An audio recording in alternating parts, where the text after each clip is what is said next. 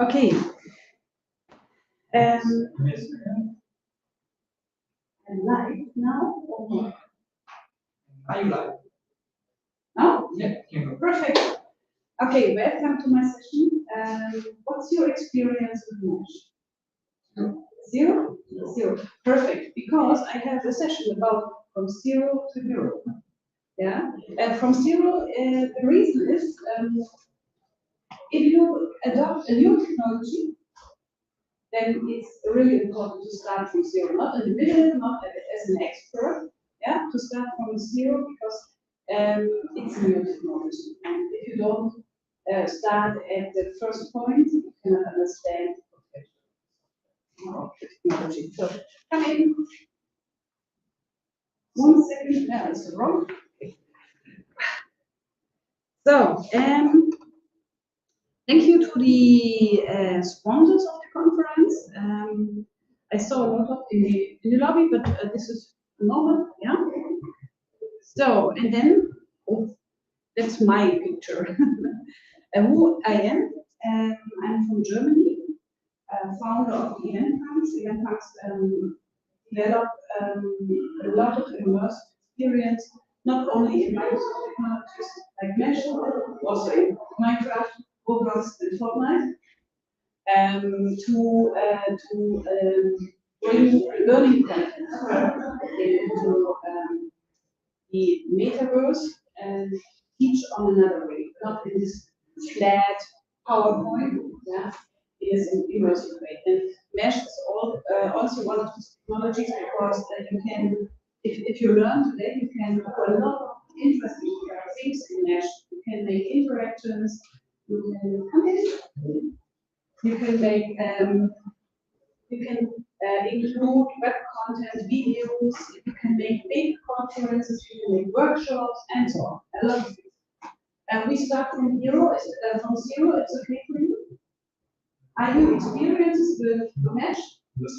Zero. Perfect. Then we start from zero. Yes, and what I am a Microsoft MDB for mixed reality, and I'm a community lead in the global AI community. We have the global AI community Germany, and was part in March of the global AI bootcamp. And with two other girls, I have the Livecast Geek Girls, where we talk with other geek girls about technology, because you know, as you can see here, are only one woman in tech, not more, and we want to change this. So that's me.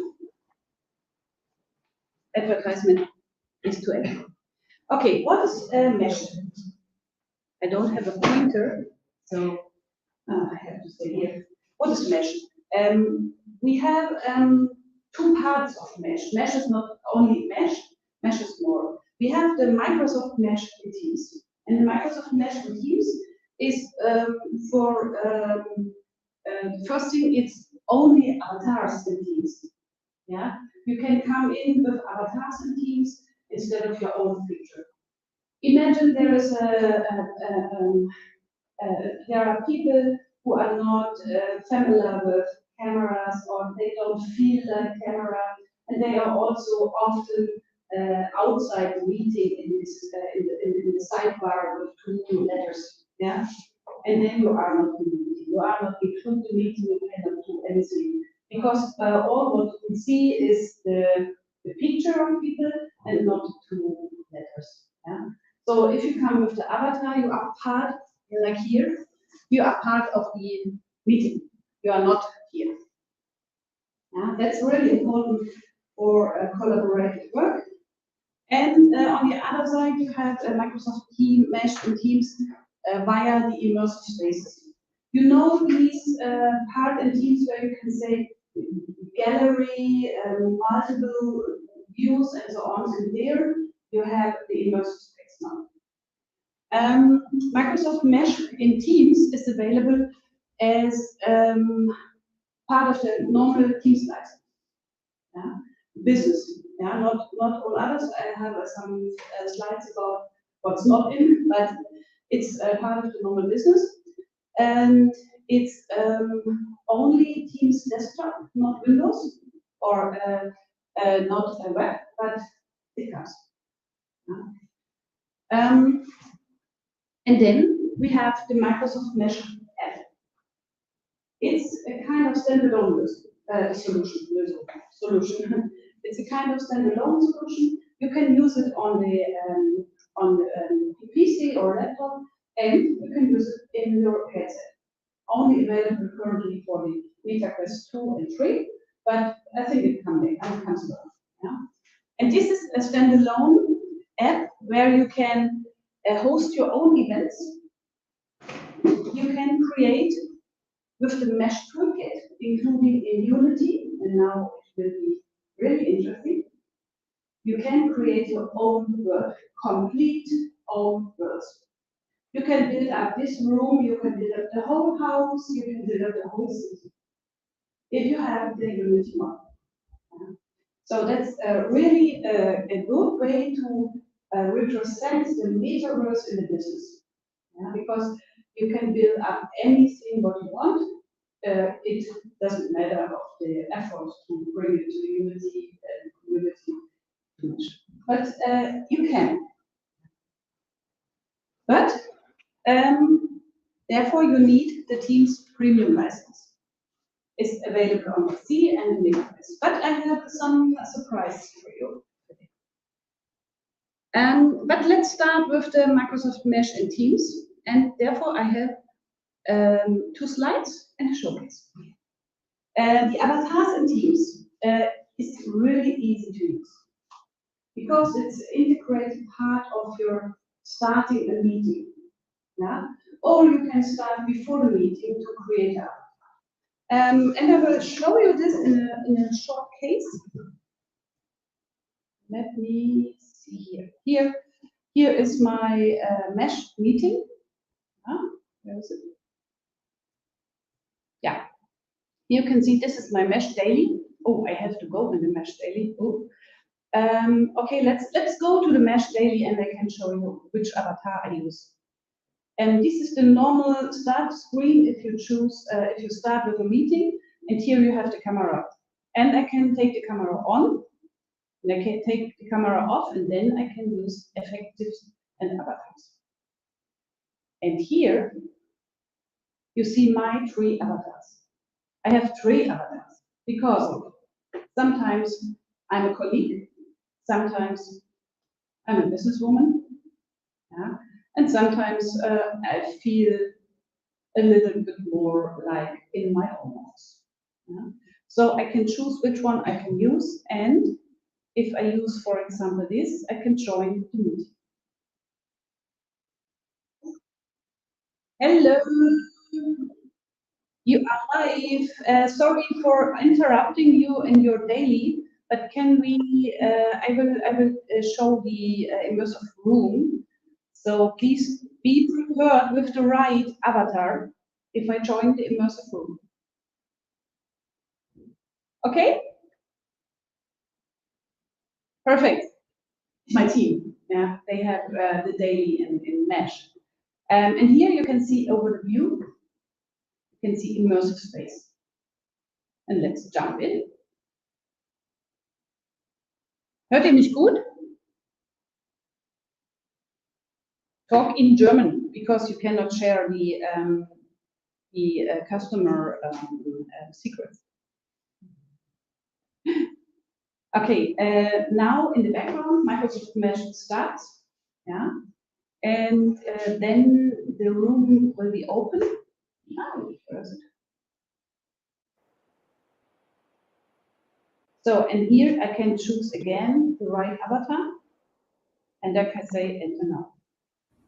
And now the experience starts. And now we are in the same room with my team. This is Engin, here you can see Laura, and here you can see Alex. They are sitting down on the tables or in the chairs, and now we can talk about the new project or anything. There is also the possibility to share the screen. For example, you have a whiteboard or you have your task board, and then you can share the screen in the room and can talk about the current task in this area. Yeah, it's wonderful. And if you, for example, imagine it's more than flat, teams, yeah, the grid, yeah, it makes more sense. And now here we have a lot of features. For example, I can go to the room. Hey, Emily, please don't follow me. I will show the spatial audio. Here you have a spatial audio, similar to the room here. If I am here and you at the end of the room, my voice is not so loud. Yeah? And you have the same here in the room. You can go far away from the people. Can you talk to me, Engin, Laura?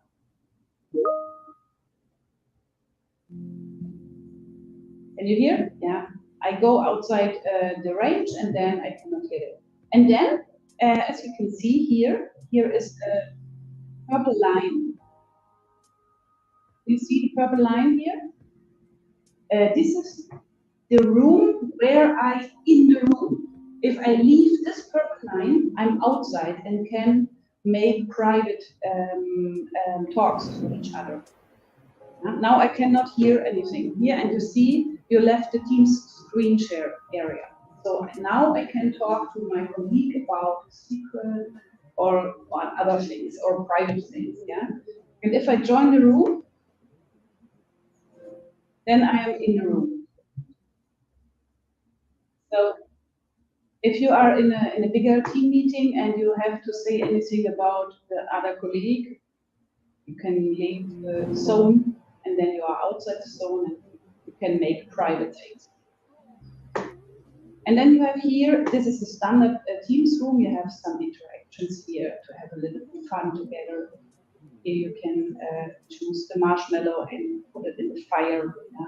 It's more like do anything if you are in the room and talk to each other. It's easy. It's a simple way to come in a talk to a colleague or anyone. And of course, you have also the possibility to sit down and make a little bit what you want, what you do in a meeting. It's more immersive Teams meeting than a grid Teams meeting. Yeah? But all others is the same. You can hear others, you can talk to others, and if you leave the space, you are in your own space. You can also change the setting here. So if you don't feel good in this environment, you can change the setting in another environment. Here you have 3 environments, and we are currently here in the lake house, and we can change to oasis, large or small. Okay. But then the whole Teams meeting changed, not only you. Then you have here, you can, you have seen, I take my seat here, yeah? And here you have a 2D seat creator. So if I like to sit close to Alex, I sit here, and then I'm teleport directly to Alex. Yeah, and I'm in the meeting. Hey, sorry for the marshmallow. It's dark because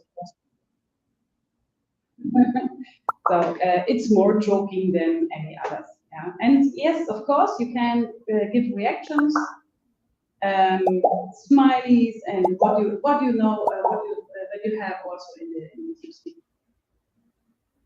Okay, now I will leave this meeting because I'm here not to interrupt you. Please be. Okay. One thing. Alex is in the north of Germany. Laura is close to Berlin. And Engin, where are you? Here. Engin is in Linz, in Austria. Okay, and this is my team. Yeah, all others have vacations because we have also Switzerland people, people from Switzerland, and they have today holidays, the normal holidays. What is this Feiertag? A public holiday. So they are not public holiday, and some of us have Easter holidays. We are not all here. Sometimes we are here 8 or 9, and then you can talk. So, okay, say bye-bye.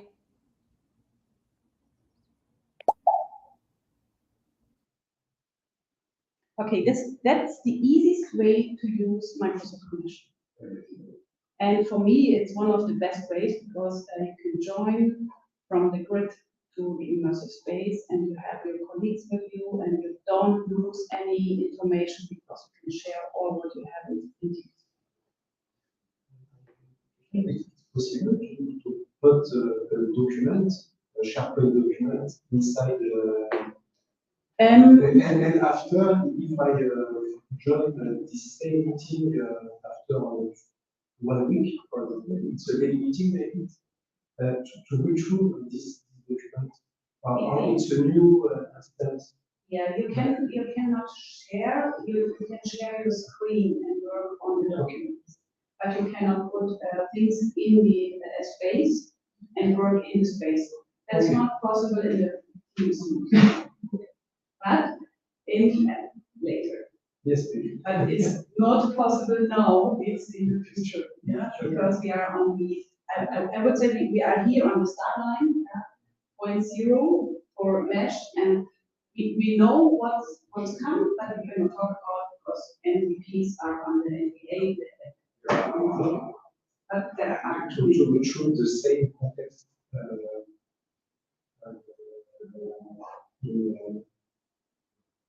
the same context with the file, with maybe whiteboard, etc. In the same week, yeah. the same meeting. Yes. To work together in the same space. Yeah. Yes, this is the future. Yes. Yeah. The future is the integration of the Office 365 apps in Microsoft Mesh via web templates. Yeah, and then you can work on this, but it's the future. Yeah. Currently, it's possible to share screen, to share videos. Yeah, and so when you share screen, that's in the virtual environment, or yes. this is like a meeting reunion and they speed the environment and the sharing screen? It's you can if you are in the immersive space, you can see the screen in the immersive space. Okay, like whiteboard on the. Yeah, it's like a screen share. Yeah, Okay. it's like a whiteboard. You saw this wall the wall in front of all people there where the seats are. Okay. This is the screen sharing wall. Okay. And how many people can join a Mesh meeting at the same time? There is a restriction, or I'm wondering if in the future or now we can do a webinar.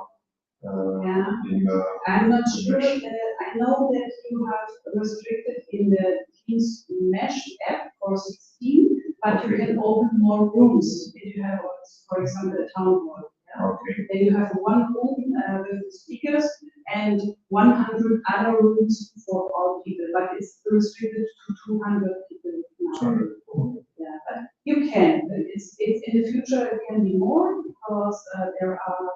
We talked about 300 in the next step. Yeah, but it's a development. And after maybe actually, can we make live stream with Mesh? Live stream Live streaming in Mesh. Yes, in Mesh with the Mesh meeting and live stream everywhere in the world. What you can do is what we do now is, for example, we live stream over StreamYard, and you can join in Mesh and you can stream. Okay. Yeah, that's possible, but it's and you can show the stream in Mesh. Okay. Yeah, so you can record and show in Mesh, but not in the Mesh Teams. Only about screen sharing. Then you have the echo problem. Yeah. What you can do is, if you are in the individual world, you can integrate the web page, and then you can also share content. Mm-hmm. But this is Hero. It's Hero, and I will give you an impression of Hero, not the detail, because it's 45 minutes. That was the start date of Mesh. Sorry? The start date of Mesh. The beginning. The start? Yes. The go live. Yeah, this is this is the part of the Teams meeting. And now we change to the Louxor. So I understand you correct? I need to know the start date. What you need to start with Mesh is, okay, I will come to this. It's easy.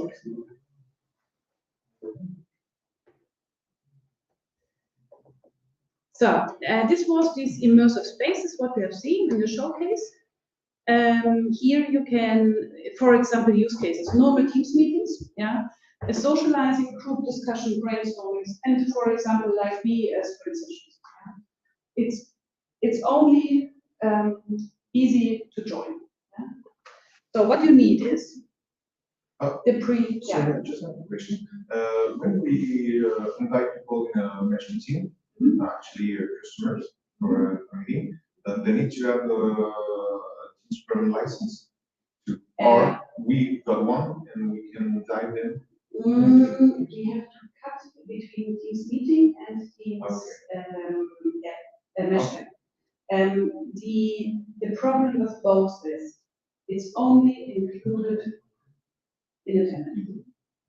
Okay. So when you for example will invite customers, you have to bring the customers in your tenant with the customers invite. Yes. Okay. Yes.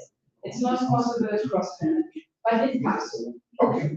It's not possible now, but it comes. It's in the next step because this is really a strong requirement from our side. What you need for Microsoft Mesh and Teams is really easy. This is the licenses, Teams Essentials, 365 Business Basic, Standard Premium, E3, E5. Yeah, it's really easy. And what you have to do is you give the app in the Teams apps. You can assign some people, or you can leave it open. Yeah. For example, I have assigned here 3 people of my gamers. Yeah.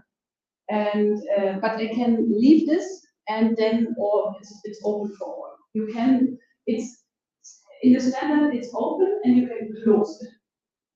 Yeah. For in the preview phase, it was in the other side. You have a policy. You have to create a policy, or you had to create a policy, and it's then open. And now it's if you have these licenses, it's standard open, and you have to close it if you, for example, will avoid that some people come in or can use it. Okay, then for Teams mesh for Teams, it's easy. Any questions about the licenses? Any questions about this one? This Microsoft Mesh Teams is already in production. Yeah, it's in production. It's in general availability since end of January, and all companies with this license should have it. Yeah, please try it. And if not, then check the Teams apps, the managed apps, if it's on. Check as an administrator, manage apps, if it's, for example, if it's closed for you. It can be that the administrators close it because of, currently we have a lot of to do with Copilot. Yeah, don't overwhelm the employees with the next technology. That can be a reason for closing. So let me check the 2 minutes. So now we are in the middle between 0 and 0. We have the Microsoft Mesh as an app, and therefore you need the Teams Premium license to use it. You need only to use these individual developments. You need Unity, and you need a little bit Unity skills, and then you can use it. If you open the Microsoft Mesh, I will show you this. If you open the Microsoft Mesh app, it's a standalone app. You get the screen at first. It's a starting screen. You can see which meeting is currently running. Then you can see which meeting is upcoming. and you can see your past meetings. Were you invited? Not, then you cannot see. Then you can create templates. Templates means that you, for example, if you use the Microsoft Mesh app and you know you have a weekly meeting and you need the same resources like pictures, videos, screen shares, then you can make a template so that you don't have to create again and again new. It's like a template in Teams. Yeah? So that you join the same and you can use the same always in the same time. Or you have different templates for different meetings.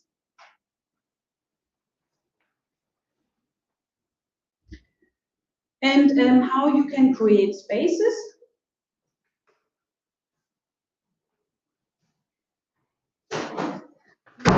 We are between 0 and 0 in the middle. So you will join in the middle. Yeah? Yes, thank you very much. What you can do is, it's in German, I cannot switch it. I'm not the administrator of my system, so it's really, use templates to start with branding or recurring events. Yeah? Share these templates with others, so that, for example, you create it and you can share it with all others, so that all others can also create meetings with this. And at the end, you can save time, yeah? Because if you start again from scratch, then it's really waste time if you use the same. So, time for showcase. Create spaces in Microsoft Teams, in Microsoft Mesh. Here you can, for example, bring currently pictures, videos, and screen sharing. And now let's do this, because time is running and I think you will see this. So this is what you see when you start with Microsoft Mesh. Here you have your profile, your avatar, and you can change the avatar here. You can say, okay, today is not black time, it's pink time or anything. Yeah, and you can switch. Okay, I'm in Paris. The meal is really good here. So, okay, joke.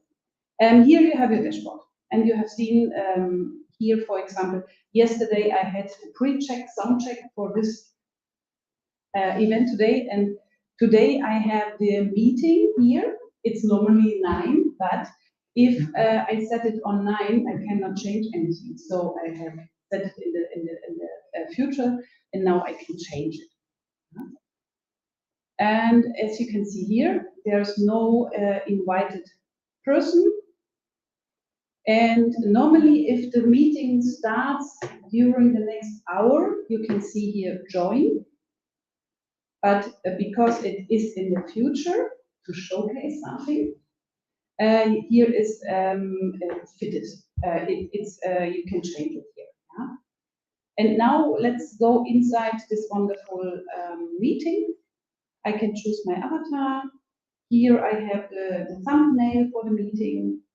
I have the same things like in the normal Teams meeting, and I can say, let's change the event. Now, I hope it takes not so long, but I'm here. Okay. Now we are in the first step to create your own experience, but based on a template or based on a Microsoft template, on our own template or on a Microsoft template. Now, in the first step, I show you with the Microsoft template, with Oasis large or small, yeah. And in the next step, I can showcase some of our templates, because I cannot create in Unity a template here, but I have some. Oh, I'm not in the Microsoft template, okay. This is the template of us. It's you can create it with the 101 tutorial from Microsoft.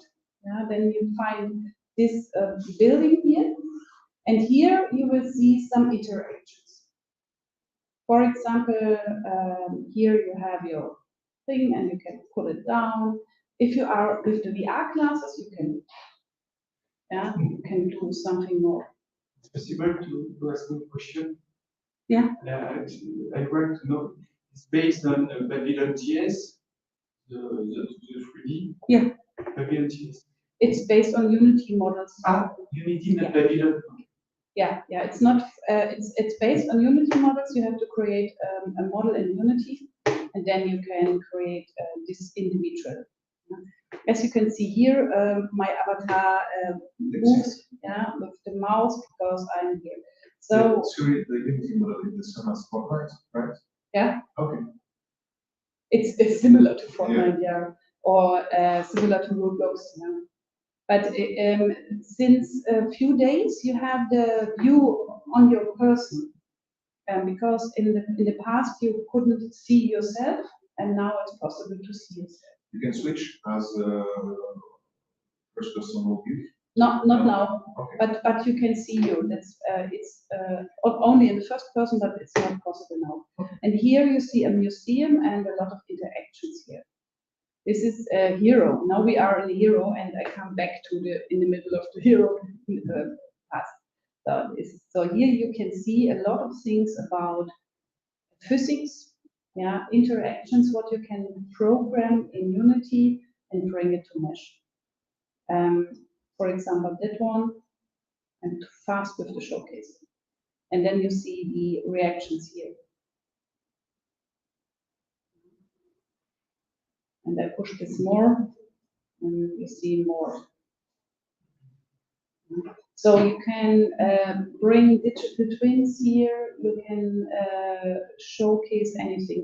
And my favorite model is here the mass and gravity, because here you see the gravity of our universe, and what you can do is push here.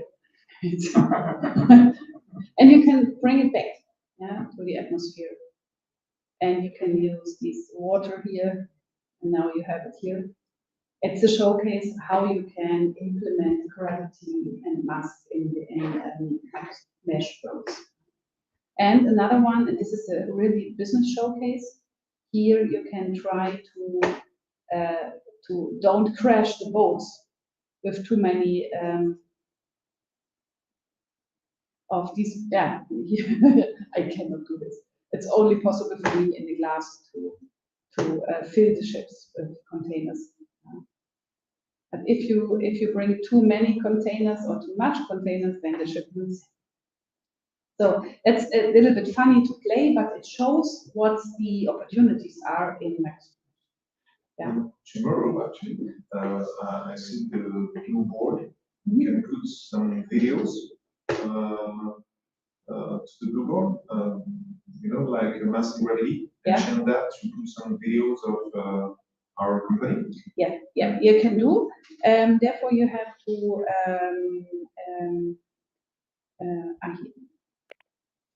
let me see, it changes.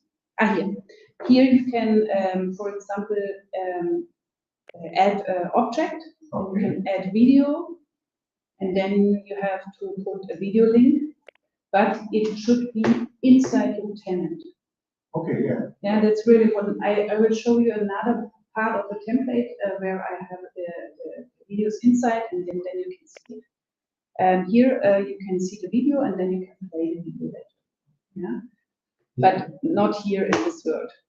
It's possible to put this meeting like today to work room and see the different meeting to organize a webinar or conference like today. Yes, you can screen share. Yes, you can put it as a screen sharing inside, not as a web. Here you can use a web play. For example, you organize a 5 Teams meeting today, and you put this Teams meeting inside different positions in the room. Yes. And when the meeting starts, it's possible maybe to work in the virtual room to see the. Yes, you can do this. You can do this, but you have to configure all these things in Unity. Not in this world. Not you can do it not here, you have to do it in Unity, because it's a part of the world, and you have to create a web plate. And in this web plate, you can, for example, put the web link to the Teams webinar, and then you have different Teams webinars. But you have to take care on the spatial audio, because the web plates should be wide enough that you don't have echo or anything. And therefore, you have to create a lot of things in Unity and test it that it works. But it's possible. Yeah? I hope that it will be in the future easier, but today it's not so. So let's leave this meeting. Now let's go a step back and create a meeting. Here you see my templates. I have templates here for the town hall meeting today, and I have some drafts here which are not public for the whole team, but this is public for my whole team. And based on this template, I will create now event a few together. And this can I do, for example, if here, it's in German, sorry. Here, this is a small but important thing. You create events not here in the Mesh app. You create events in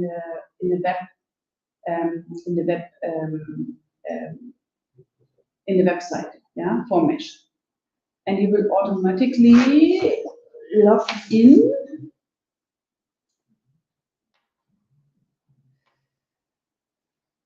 Okay. You will automatically log in, and here you can say event, create event. This is create event. Yeah, and here you see also your sessions, and then when you create event, it will be automatically in your calendar in Outlook. I cannot show this because of data security, because my calendar is full of customer meetings. But trust me, it works. Here you can see session now, session 3, and it should start 11, and here the same, and then I can load my picture here. For example, let's take this, easier, and here I can say one room. Then you have only 60 people to invite. Or you can choose more rooms. Then you have the setup for town hall meetings. If I choose more rooms, I have the limited on 200 invitations or 200 participants. Yeah, but 200 is a lot. And in the future, I think it will be 300, and this is the capacity of the room. It will be increased to, I think, 25, I'm not sure, a little bit more. But for today, it's enough to start with one room. And now I can choose if I start with a surrounding from Microsoft or from ours, or I start with this template. And I choose the template. And now here I see I don't have a template from Microsoft, but I have a template for my own company. And here you see my Paris town hall. I choose this and say, okay. Here I can say who is also moderator, who's also admin of this event, and I choose Engin. You saw Engin in the meeting. And here I can say Laura is in the meeting and Leah is in the meeting. Then I can say create event. And now Engin, Laura, and Leah get an invitation to this event in the calendar in Outlook. And if they join, I can, let me, oh no, data security. It's too much because it's public streaming. And we have a lot of projects under NDA, so please, I can show this here, private. And then you get the invite, and in the invite you get the link to the Microsoft Mesh app. So if you don't have the Mesh app for the first meeting, You can download it with this first link, and you can open it with the link. You have not to go about Teams or the store or anything. You can go directly to the installation of the mesh app. So if you have your first mesh Teams meeting or your first mesh meeting in the app, then you can download it from one invitation. So the event is online. Then I can go back to mesh. And here I make a refresh, and now I have 2 future meetings. And now I can go inside. It's in 1 hour, so I can make changes. Yeah, make changes means I can change the pictures. I can change the place of pictures, and if it's less than 1 hour, I cannot change anything. So let's change this standard template.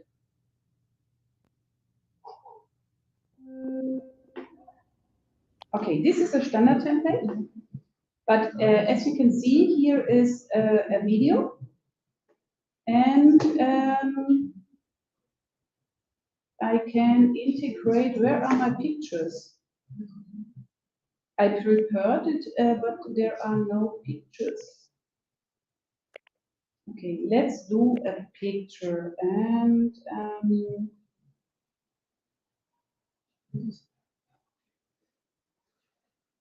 I don't have the links. Can we stop the screen sharing because of data security? No. No, okay. Then, if you want to. No, then I will show this probably in the slides. So what you can do here, you can integrate a link from OneDrive. You have your own OneDrive in your tenant. You can create a link of a picture, for example, new colleague or everything, and say copy this link and paste it here. And then you will see the picture of what you got uploaded. If I do this, then I have a problem with my data. I thought I prepared something, but it doesn't work. And the same with the videos. You have, for example, you have your videos in Stream, Microsoft Stream. Then you can copy the link from Stream and bring it here in this object, and you can see videos and play videos. Yeah. And you can do it with different videos. And as a host of the meeting, you can start the videos. And you can restrict that not all people can start videos, only the host or only the admins of the event. So you have a lot of host tools inside this normal Microsoft Meeting. Okay, there are more here. This is what you can do here. And then you can create your own logo inside this meeting room. You can put it on the floor in a big area. If the picture, for example, is really with neon colors, then it's up to you to see this. It's really nice to see this. Yeah? There are a lot of possibilities. And in the future, you will have more than picture, video, and screen sharing. There are a lot of things in plan Microsoft which comes here in the standard.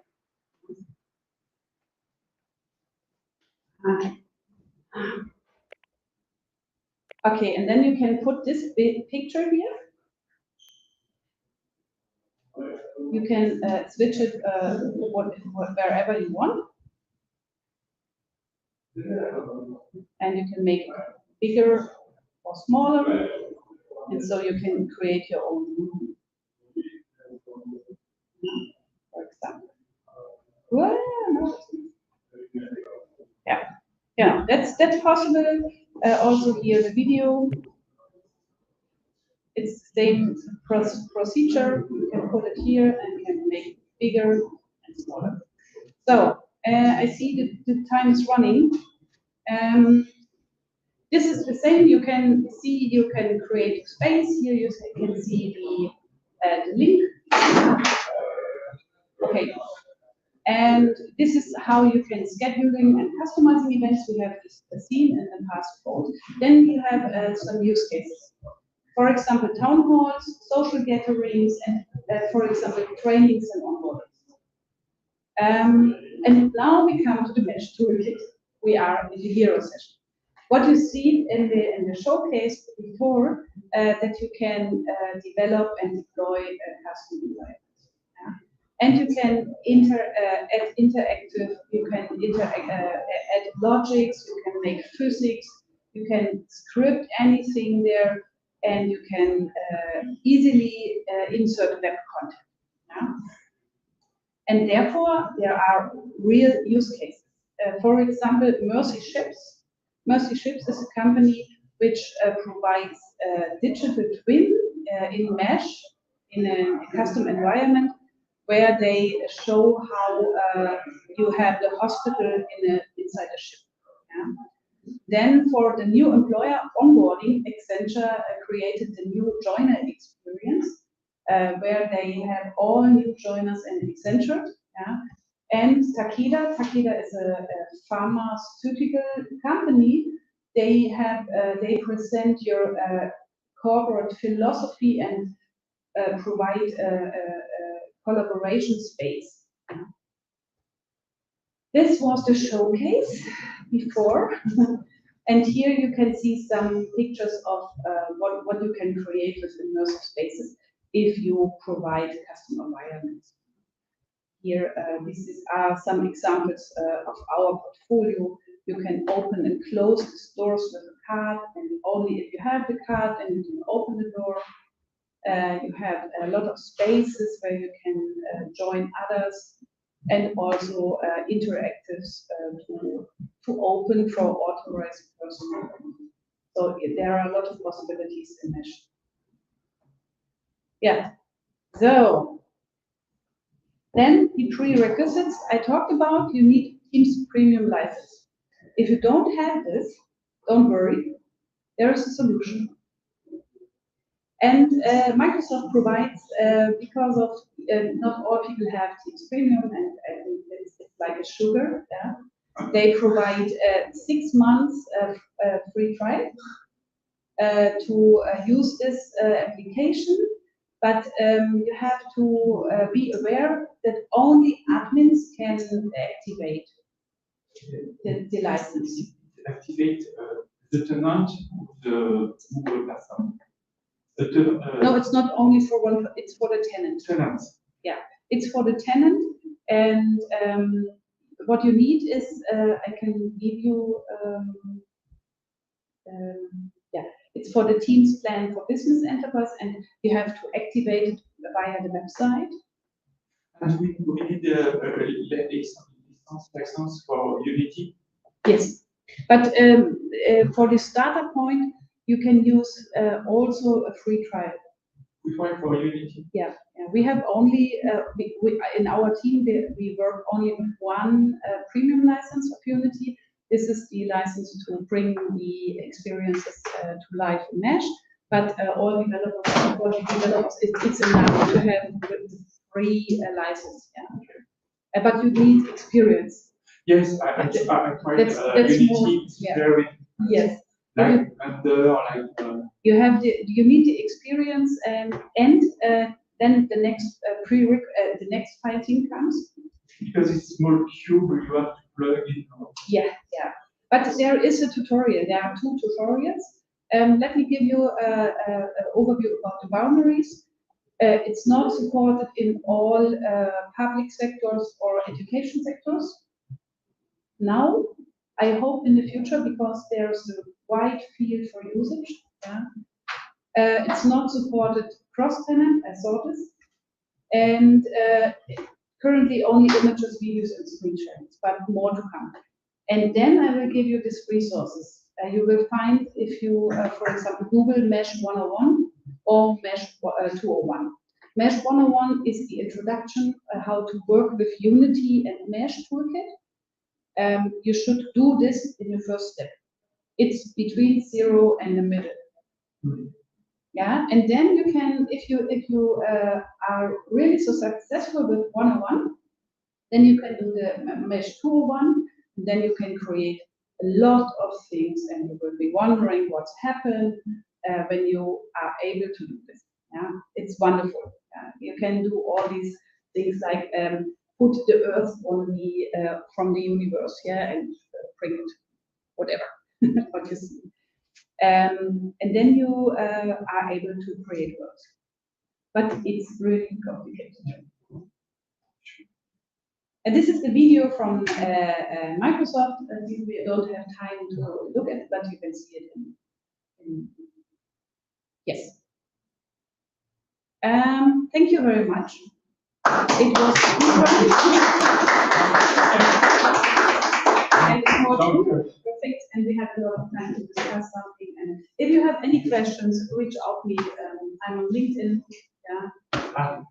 Okay, and you can talk about your experience, your first steps. And if you are a hero, let me know. I need some heroes. Thanks. Thank you. Thank you very much.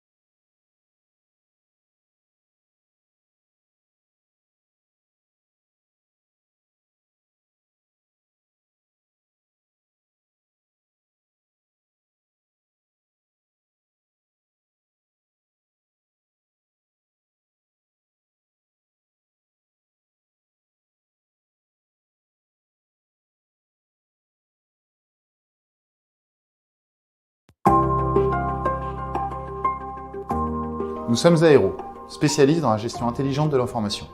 Créé en 2004, Aéro c'est aujourd'hui 230 consultantes et consultants, ainsi que 5 agences à travers le monde. Vous nous connaissez bien comme le leader OpenText, mais Aéro c'est également un partenariat depuis plus de 10 ans avec Microsoft. Le partage de connaissances et la montée en compétences inscrits dans l'ADN, des équipes qui comptabilisent ensemble, des dizaines de certifications, des milliers de jours hommes délivrés en mode projet ou en régie auprès de plus de 200 clients. Une participation active dans les communautés Microsoft en tant que sponsor, et 6 conférenciers dont un MVP qui dispensent des conférences en Europe et dans le monde. Le travail hybride entraîne des changements d'organisation, un besoin de résilience, le nécessaire équilibre entre la vie professionnelle et la vie personnelle et le respect des contraintes liées à la cybersécurité et à la réglementation. Cela se traduit aujourd'hui par la démocratisation des composants de Modern Workplace et le fait de fournir aux citizen développeurs la possibilité de créer leurs propres applications, leurs propres automatisations ou encore la gestion des contenus intelligents qui portent en eux-mêmes leur sécurité, leurs règles de conservation et leur rôle dans les différents processus métiers. Nous sommes les experts qui vous accompagnent dans vos grands projets, comme dans le coaching individuel autour des meilleures technologies. Sur la gestion des contenus, leur capture, leur création, leur migration. Sur l'automatisation, le développement d'applications low-code et pro-code. Sur la protection de l'information et la collaboration sécurisée, ainsi que des compétences transverses sur la conformité réglementaire et la gestion du changement. Pour vos besoins actuels et futurs, faites confiance à Aéro pour vous aider à relever vos défis.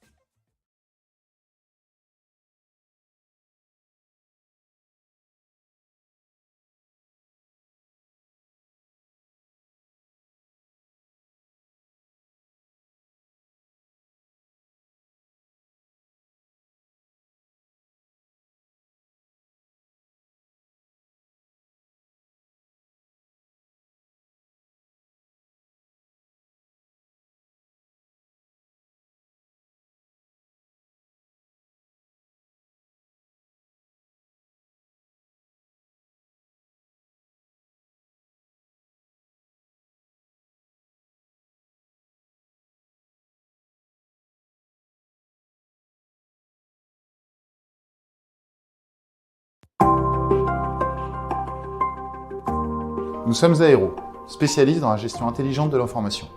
Créé en 2004, Aéro c'est aujourd'hui 230 consultantes et consultants, ainsi que 5 agences à travers le monde. Vous nous connaissez bien comme le leader OpenText, mais Aéro c'est également un partenariat depuis plus de 10 ans avec Microsoft. Le partage de connaissances et la montée en compétences inscrits dans l'ADN, des équipes qui comptabilisent ensemble, des dizaines de certifications, des milliers de jours hommes délivrés en mode projet ou en régie auprès de plus de 200 clients. Une participation active dans les communautés Microsoft en tant que sponsor, et 6 conférenciers dont un MVP qui dispensent des conférences en Europe et dans le monde. Le travail hybride entraîne des changements d'organisation, un besoin de résilience, le nécessaire équilibre entre la vie professionnelle et la vie personnelle et le respect des contraintes liées à la cybersécurité et à la réglementation.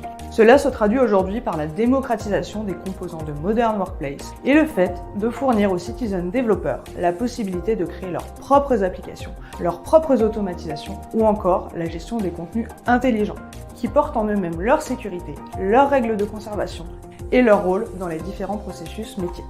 Nous sommes les experts qui vous accompagnent dans vos grands projets, comme dans le coaching individuel autour des meilleures technologies. Sur la gestion des contenus, leur capture, leur création, leur migration. Sur l'automatisation, le développement d'applications low-code et pro-code. sur la protection de l'information et la collaboration sécurisée, ainsi que des compétences transverses sur la conformité réglementaire et la gestion du changement. Pour vos besoins actuels et futurs, faites confiance à Aero pour vous aider à relever vos défis.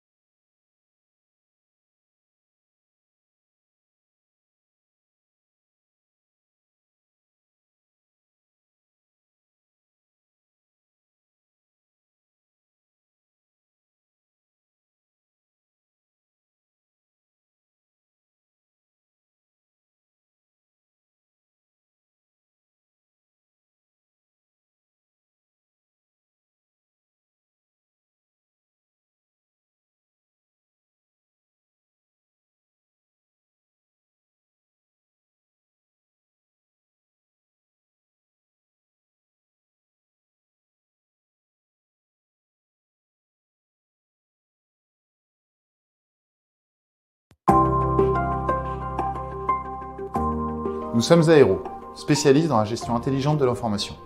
Créé en 2004, Aero, c'est aujourd'hui 230 consultantes et consultants, ainsi que 5 agences à travers le monde. Vous nous connaissez bien comme le leader OpenText, mais Aero, c'est également un partenariat depuis plus de 10 ans avec Microsoft. Le partage de connaissances et la montée en compétences inscrits dans l'ADN, des équipes qui comptabilisent ensemble des dizaines de certifications, des milliers de jours hommes délivrés en mode projet ou en régie auprès de plus de 200 clients. Une participation active dans les communautés Microsoft en tant que sponsor, et 6 conférenciers dont un MVP qui dispensent des conférences en Europe et dans le monde. Le travail hybride entraîne des changements d'organisation, un besoin de résilience, le nécessaire équilibre entre la vie professionnelle et la vie personnelle et le respect des contraintes liées à la cybersécurité et à la réglementation. Cela se traduit aujourd'hui par la démocratisation des composants de Modern Workplace et le fait de fournir aux citizen développeurs la possibilité de créer leurs propres applications, leurs propres automatisations ou encore la gestion des contenus intelligents qui portent en eux-mêmes leur sécurité, leurs règles de conservation et leur rôle dans les différents processus métiers. Nous sommes les experts qui vous accompagnent dans vos grands projets, comme dans le coaching individuel autour des meilleures technologies. Sur la gestion des contenus, leur capture, leur création, leur migration. Sur l'automatisation, le développement d'applications low-code et pro-code.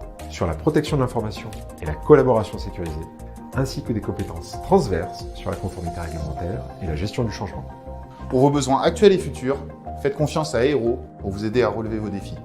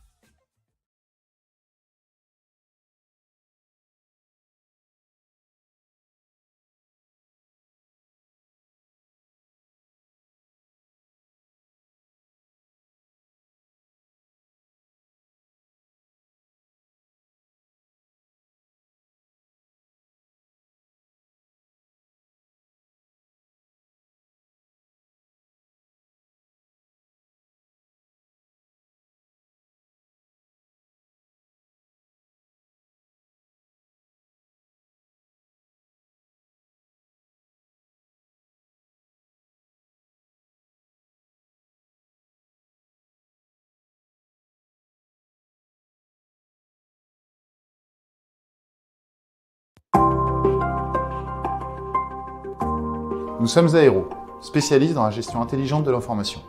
Créé en 2004, Aéro, c'est aujourd'hui 230 consultantes et consultants, ainsi que 5 agences à travers le monde. Vous nous connaissez bien comme le leader OpenText, mais Aéro, c'est également un partenariat depuis plus de 10 ans avec Microsoft. Le partage de connaissances et la montée en compétences inscrits dans l'ADN, des équipes qui comptabilisent ensemble des dizaines de certifications, des milliers de jours hommes délivrés en mode projet ou en régie auprès de plus de 200 clients. Une participation active dans les communautés Microsoft en tant que sponsor, et 6 conférenciers dont un MVP qui dispensent des conférences en Europe et dans le monde. Le travail hybride entraîne des changements d'organisation, un besoin de résilience, le nécessaire équilibre entre la vie professionnelle et la vie personnelle et le respect des contraintes liées à la cybersécurité et à la réglementation. Cela se traduit aujourd'hui par la démocratisation des composants de Modern Workplace et le fait de fournir aux citizen développeurs la possibilité de créer leurs propres applications, leurs propres automatisations ou encore la gestion des contenus intelligents qui portent en eux-mêmes leur sécurité, leurs règles de conservation et leur rôle dans les différents processus métiers. Nous sommes les experts qui vous accompagnent dans vos grands projets, comme dans le coaching individuel autour des meilleures technologies. Sur la gestion des contenus, leur capture, leur création, leur migration. Sur l'automatisation, le développement d'applications low-code et pro-code. Sur la protection de l'information et la collaboration sécurisée, ainsi que des compétences transverses sur la conformité réglementaire et la gestion du changement. Pour vos besoins actuels et futurs, faites confiance à Aéro pour vous aider à relever vos défis.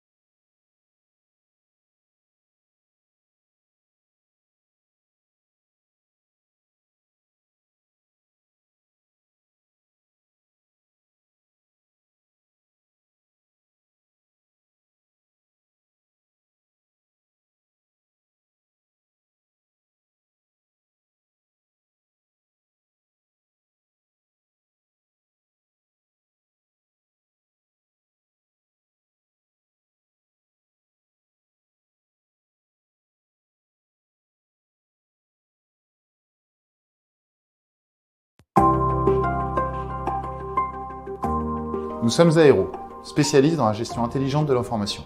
Créé en 2004, Aéro, c'est aujourd'hui 230 consultantes et consultants, ainsi que 5 agences à travers le monde. Vous nous connaissez bien comme le leader OpenText, mais Aéro, c'est également un partenariat depuis plus de 10 ans avec Microsoft. Le partage de connaissances et la montée en compétences inscrits dans l'ADN, des équipes qui comptabilisent ensemble des dizaines de certifications, des milliers de jours hommes délivrés en mode projet ou en régie auprès de plus de 200 clients. Une participation active dans les communautés Microsoft en tant que sponsor, et 6 conférenciers dont un MVP qui dispensent des conférences en Europe et dans le monde. Le travail hybride entraîne des changements d'organisation, un besoin de résilience, le nécessaire équilibre entre la vie professionnelle et la vie personnelle et le respect des contraintes liées à la cybersécurité et à la réglementation. Cela se traduit aujourd'hui par la démocratisation des composants de Modern Workplace et le fait de fournir aux citizen développeurs la possibilité de créer leurs propres applications, leurs propres automatisations ou encore la gestion des contenus intelligents qui portent en eux-mêmes leur sécurité, leurs règles de conservation et leur rôle dans les différents processus métiers. Nous sommes les experts qui vous accompagnent dans vos grands projets, comme dans le coaching individuel autour des meilleures technologies. Sur la gestion des contenus, leur capture, leur création, leur migration. Sur l'automatisation, le développement d'applications low-code et pro-code. sur la protection de l'information et la collaboration sécurisée, ainsi que des compétences transverses sur la conformité réglementaire et la gestion du changement. Pour vos besoins actuels et futurs, faites confiance à Aero pour vous aider à relever vos défis.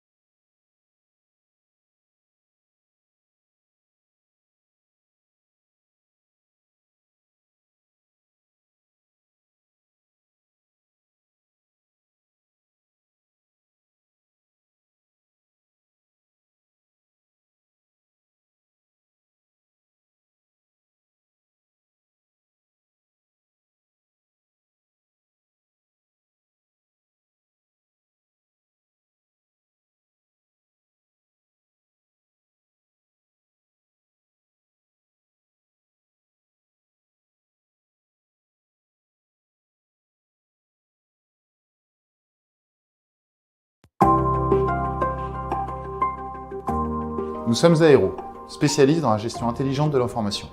Créé en 2004, Aero c'est aujourd'hui 230 consultantes et consultants, ainsi que 5 agences à travers le monde. Vous nous connaissez bien comme le leader OpenText, mais Aero c'est également un partenariat depuis plus de 10 ans avec Microsoft. Le partage de connaissances et la montée en compétences inscrits dans l'ADN, des équipes qui comptabilisent ensemble des dizaines de certifications, des milliers de jours hommes délivrés en mode projet ou en régie auprès de plus de 200 clients. Une participation active dans les communautés Microsoft en tant que sponsor, et 6 conférenciers dont un MVP qui dispensent des conférences en Europe et dans le monde. Le travail hybride entraîne des changements d'organisation, un besoin de résilience, le nécessaire équilibre entre la vie professionnelle et la vie personnelle et le respect des contraintes liées à la cybersécurité et à la réglementation. Cela se traduit aujourd'hui par la démocratisation des composants de Modern Workplace et le fait de fournir aux citizen développeurs la possibilité de créer leurs propres applications, leurs propres automatisations ou encore la gestion des contenus intelligents qui portent en eux-mêmes leur sécurité, leurs règles de conservation et leur rôle dans les différents processus métiers.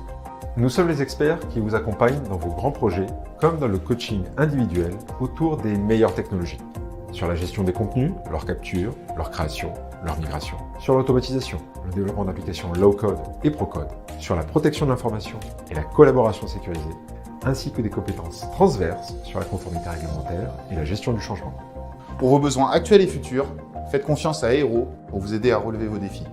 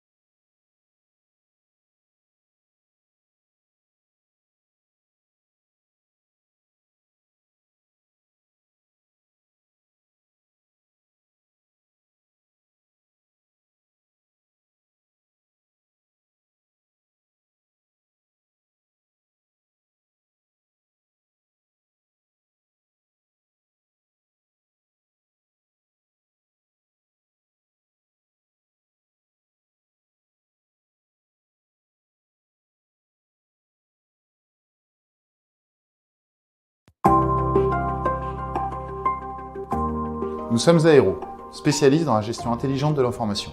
Créé en 2004, Aéro, c'est aujourd'hui 230 consultantes et consultants, ainsi que 5 agences à travers le monde. Vous nous connaissez bien comme le leader OpenText, mais Aéro, c'est également un partenariat depuis plus de 10 ans avec Microsoft. Le partage de connaissances et la montée en compétences inscrits dans l'ADN, des équipes qui comptabilisent ensemble des dizaines de certifications, des milliers de jours hommes délivrés en mode projet ou en régie auprès de plus de 200 clients. Une participation active dans les communautés Microsoft en tant que sponsor, et 6 conférenciers dont un MVP qui dispensent des conférences en Europe et dans le monde. Le travail hybride entraîne des changements d'organisation, un besoin de résilience, le nécessaire équilibre entre la vie professionnelle et la vie personnelle et le respect des contraintes liées à la cybersécurité et à la réglementation. Cela se traduit aujourd'hui par la démocratisation des composants de Modern Workplace et le fait de fournir aux citizen développeurs la possibilité de créer leurs propres applications, leurs propres automatisations ou encore la gestion des contenus intelligents qui portent en eux-mêmes leur sécurité, leurs règles de conservation et leur rôle dans les différents processus métiers. Nous sommes les experts qui vous accompagnent dans vos grands projets, comme dans le coaching individuel autour des meilleures technologies. Sur la gestion des contenus, leur capture, leur création, leur migration. Sur l'automatisation, le développement d'applications low-code et pro-code. Sur la protection de l'information et la collaboration sécurisée, ainsi que des compétences transverses sur la conformité réglementaire et la gestion du changement. Pour vos besoins actuels et futurs, faites confiance à Aéro pour vous aider à relever vos défis.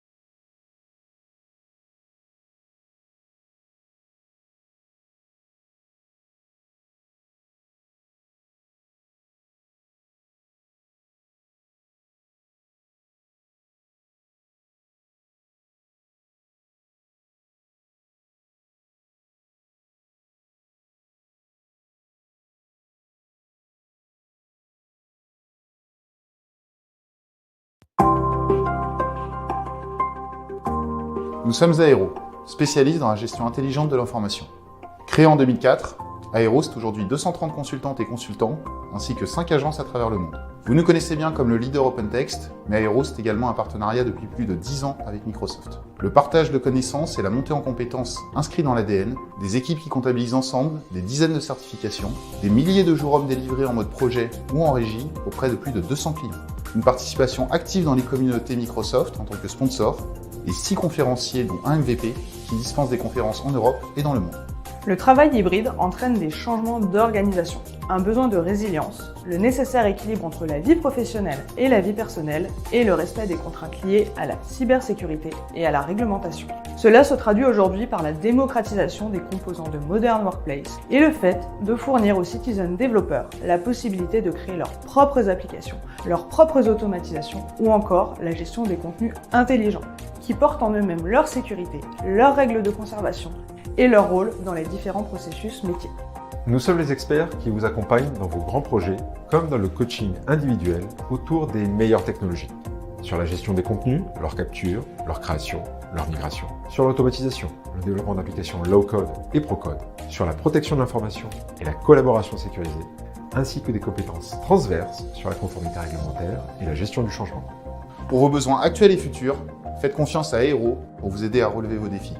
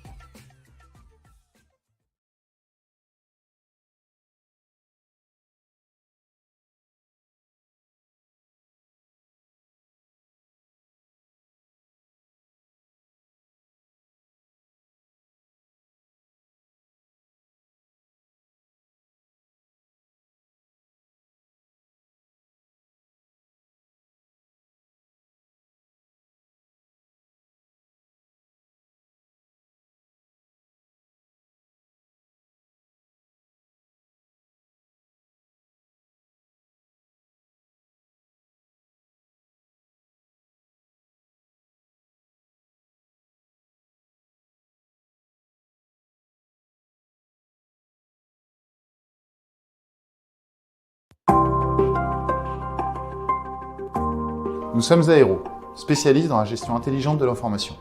Créé en 2004, Aero, c'est aujourd'hui 230 consultantes et consultants, ainsi que 5 agences à travers le monde. Vous nous connaissez bien comme le leader OpenText, mais Aero, c'est également un partenariat depuis plus de 10 ans avec Microsoft. Le partage de connaissances et la montée en compétences inscrits dans l'ADN, des équipes qui comptabilisent ensemble des dizaines de certifications, des milliers de jours hommes délivrés en mode projet ou en régie auprès de plus de 200 clients. Une participation active dans les communautés Microsoft en tant que sponsor, et 6 conférenciers dont un MVP qui dispensent des conférences en Europe et dans le monde. Le travail hybride entraîne des changements d'organisation, un besoin de résilience, le nécessaire équilibre entre la vie professionnelle et la vie personnelle et le respect des contraintes liées à la cybersécurité et à la réglementation. Cela se traduit aujourd'hui par la démocratisation des composants de Modern Workplace et le fait de fournir aux citizen développeurs la possibilité de créer leurs propres applications, leurs propres automatisations ou encore la gestion des contenus intelligents qui portent en eux-mêmes leur sécurité, leurs règles de conservation et leur rôle dans les différents processus métiers. Nous sommes les experts qui vous accompagnent dans vos grands projets, comme dans le coaching individuel autour des meilleures technologies, sur la gestion des contenus, leur capture, leur création, leur migration, sur l'automatisation, le développement d'applications low-code et pro-code, sur la protection de l'information et la collaboration sécurisée, ainsi que des compétences transverses sur la conformité réglementaire et la gestion du changement. Pour vos besoins actuels et futurs, faites confiance à Aero pour vous aider à relever vos défis.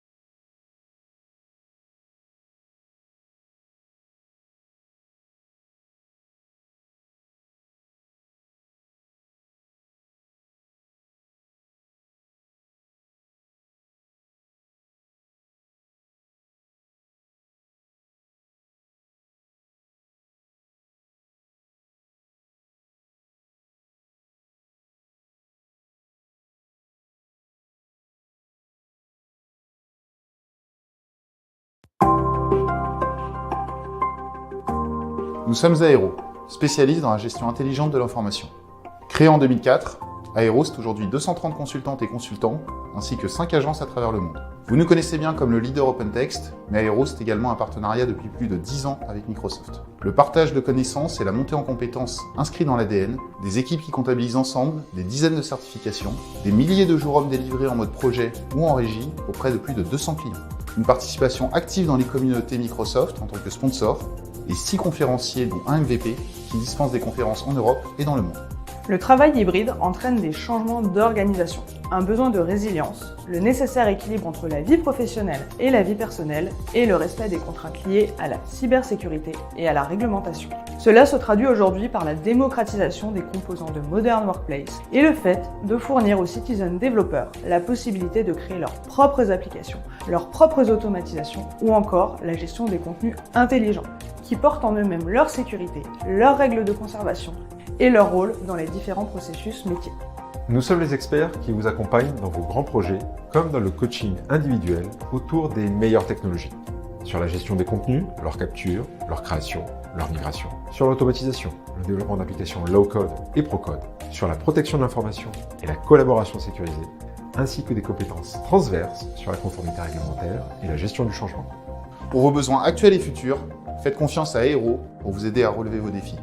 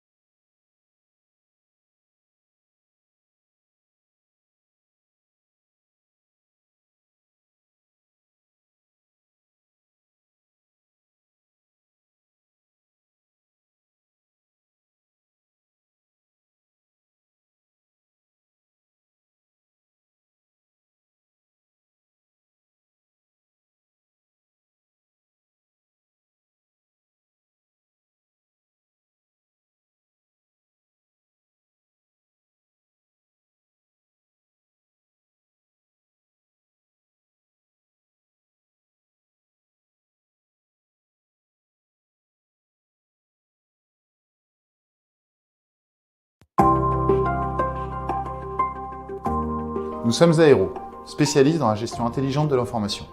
Créé en 2004, Aéro, c'est aujourd'hui 230 consultantes et consultants, ainsi que 5 agences à travers le monde. Vous nous connaissez bien comme le leader OpenText, mais Aéro, c'est également un partenariat depuis plus de 10 ans avec Microsoft. Le partage de connaissances et la montée en compétences inscrits dans l'ADN, des équipes qui comptabilisent ensemble des dizaines de certifications, des milliers de jours hommes délivrés en mode projet ou en régie auprès de plus de 200 clients.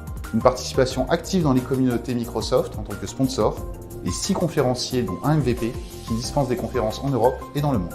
Le travail hybride entraîne des changements d'organisation, un besoin de résilience, le nécessaire équilibre entre la vie professionnelle et la vie personnelle et le respect des contraintes liées à la cybersécurité et à la réglementation.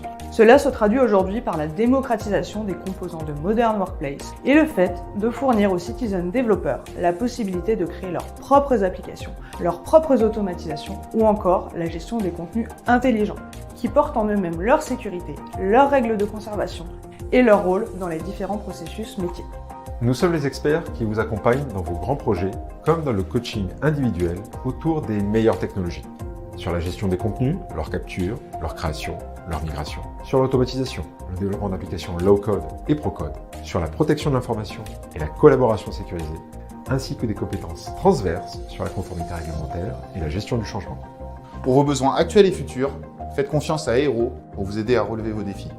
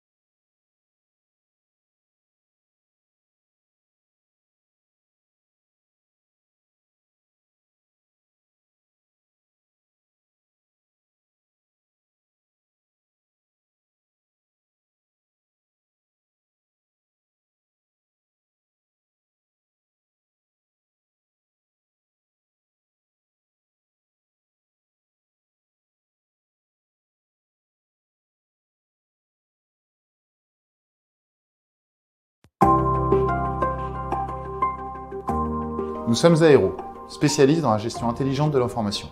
Créé en 2004, Aero, c'est aujourd'hui 230 consultantes et consultants, ainsi que 5 agences à travers le monde. Vous nous connaissez bien comme le leader OpenText, mais Aero, c'est également un partenariat depuis plus de 10 ans avec Microsoft. Le partage de connaissances et la montée en compétences inscrits dans l'ADN, des équipes qui comptabilisent ensemble des dizaines de certifications, des milliers de jours hommes délivrés en mode projet ou en régie auprès de plus de 200 clients. Une participation active dans les communautés Microsoft en tant que sponsor, et 6 conférenciers dont un MVP qui dispensent des conférences en Europe et dans le monde. Le travail hybride entraîne des changements d'organisation, un besoin de résilience, le nécessaire équilibre entre la vie professionnelle et la vie personnelle et le respect des contraintes liées à la cybersécurité et à la réglementation. Cela se traduit aujourd'hui par la démocratisation des composants de Modern Workplace et le fait de fournir aux citizen développeurs la possibilité de créer leurs propres applications, leurs propres automatisations ou encore la gestion des contenus intelligents qui portent en eux-mêmes leur sécurité, leurs règles de conservation et leur rôle dans les différents processus métiers.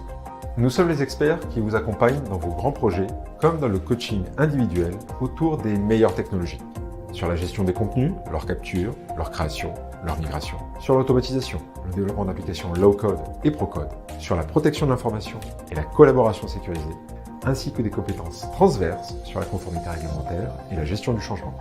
Pour vos besoins actuels et futurs, faites confiance à Aero pour vous aider à relever vos défis.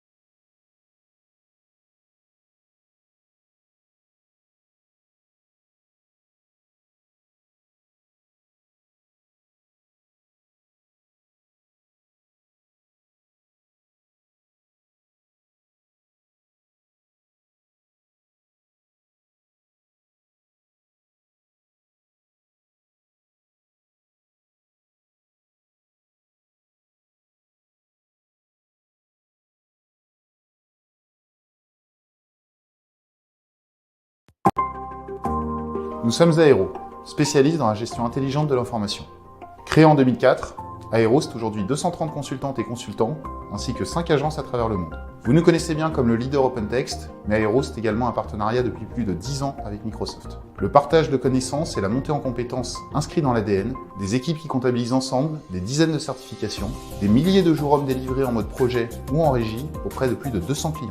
Une participation active dans les communautés Microsoft en tant que sponsor, et 6 conférenciers dont un MVP qui dispensent des conférences en Europe et dans le monde.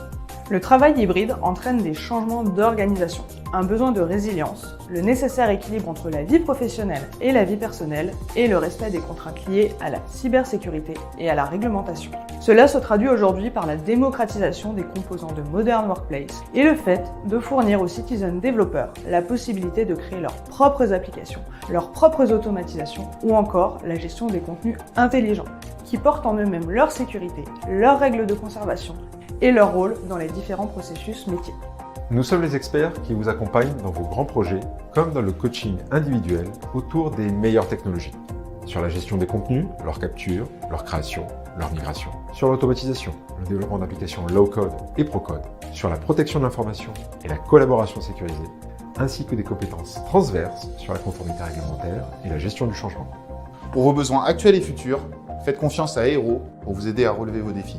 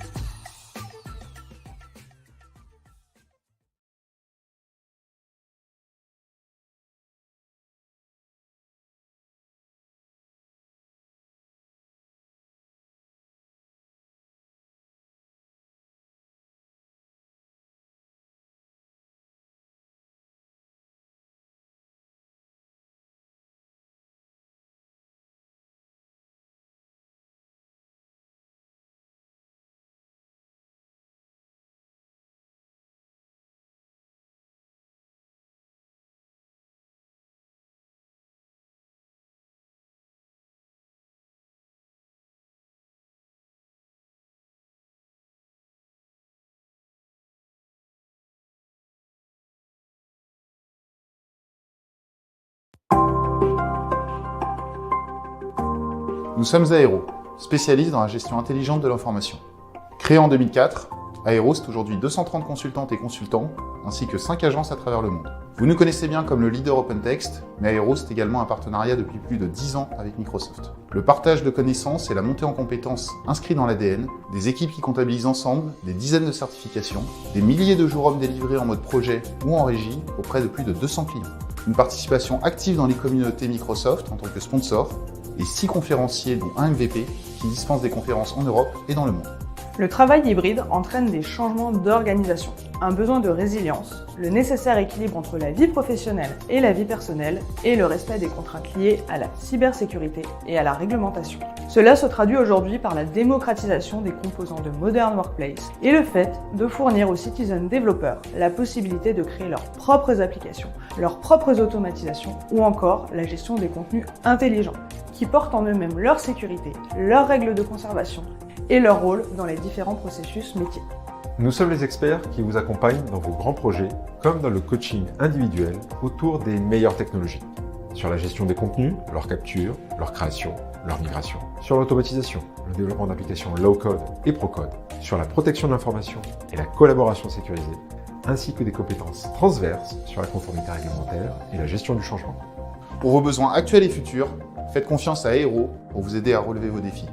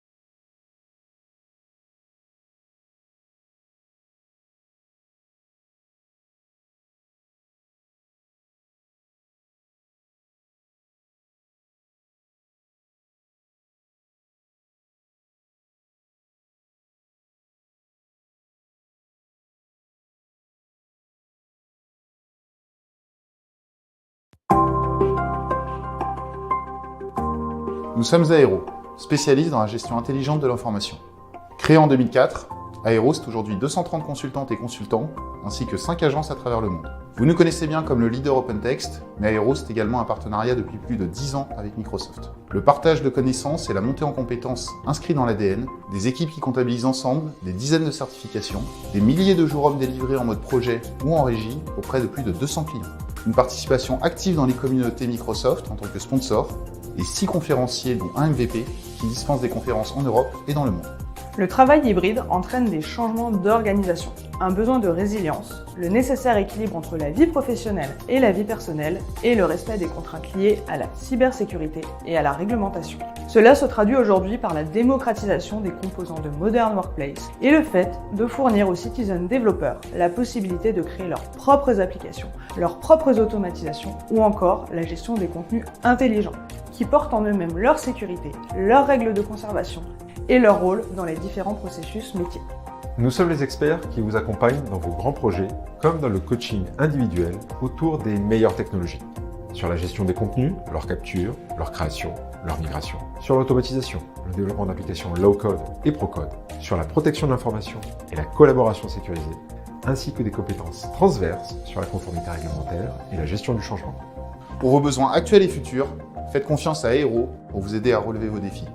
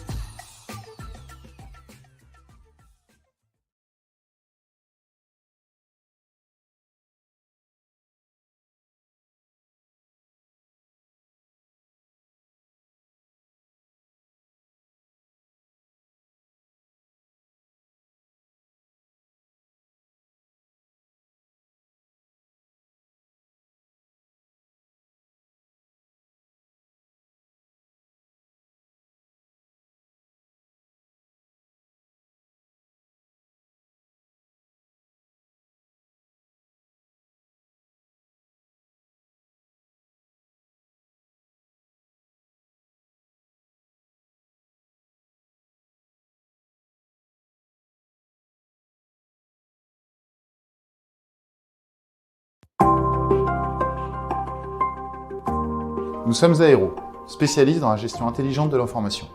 Créé en 2004, Aéro, c'est aujourd'hui 230 consultantes et consultants, ainsi que 5 agences à travers le monde. Vous nous connaissez bien comme le leader OpenText, mais Aéro, c'est également un partenariat depuis plus de 10 ans avec Microsoft. Le partage de connaissances et la montée en compétences inscrits dans l'ADN, des équipes qui comptabilisent ensemble des dizaines de certifications, des milliers de jours hommes délivrés en mode projet ou en régie auprès de plus de 200 clients. Une participation active dans les communautés Microsoft en tant que sponsor, et 6 conférenciers dont un MVP qui dispensent des conférences en Europe et dans le monde.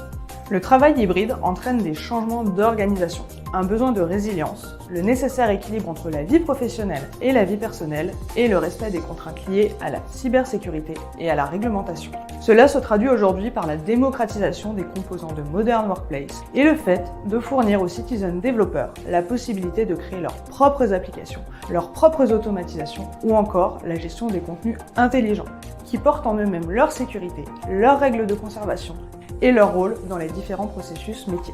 Nous sommes les experts qui vous accompagnent dans vos grands projets, comme dans le coaching individuel autour des meilleures technologies. Sur la gestion des contenus, leur capture, leur création, leur migration. Sur l'automatisation, le développement d'applications low-code et pro-code. Sur la protection de l'information et la collaboration sécurisée, ainsi que des compétences transverses sur la conformité réglementaire et la gestion du changement. Pour vos besoins actuels et futurs, faites confiance à Aéro pour vous aider à relever vos défis.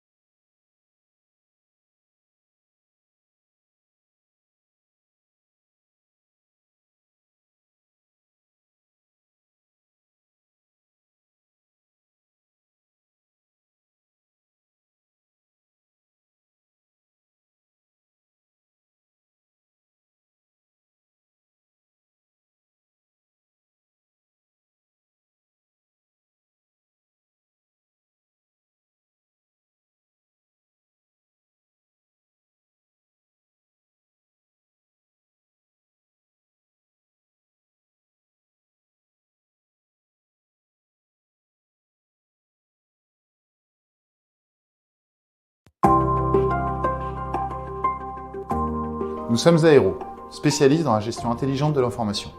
Créé en 2004, Aéro, c'est aujourd'hui 230 consultantes et consultants, ainsi que 5 agences à travers le monde. Vous nous connaissez bien comme le leader OpenText, mais Aéro, c'est également un partenariat depuis plus de 10 ans avec Microsoft. Le partage de connaissances et la montée en compétences inscrits dans l'ADN, des équipes qui comptabilisent ensemble des dizaines de certifications, des milliers de jours hommes délivrés en mode projet ou en régie auprès de plus de 200 clients.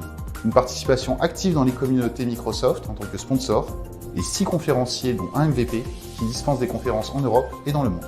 Le travail hybride entraîne des changements d'organisation, un besoin de résilience, le nécessaire équilibre entre la vie professionnelle et la vie personnelle et le respect des contraintes liées à la cybersécurité et à la réglementation. Cela se traduit aujourd'hui par la démocratisation des composants de Modern Workplace et le fait de fournir aux citizen développeurs la possibilité de créer leurs propres applications, leurs propres automatisations ou encore la gestion des contenus intelligents qui portent en eux-mêmes leur sécurité, leurs règles de conservation et leur rôle dans les différents processus métiers. Nous sommes les experts qui vous accompagnent dans vos grands projets, comme dans le coaching individuel autour des meilleures technologies. Sur la gestion des contenus, leur capture, leur création, leur migration. Sur l'automatisation, le développement d'applications low-code et pro-code. sur la protection de l'information et la collaboration sécurisée, ainsi que des compétences transverses sur la conformité réglementaire et la gestion du changement. Pour vos besoins actuels et futurs, faites confiance à Aero pour vous aider à relever vos défis.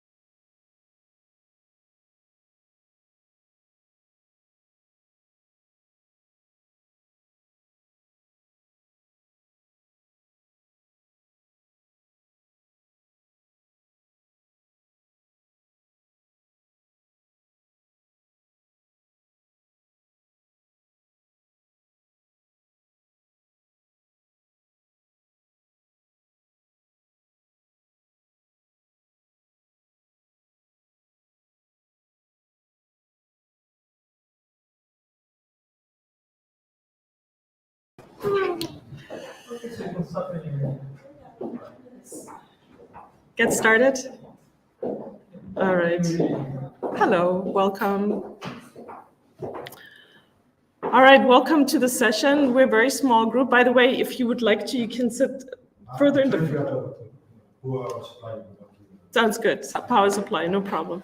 I always tell people to sit in the first row is the safest row because I engage with people in the other rows. All right, Modern Workplace Conference Paris 2024. I'm super excited to be here again this year. The last time I was here, I think, was 4 years ago. I think was it before the pandemic? I don't remember. It doesn't matter.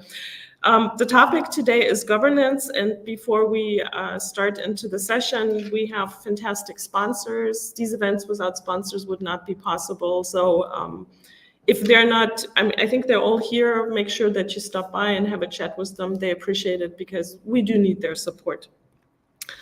And you can also follow us along. I'm sure you already seen this slide many, many times. So wherever you are, LinkedIn, Twitter, X, and Facebook, just go for it. Now, first off, I want to introduce myself. My name is Antje Lamartine. I'm the lead for M365 change management at If Blueprint in Munich. I'm based out of Germany. And I started my career in the M365 world with SharePoint, I should say with SharePoint 2010. I think it was 2008 or 2009. And I built solutions at the time as a business analyst. I built an intranet for the company I was working for. And I noticed very quickly that whatever solutions I built, that in the end, it was end users that were supposed to adopt these solutions. And even though I was super excited about all of this, it might have been hard for them. So I put my focus on change management and people, and everything I do is from the people perspective. So basically, I love technology, but people are my focus, and I can annoy tech people very quickly with my questions, especially when it comes to governance. Now, as I said, I'm an M365 change manager, and I do change management on a daily basis. Now we are 2, 4, 6 people in this room, and I would assume if I ask all 6 of you now, what do you think is change management? I might get 6 different answers. So my question to you is now, what do you think is change management? When you hear change management, what comes into your mind? So this, I hope we're going to have a dialogue here. So feel free. Say that again. Conduct a new behavior with people. Yeah. Conduct new behavior with people. Yeah. What else? Adopt new tools. Adopt new tools. Yeah. What else do you think is change management? First, inform. Pardon me? First, inform. So we discuss with people about the changes will come. Yeah. First, organize it.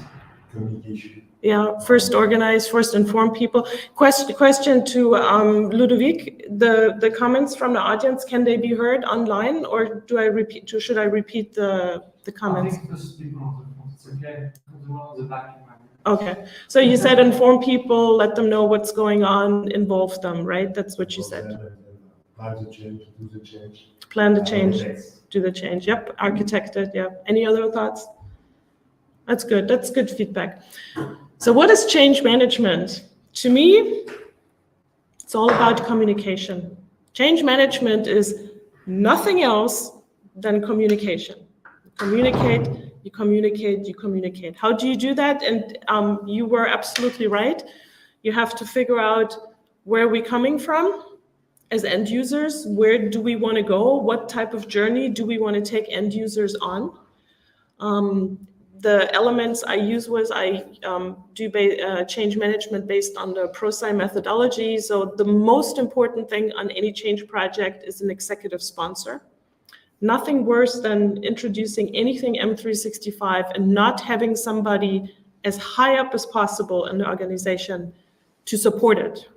to communicate broadly about it, to be visible in this new tool. I mean, think about it. I mean, it's been a while, but you roll out Teams and your executive is never ever to be found by liking something, by responding something. This has an influence on people. You have to lead by example.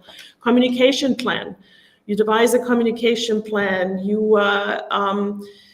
You have to develop the messaging, what's in it for the end users. And one of my favorite examples in terms of added value always is, well, if you tell somebody, oh, you can collaborate in real time in Word and in PowerPoint, and this is so fantastic. To me, as a change manager, that's a functionality, nothing else. That's a feature. But what's the added value to the end user for something like collaborating in real time? It's that we don't have to bring 20 different versions together of a file. It's that I don't have to be stressed 10 minutes before the meeting when I have to present. It's an added value of M365 is that I can find my files on my laptop, and if I have to rush out at 4 p.m. because I have to pick up my child, I can access data and information on my cell phone, and it reduces my stress. That's really the value add, and this is what change management communication is about. Of course, we're talking also about training plans. Then you have to dealing with the resistance that you get from people. So in the end, it's all about communication. But this session is about governance, right? And not change management. It goes very close together. What's governance to you? What is M365 governance to you? Thoughts, ideas? Taking control of all the administration, dashboards, or actions. Taking control of administration, having dashboard, all the actions, yeah. The life cycle of the resources. Life cycle of the resources. And by the way, there are no wrong answers, so it's okay too. I'm not going to say, no, this was wrong. Any other thoughts? Life cycle, okay, yeah, absolutely. That's what governance is about. Governance, and I looked this up, is really a set of policies and roles and responsibility and processes. And again, I'm a change manager, so my immediate question is, but what for?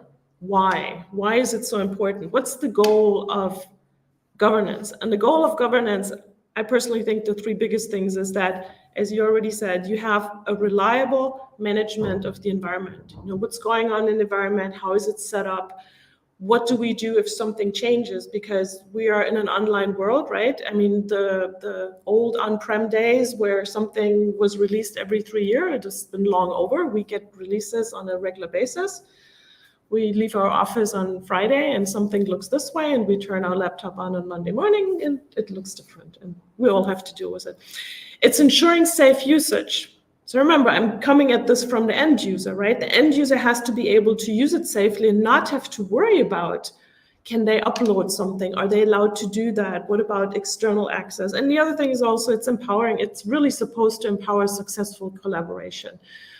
And while those people that work in the IT department that have to manage M365, yes, to them it's maybe about securing the environment. To the end users, they really don't care about any of that stuff. They just want to be able to use it and not have to think about it, because technology is not their focus. Their focus is whatever job they have, be it in HR, be it in marketing, be it in product management. So there's a difference. Now, before I continue, I meant to ask that at the very beginning, how many of you are working on the IT side of a company or an organization? Okay, so a few, and the others more on the business side? Product management. Product management, okay. Good. All right. So I brought 3 of my projects with me today that I want to talk about. And first question I have is, when you see this picture, what do you feel? Stress? Yes. Yeah. It was a fun night. Pardon me? The night was fun. It was a fun night. There you go. Perfect. Bit disorganized, right? A bit of a mess. Yeah. Does any of you work as a consultant? Yeah. Okay. Have you ever gone into your client's environment and just like, oh my God. And by the way, this is not my daughter's bedroom. My daughter's bedroom is not the most organized, but she's outgrowing the phase where it's complete chaos. Yeah, but sometimes, I mean, your environment can look like this, right? And this is where governance really takes place, where you have to say, well, the first reaction was, it's stress. It looks like stress. And governance is really something that should help us not to be stressed and to be somewhat organized so that the IT staff can sleep at night and doesn't have to worry. And also the end users can use the environment without having to worry about anything. All right, so let's take a look at those scenarios. This is a client that I am currently working in, and I brought you some information here. So it's a client in Munich, Germany.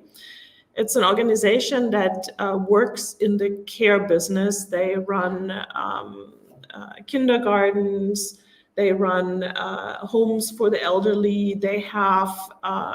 They have services where you can go if you have mental issues, if you have physical issues, if you struggle with drugs. So their core business is service for human beings. They have about 7,000 employees. They have within that organization 6 business units, and they were actually the victim of a cyber attack in November of, what do we have now, 22. So from one day to the next, everything was gone. And they were not an M365. I mean, literally, they started working from one day to the next with their private phones, their private email addresses. They worked with paper and pen. It's unbelievable. They were terribly hacked. So they really had to find a solution immediately. I mean, think about it. They were taking care of old people in elderly homes. So something which is critical, right, where you give medication. So it was an absolute nightmare. And what they did is they decided that they would invest in M365. They rolled out Microsoft Teams and OneDrive. And you see here they have 6 business units, and they actually allowed 1 team per business unit and no additional ones. And users were not allowed to create teams on their own. They had initially no M365 service owner. M365 was then supported by an external IT support company through a ticket system that also had to be initialized from one day to the next. They did have external access enabled without training anyone. And the organization as a whole is extremely hierarchical and siloed. So that really means to get a decision, you come up with a concept, then you give it to those 6 business units, then they can comment, then the comments get worked into that concept, then the concept goes all the way to the leadership of the company, 3 people. They discuss the concept, they make a decision, and then they push it back into the department, say communication, organization, or whatever it is, and then it gets worked on there. How do you think collaboration is working there? What do you think the challenges are for the end user in such a scenario? I don't know how to collaborate. I don't know how to collaborate, yeah. Real problem. Any other thoughts? What do you think happened? Just imagine yourself in this situation.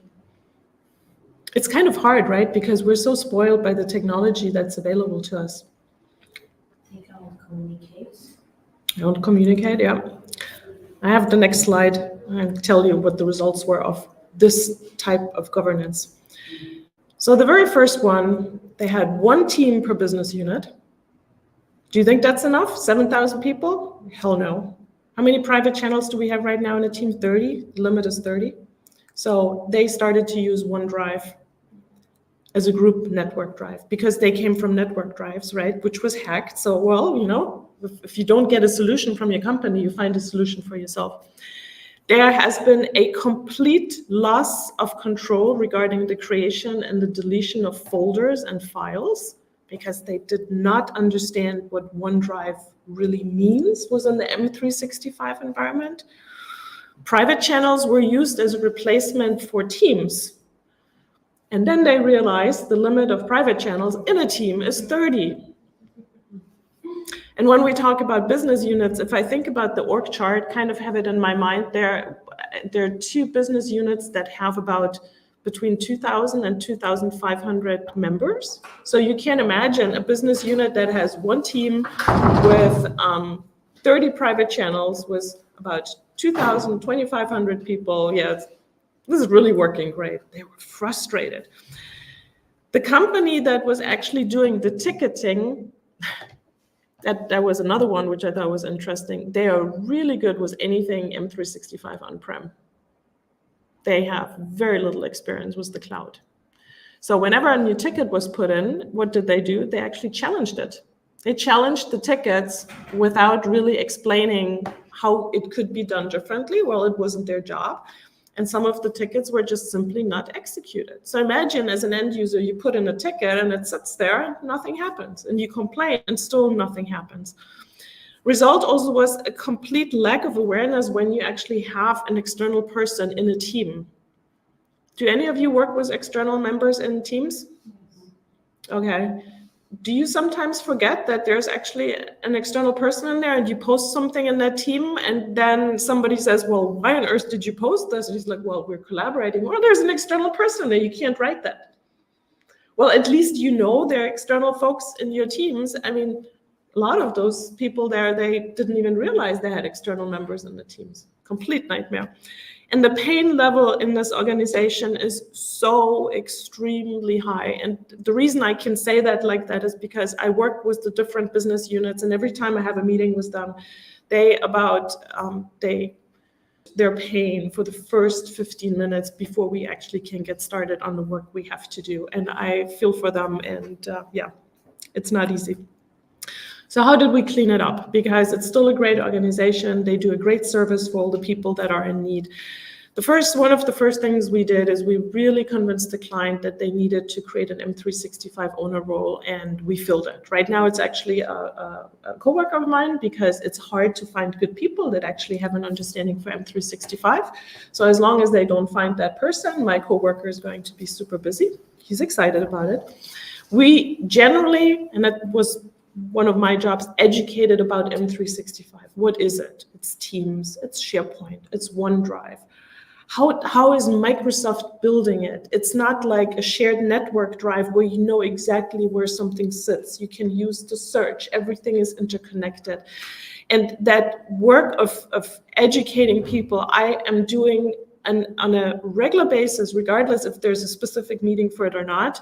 I do it when I'm there on site and I have lunch with people. I do it in between meetings. I do it the 5 minutes before we really start a meeting, whatever chance I get to create awareness of what M365 as a platform is.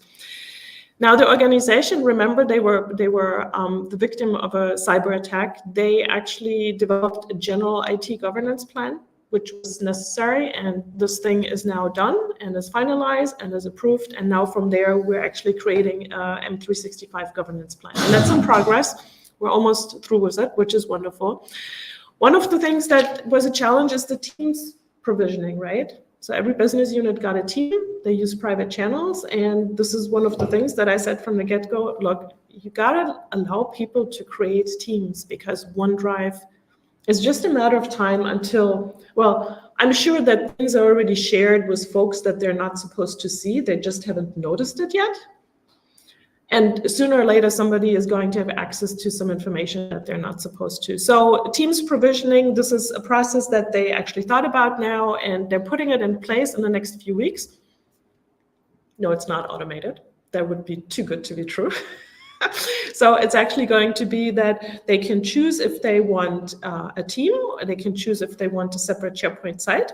Then it's going to go to their manager. Then through the manager, it's going to go to someone in the IT department. And that young lady is absolutely convinced that she's going to be able to manage the manual approval of Teams or SharePoint requests.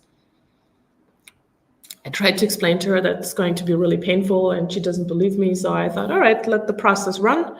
Because you know when change happens? Change happens when the pain is really high. And if pain is not high enough, change is not going to take place. The pain level is not high enough for her yet, but it'll happen. I give her about 3 months, and then she's going to come back and say, oh, we need to automate that. We trained key users, key user network. This was very important. And we are right now in the process of actually enabling an executive sponsor. I found a person fairly high in the organization that does not come from the IT side. He's passionate about IT and technology. He's a good communicator, and I'm really looking forward to working with him hand in hand with the communication department to start communicating into the management levels of these different business units and then enable them further. So this is how we cleaned up this project for now. It's a work in progress. I think we're going to be there for quite a long time. And hopefully we're going to be able to transfer knowledge to them that they're not going to have to pay for our services for, I don't know, indefinitely, as much as I would like it. But they have to really build up the knowledge inside their organization. And it's about communication and training, really. Now, a scenario 2 is a public agency in Germany. About 1,200 employees, 60% of them are first-line workers. They are actually caseworkers, so you submit paperwork, they review the paperwork, they make decisions on it. And what we did there is we rolled out teams and we trained. I was there from the get-go, rolling it out. I was training, I was communicating, it was all great. And then the next thing we did is they are coming from Lotus Notes. We actually migrated Lotus Mail to Outlook. We did the training. They don't have an M365 service owner. They have a semi-annual release and they have a workers' council. You have workers' councils in France, like a representation of workers that can say yes or no on whatever you want to do. I think you have them in France, right? I am very sorry. We're in the same boat. Yeah, we have them in Germany. Yes, yeah, we have them in Germany too. And every time I talk about workers' council, I kind of have to pull myself back because I think it's wonderful that employees have somebody representing them, because there are plenty of companies that think they can do whatever with their employees, right? So I think there's a good reason for that. At the same time, it very much depends on the makeup of the people of the workers' council, how what's the right word, how open they are to approving the things you want to do in an organization, regardless if it's tools, could be something else.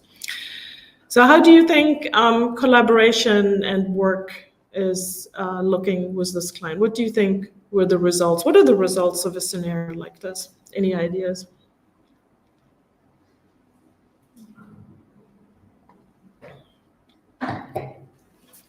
Put yourself into the shoes of an end user. You got teams rolled out and trained. You ended up in Outlook. There is no service owner. How do you think they work together?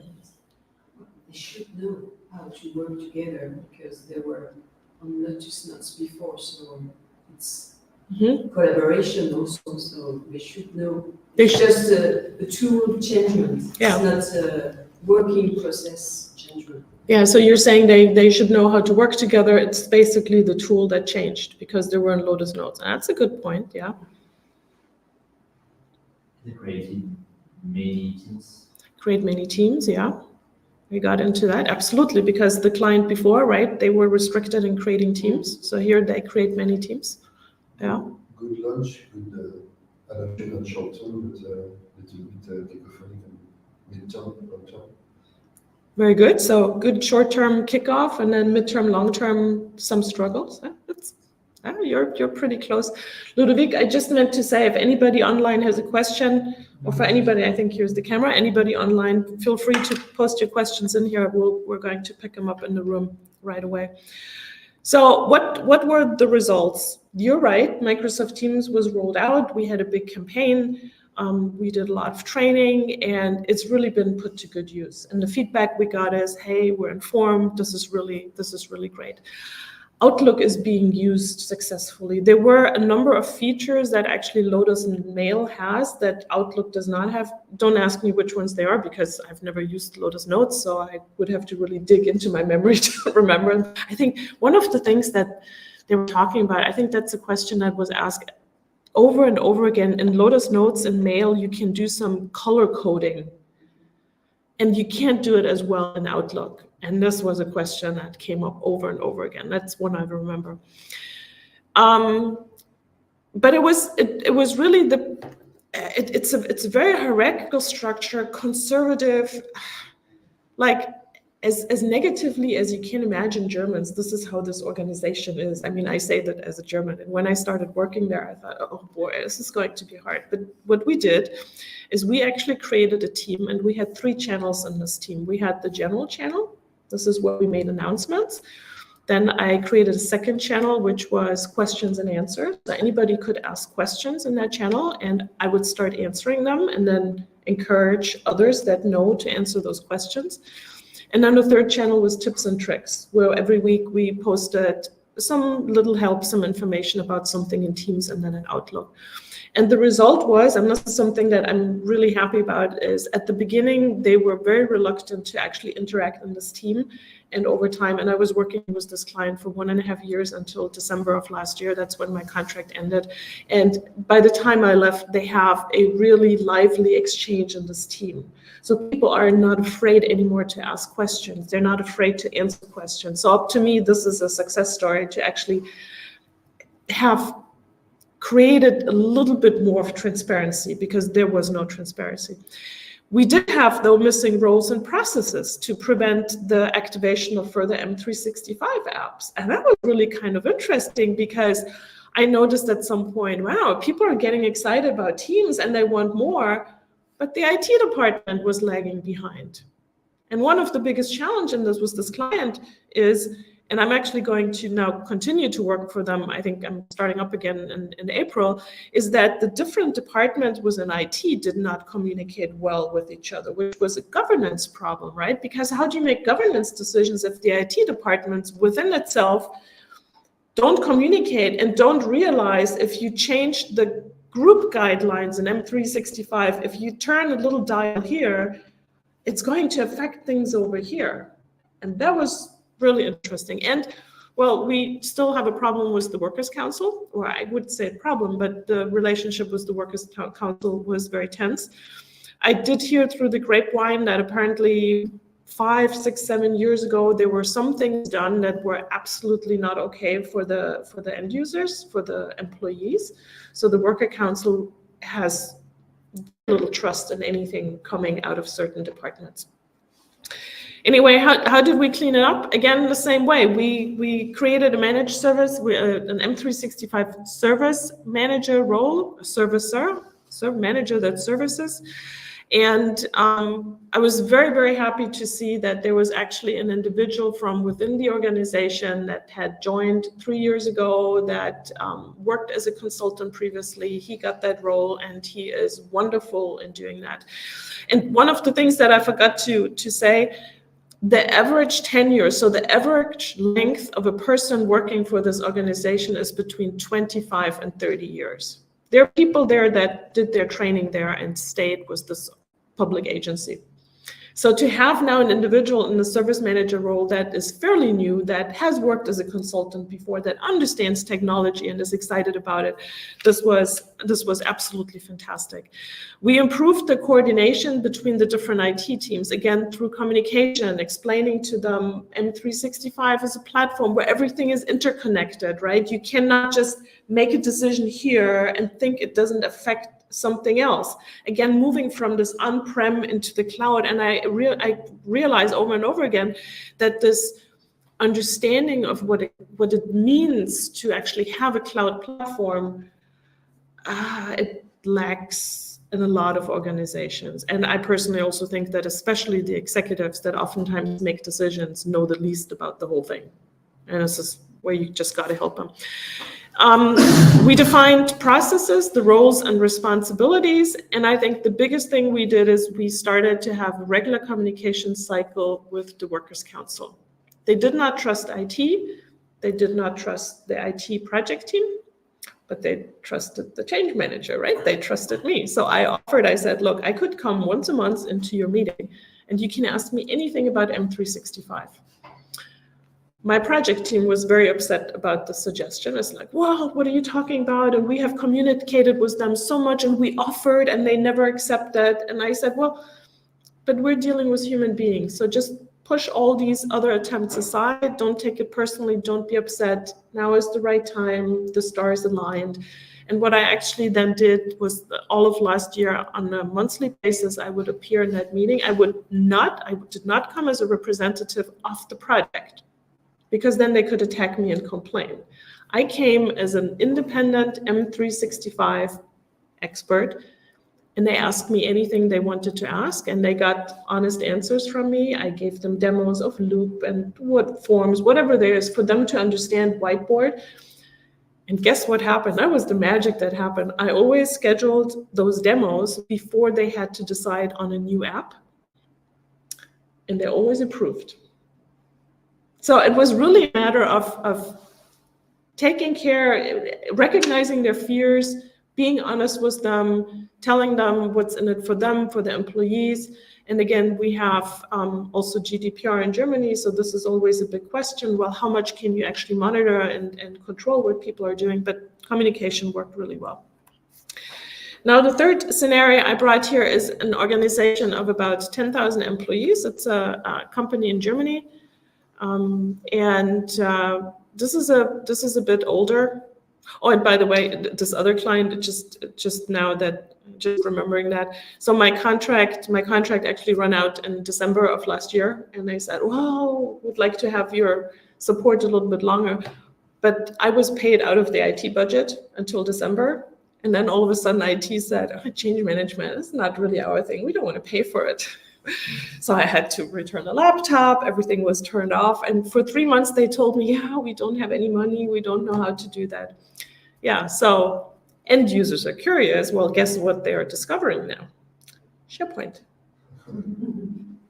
They need help with SharePoint. So my contract is starting up again in April. They somehow found, it's always like that, right? They found money somewhere. So I've learned that with my change management stuff, I have to be very patient. And if a client says, no, we're done here, I'm thinking, yeah, we'll see each other again. It's just a matter of time. It's all good. I'm very patient. It's people, right? They need time. Anyway, so coming to scenario 3, this is a client I was working with them for about a year, 1.5 years. That was actually during the pandemic when it started, the lockdown came, and they immediately needed to get onto some platform in order to work from home remotely. And they rolled out Teams during the pandemic. Again, no service owner. They turned everything on. How many of you have access to the admin center in Teams? There are lots of little buttons that you can switch on, huh? Isn't that great? On, activate, yes. Oh, external users, yes, they can create channels. Yes, they can delete them. Yes, they can, this company turned everything on. Well, you're laughing, yeah. When I came into this project, I was thinking, oh, this is going to be interesting. So they had some communication, but almost no training. And I mean, we're sitting here and we're laughing about it, but remember back to those days when we had to go into the home office. For some of us, it might have been completely normal, but companies struggle with it. And imagine now that from one day to the next, overnight, you have to switch onto a platform. You don't have the know-how internally. You turn everything on. You can't even fault them for it because they just said, how can we help our employees to continue to be able to work, right? So I'm not really laughing about this. I'm just saying, yeah, they didn't know any better. So when I come from the change management side and I see how something is set up, my thought always is, well, they very likely made the decisions to the best knowledge they had at that point in time. And it's not that somebody said, oh, we're going to turn everything on because we want to create a mess. This is not how people are thinking. They say, well, we need to do something quickly, and a lot of times they don't have the time to really review it. What do you think the results were? I'm going to show you the results. Uncontrolled Teams growth. I was wondering if I should write their Wild Wild West. But it was Wild Wild West. One of the things I love is Teams either without an owner or with 10 plus owners. Private teams, public teams. What's the consequence in terms of governance when you have 10 plus owners? What happens eventually? They can all invite or modify the team. Yeah, they can invite people, they can let people into the team, they can kick them out. And it's more they can let people into the team, especially when it's a private team, right? And it did happen eventually then that in some of these teams that there were people and members in there that they were not supposed to be in there. Can you imagine the conversation with 10 different people who actually let a person in and why? You know how much time that took? And the finger pointing, no, you did it. No, I did it. No, it was a nightmare. And the other thing was also that, again, they had lack of awareness that they had external members within those teams. And there were times when things were posted that there were really internal information and they weren't supposed to be posted. And that was really painful for that organization. So the first line here, the service owner, nothing new there, right? What do? Inform the client, you bought into a big cloud platform, you need to have somebody who is leading this. Oops, and I thought I had turned it off. Different tenant. They went into actually I have to take a step back, the service owner role, because this was interesting here.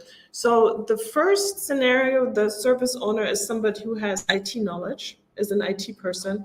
The second scenario was also service owner that had IT background, and with this client, they actually decided to bring somebody in who is passionate about technology, doesn't have a tech background, but is a really good communicator. In a company of 10,000, and this is what I advised them on, I said, you don't need a techie that goes deep into the admin centers and code and whatnot. This is not what you need. You need somebody who can communicate, who understands the business. And thank God they followed on the advice. And that service owner also said, well, we're going to have to tie this whole tenant down. We have to review what we turned on and what's possible.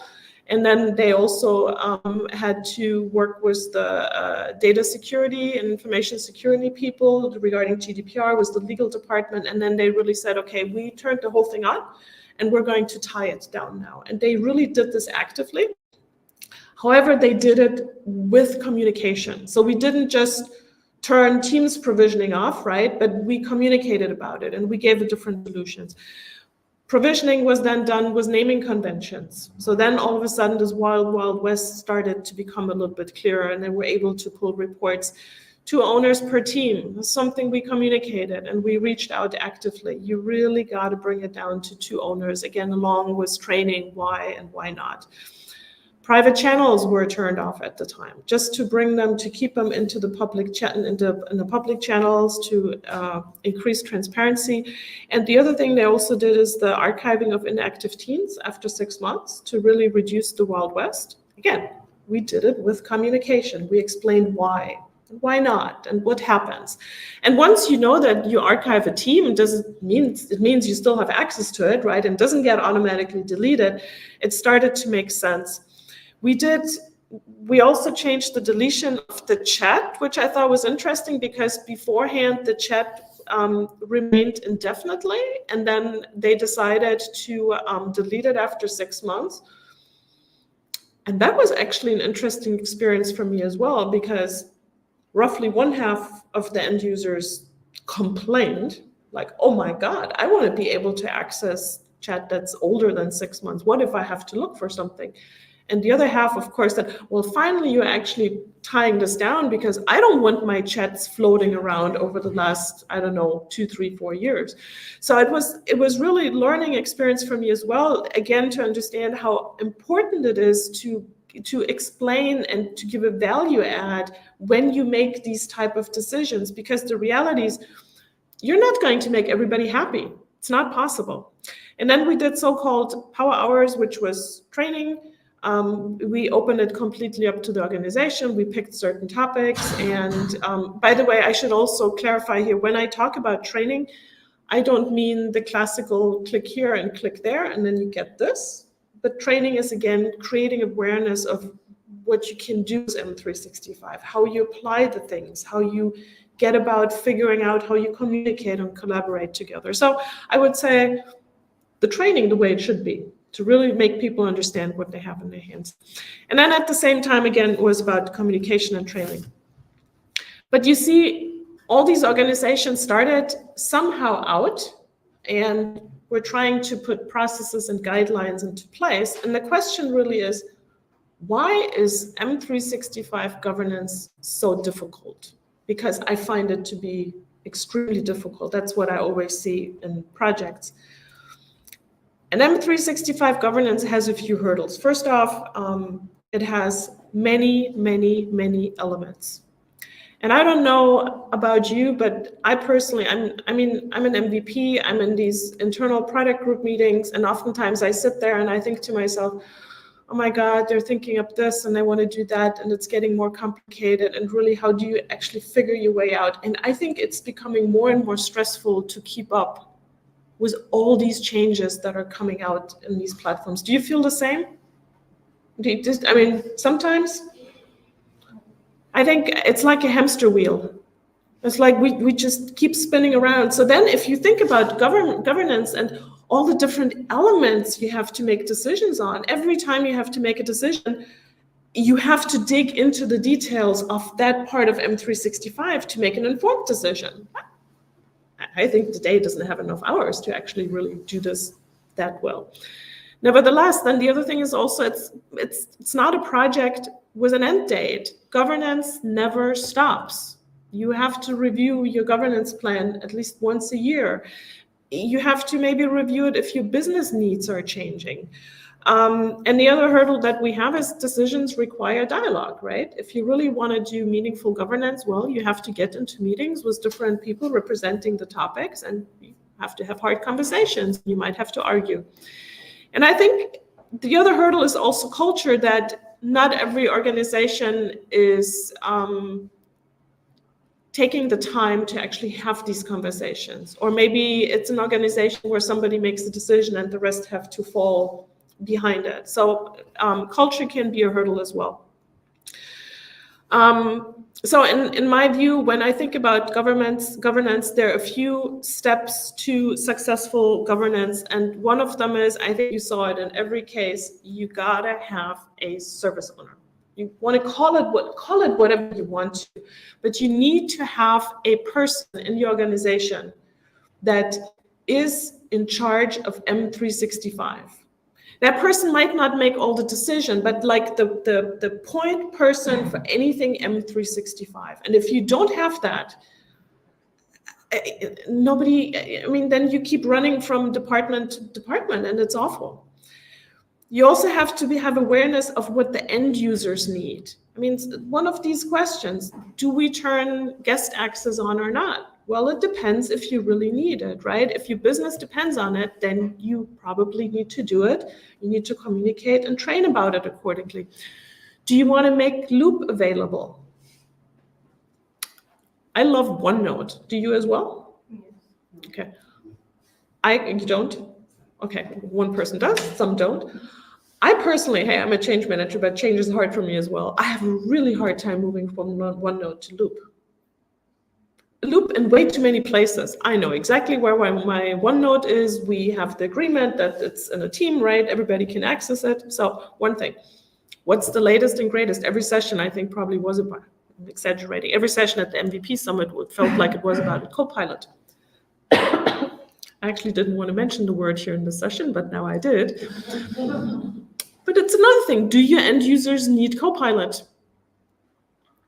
Everybody right now says, oh yeah, we need Copilot. I don't know.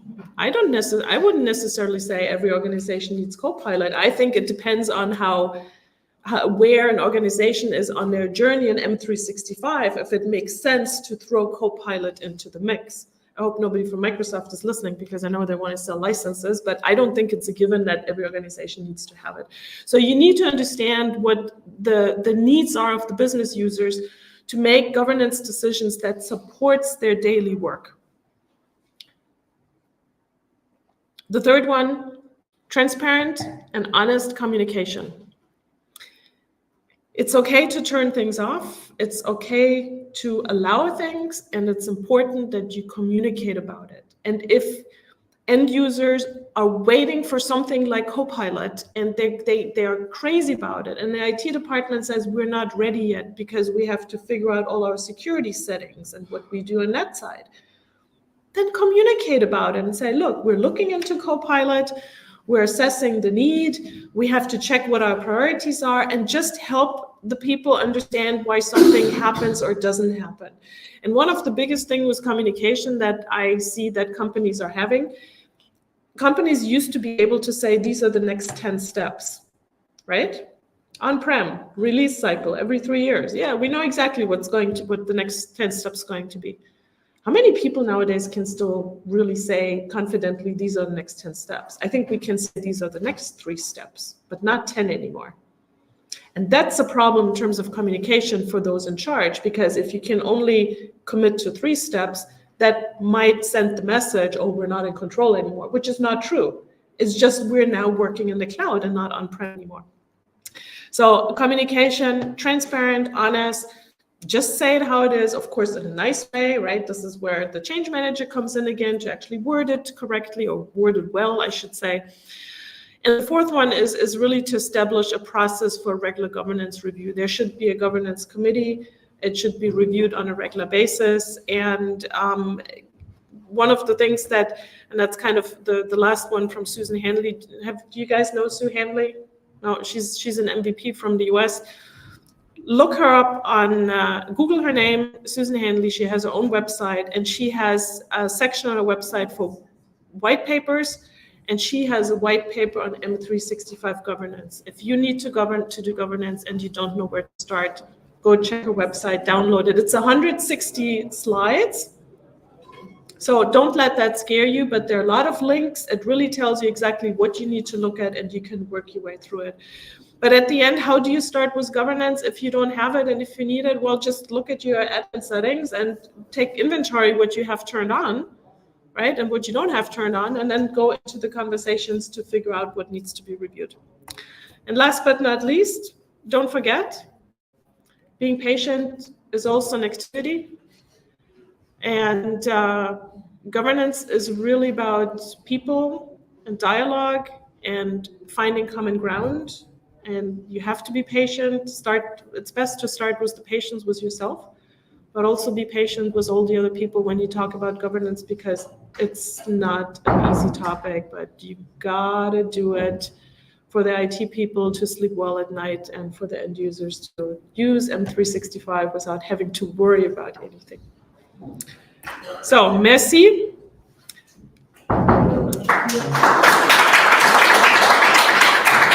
Thank you for your interaction. I have one ask of all of you. Did any of you already connect with someone here at the conference over LinkedIn?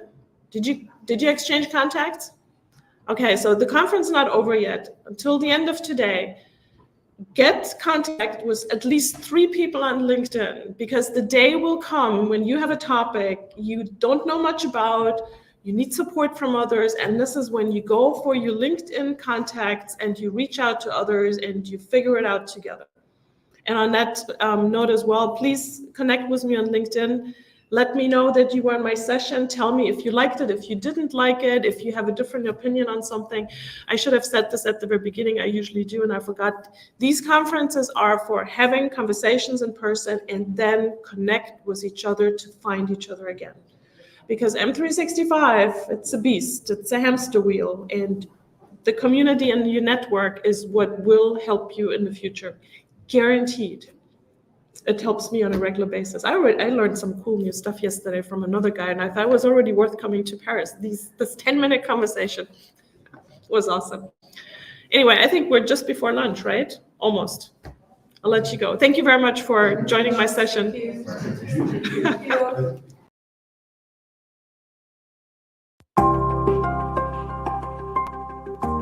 Nous sommes Aéro, spécialistes dans la gestion intelligente de l'information.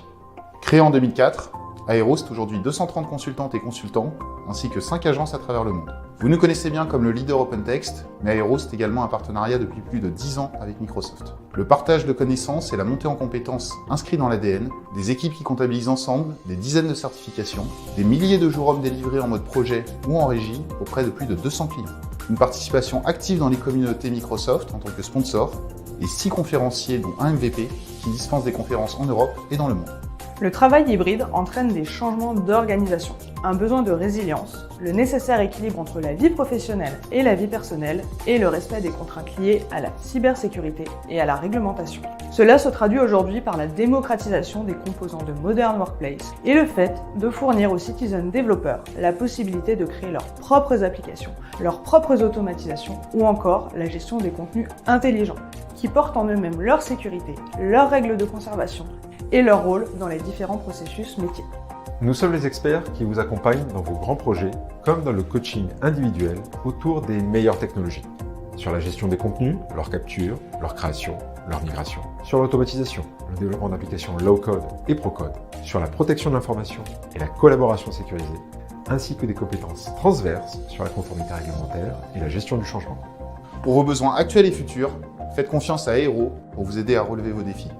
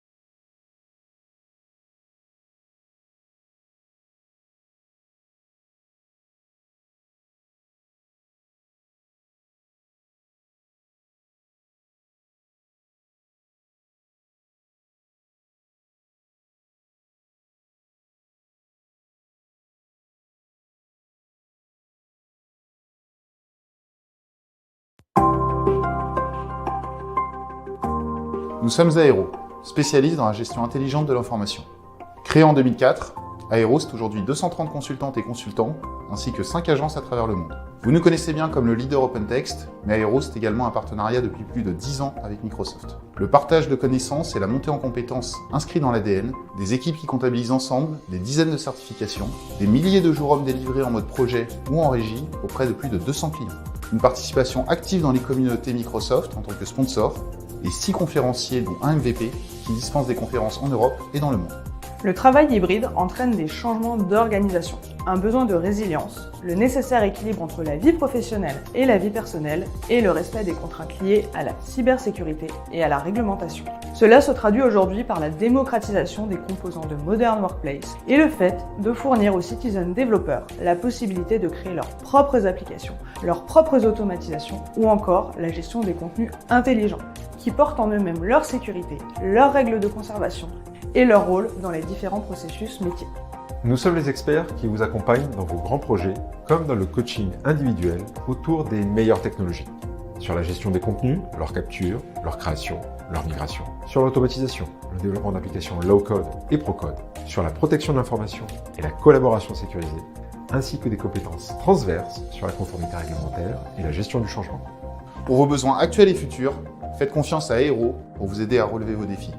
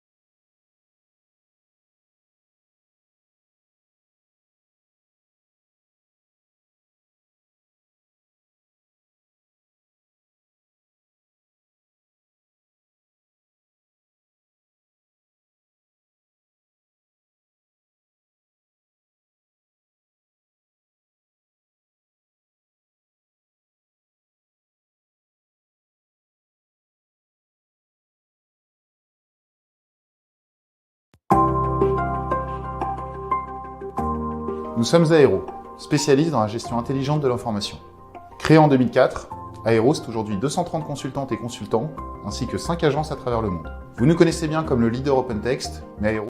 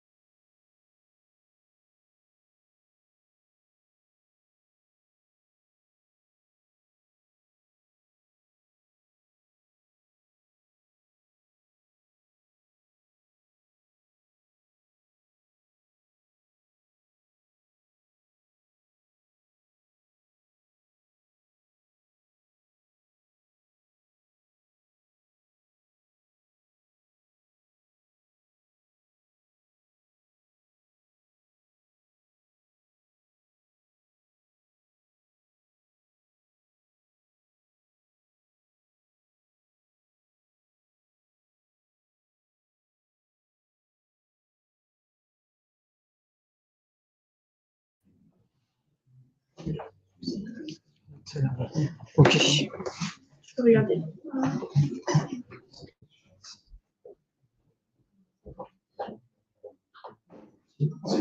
C'est bon? Ah, ouais, non. Voilà.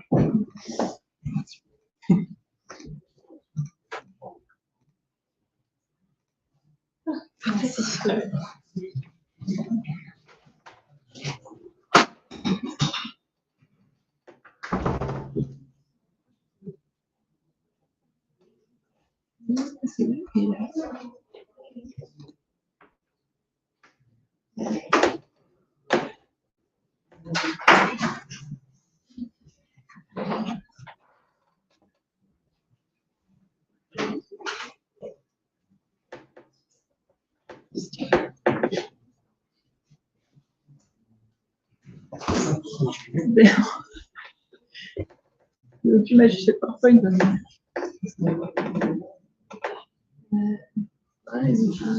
Tu minimises celle-là. Ok.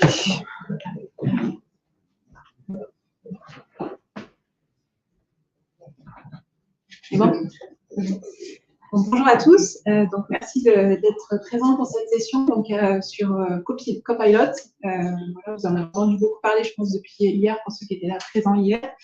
On continue à en parler lors de cette session. Avant ça, je vais juste me présenter rapidement. Donc, merci aux sponsors, bien sûr, de l'événement. La caméra est là, je vais mettre de ce côté. Sur cette partie, Donc, sur la partie événement, on va passer rapidement avec des petits problèmes techniques. Donc, moi, je suis Nathalie Galval, je suis consultante en change management chez Gravity Partners, un cabinet de conseil spécialisé autour des technologies Microsoft, basé à Aix-en-Provence. Et donc, ça fait plusieurs années, moi, je suis beaucoup Microsoft depuis que je suis sortie d'école en 2007. Donc, j'étais anciennement FDP Microsoft et depuis, donc, je travaille autour des sujets de transformation des usages de Microsoft dans les entreprises. Donc, tous les déploiements de suite Office 365 et des outils comme Teams, SharePoint, Viva et maintenant Copilot. Donc, au niveau du programme, l'idée, c'est de vous présenter très rapidement une petite info avec les chiffres sur Copilot et pourquoi on en est arrivé là aujourd'hui. De vous représenter aussi les différentes versions de Copilot, puisque vous avez dû en voir beaucoup passer récemment. Il y a toujours des nouveautés qui arrivent avec Microsoft, beaucoup de sorties, beaucoup d'annonces. Donc, l'idée, c'est de refaire un petit état des lieux et de voir un peu les prix associés et comment vous allez pouvoir, du coup, construire une stratégie d'adoption. Donc, c'est ce qu'on verra après par la suite. Et je vous montrerai aussi quelques cas d'usage qui sont intéressants, voilà, que je voulais vous partager. Et on finira par une partie sur les ressources. J'essaie de centraliser beaucoup de ressources qui peuvent vous aider dans les différents projets de déploiement de Copilot.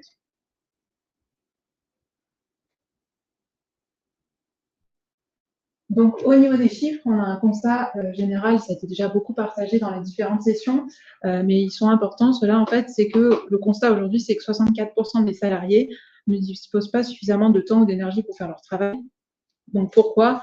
Parce que depuis 2020, donc on est en 2024 aujourd'hui, on a beaucoup plus de réunions, 3 fois plus qu'en 2020, et on fait beaucoup de recherches par jour, du fait qu'on a aussi beaucoup d'outils qui ont été déployés.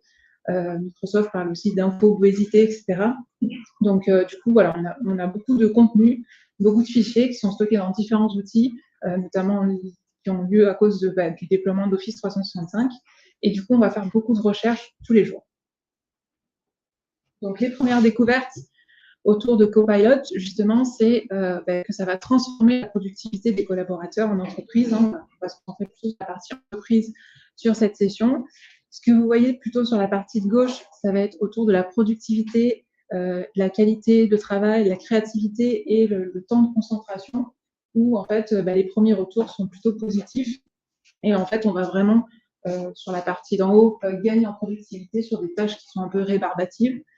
On va du coup pouvoir être plus créatif. On va voir que Copilot nous permet de pas partir d'une page blanche, mais d'avoir déjà une bonne base pour travailler et pour être plus créatif.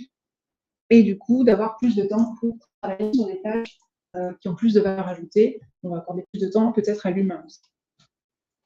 Donc ça, c'est la première partie sur la gauche. Et ensuite, ce que vous retrouvez sur la droite, ça va être plutôt un constat, ici en gris, sur le besoin, en fait, le manque d'innovation constaté dans les entreprises, qu'il y a beaucoup de temps et d'énergie qui sont dépensés pour faire des tâches à peu de valeur ajoutée. Et que 70% des personnes aimeraient pouvoir déléguer plus de choses à l'IA. Et donc, les premières études montrent que 68% des gens trouvent qu'avec Copilot, ils améliorent la qualité de leur travail, ils sont plus productifs à 70% et 77% d'entre eux disent qu'ils ne pourraient pas abandonner Copilot après l'avoir testé. Donc ça, c'est les premiers chiffres. Ensuite, au niveau de Copilot, donc où est-ce que ça va s'insérer dans l'écosystème Microsoft? Je vais montrer cette image, vous avez probablement peut-être déjà vu. Copilot, c'est vraiment au cœur de tous les outils Microsoft, qu'on soit sur la partie Modern Work, donc plus les outils liés à la suite Office 365, Microsoft 365, et tous les outils qui vont être autour, notamment la data, les applications business type Power Platform, Power Apps, etc. La partie vraiment des développeurs et aussi la partie recherche avec la partie navigateur Edge. Donc voilà, Copilot va vraiment s'insérer dans tous les outils. Ensuite, j'aime bien ce petit graphique aussi que vous voyez apparaître à l'écran qui montre que vraiment Copilot est au cœur de l'écosystème qui va communiquer avec l'API Graph de Microsoft, donc pour aller récolter vraiment toutes les informations qui concernent l'utilisateur, qu'elles soient stockées dans SharePoint, dans Teams, dans OneDrive. et que nous, on va aller plutôt interroger Copilot avec le langage naturel. Et ensuite, on va pouvoir aller dans la partie collaborative, dans la partie Viva, dans la partie application Microsoft, Power Platform, Dynamics, etc. Donc voilà pour la vue d'ensemble. Au niveau des versions, je vous ai fait un petit comparatif ici des différentes versions. Donc vous voyez, il y a la partie pour les personnes, pour des comptes individuels, et la partie plutôt sur la droite pour les organisations, les entreprises. Donc, ce qu'on peut voir ici, et on a le petit dernier de Microsoft qui est sorti, Microsoft Copilot Pro.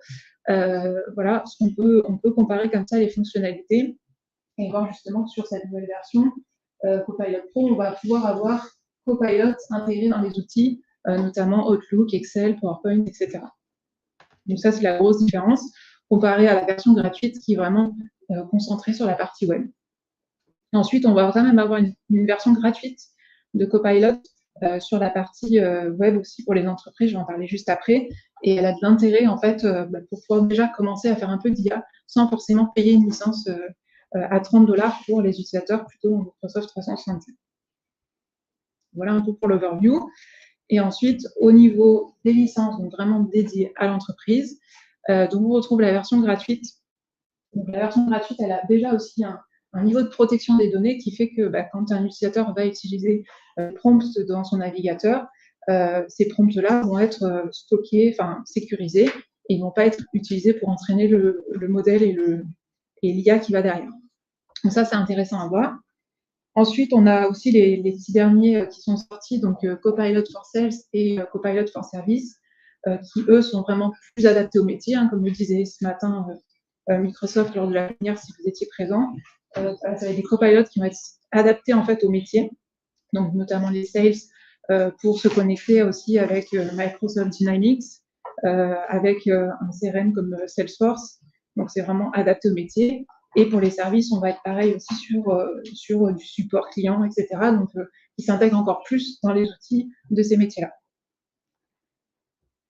Et après, bien sûr, donc la version classique dont on va beaucoup parler là sur cette session, ça va être la partie 365 avec bien sûr l'intégration de Copilot dans les applications Microsoft 365 et la partie Copilot Studio qui va vous permettre de développer en fait des copilots un peu comme vous pouvez le faire avec des applications Power Apps.